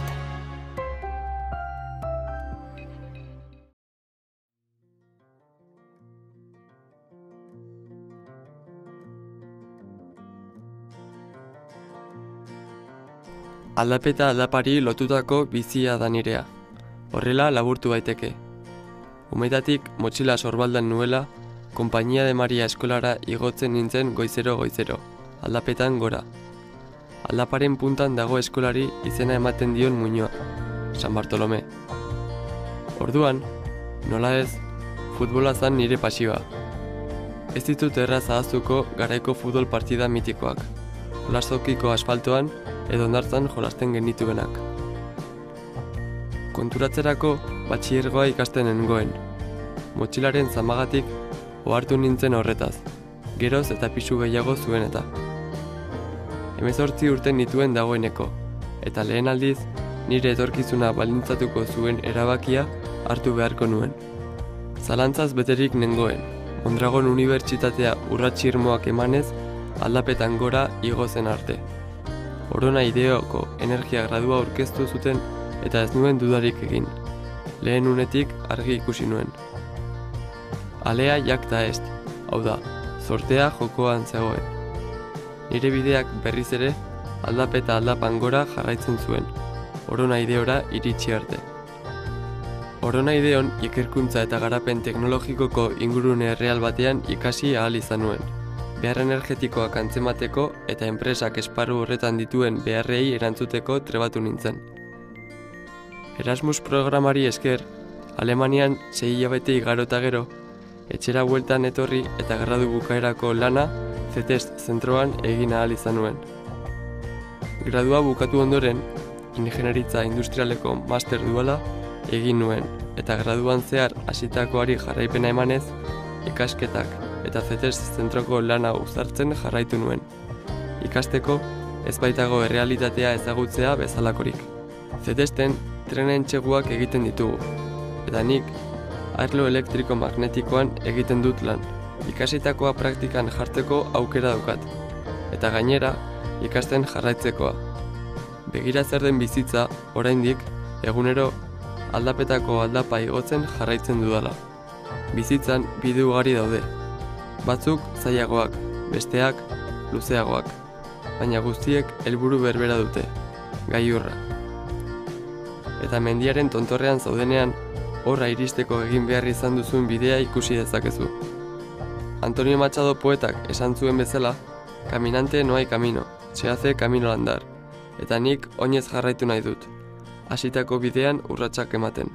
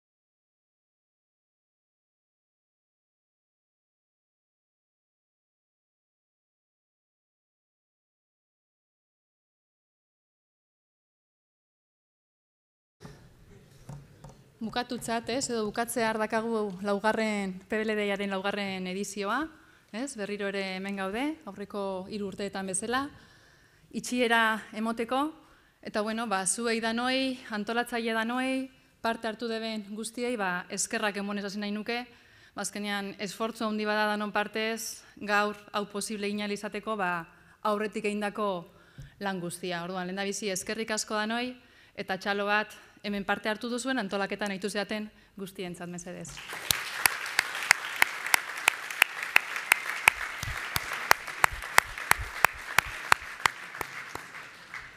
Bestalde, agurtu edo aurkeztu nahi ditut gaur hemen nire ondoan daudenak sari banaketa hontarako, alde batetik Adolfo Amoraiz daukagu, ikerketa eta unibertsitate sailburu ordea, daukagurekin Orona Fundaziotik Inigo Market, eta daukagu gurekin baita ere Carlos García Eskola Politeknikoko koordinatzaile orokorra, beraiek izango dira sari emaile gaurko hontan.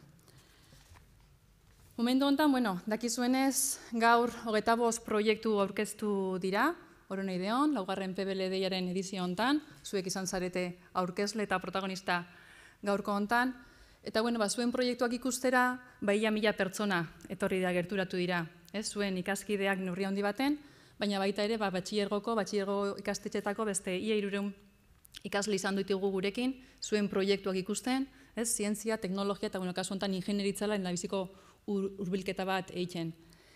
Ez bakarri beraiek, enpresa ezberdinetatik ere parte hartzaileak edo,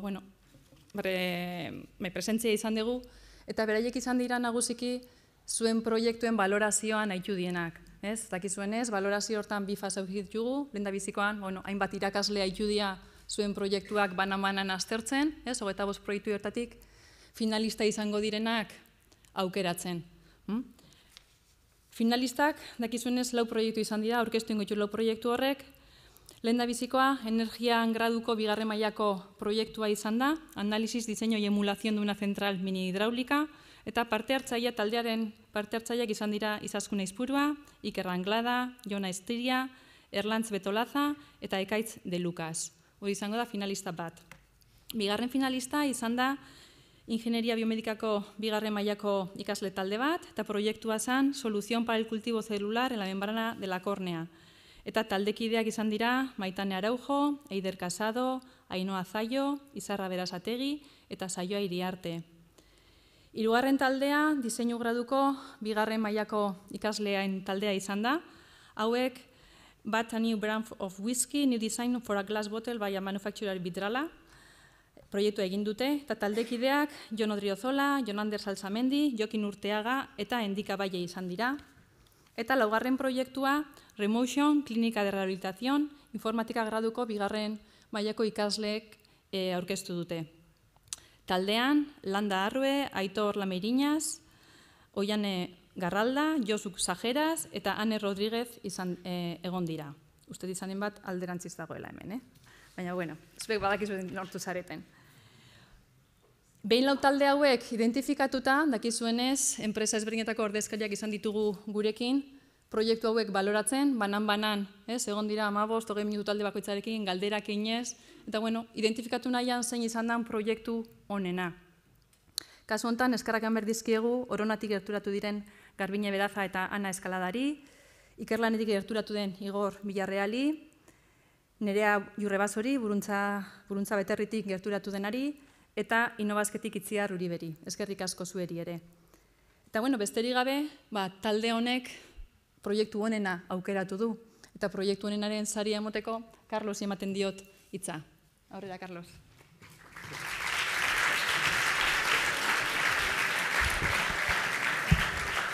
Eskerrik asko, Nekane.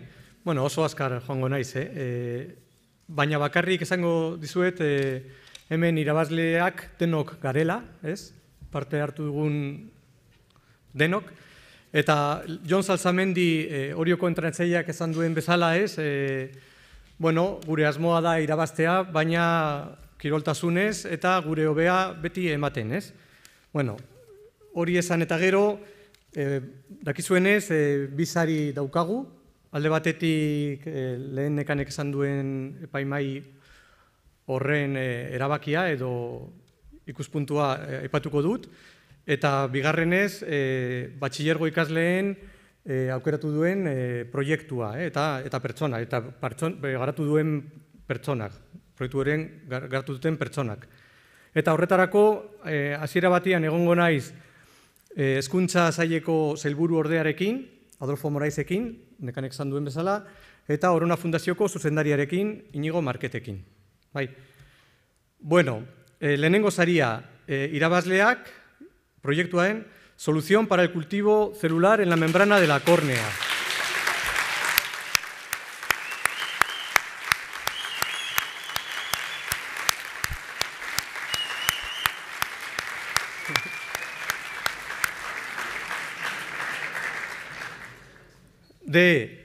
Del segundo curso de Ingeniería Biomédica eta lantaldea, nekanek esan duen bezala, Maitane Araujo, Eider Casado, Ainhoa Zaio, Izarra Berazategi eta Saioa Iriarte.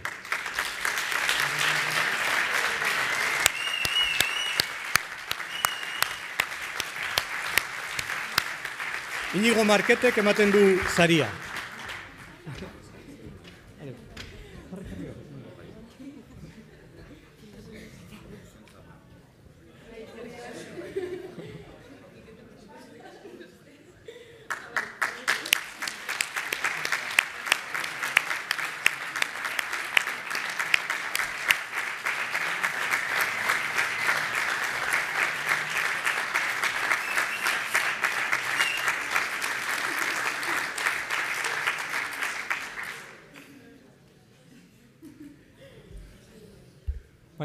Bueno, eta orain Inigo Marketek zerbait izango digu. Bueno, egunon, ni labur-labur, rollo luzea ez ditzuet sartuko. Bueno, zorionak, PBLR da nolabai Mondragon Unibertsitatearen oinarrizko filosofia, eta benetan oso polita da zuen lan guztiak ikustea, danak irabazi dutzute, eta orain etorri zei burura lehen azkeneko hitzaldian Andoni egainak eman duen erantzuna, zotako batek galdetu du. Eta zu lanian zodenean egiten dezu, trabatu egiten dezunean, ez? Nola ateratzen dezu ataskorretatik, eta berak esan du, segitzea, ez? Hori da kakoa, zuen garuna gaur egun malgua da, gaztea zarete, aprobetxatu garai hau, eta esprimitu atope eta disfrutatu ikasten, bale? Bila esker guztiei.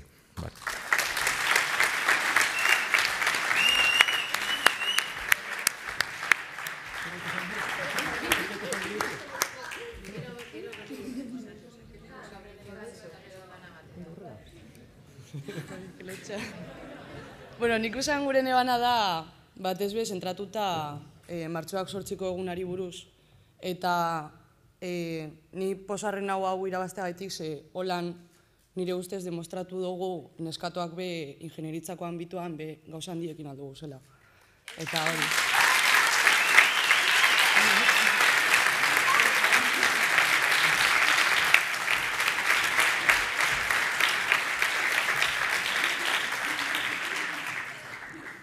Bueno, eskerrik asko.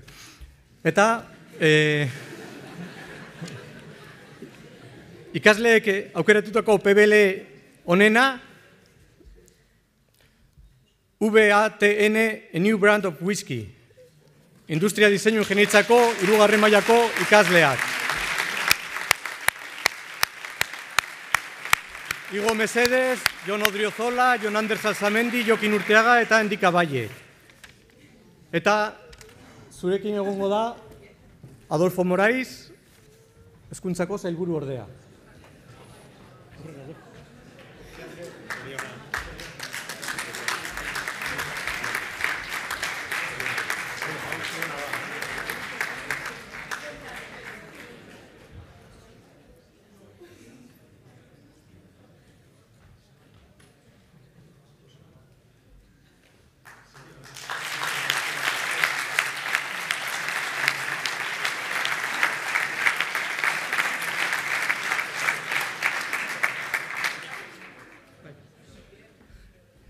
Eta orain, Adolfo hitz batzuk esango digu.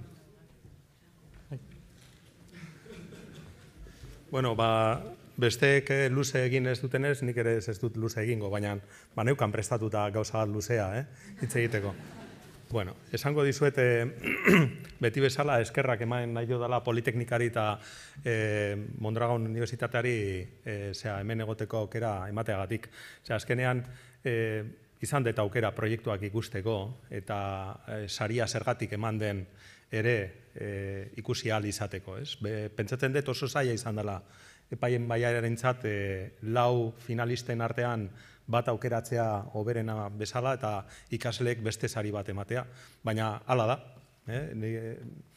Carlosek aipatu duen moduan, uste dut denok irabazi dugula, guztiok irabazi dugula, alde batetik zuen formakuntzan aukera izan duzuelako olako proiektu errealitatearekin lotuta daudenak garatu ahal izateko. Enpresek ere aukera ona izan dute eta saridunek jakin badakite edo horrela aipatu digute guri, nola enpresek ere erabiko dituztela zuek aurrera eraman dituzuen proiektuak, eta baita ere nola ez, unibertsitatea eta administrazioa, gobernua, pozik dago, gure inbertsioak ikusten ditugulako hemen, zuen kasuan. Badakizuek gaur egun gero eta zailagoa dela STEM ikasketetan ikasleak izatea, eta emakumeak. Guk animatzen zaituztegula guztioi horretan parte hartzera, baina kostatzen zaigula. Beraz, gaur gozada bada honea etorri, sala hau ia beteta ikustea, eta gainera ikasle motivatuak ikustea. Beraz, animatzen zaituzte guztioi horrela segitzera, jarraitu horrela, eta, beste gabe, datorren urtean, uste du, 5. edizioa dela, bai? Eta espero dut zuek berriro ikustea edo hurrengo ikasleak izatea. Zorionak guztioi.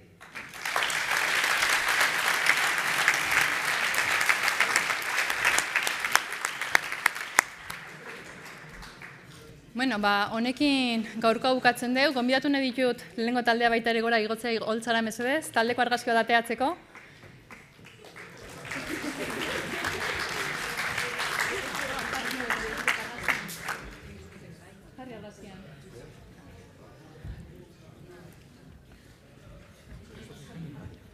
Bueno, pues yo me quedo aquí, no te preocupes. Hori, jarri zuek igual erdian. Bai.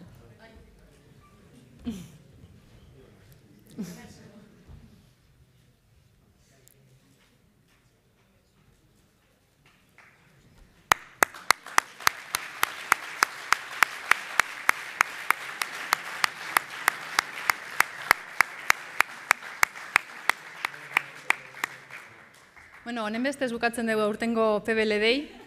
Espero datorren urtean ere, zuek edo zuen gelakideak hemen egon alizatea, irakasleak espero hemen egotea datorren urtean ere, eta zue danok ere gonbidatu da zaudeten oski. Eta bukatzeko bokau txiki bat prestatu dugu danontzako hor kanpoan, etxe aldera jun aurretik. Eskerrik asko eta zoriona danoi.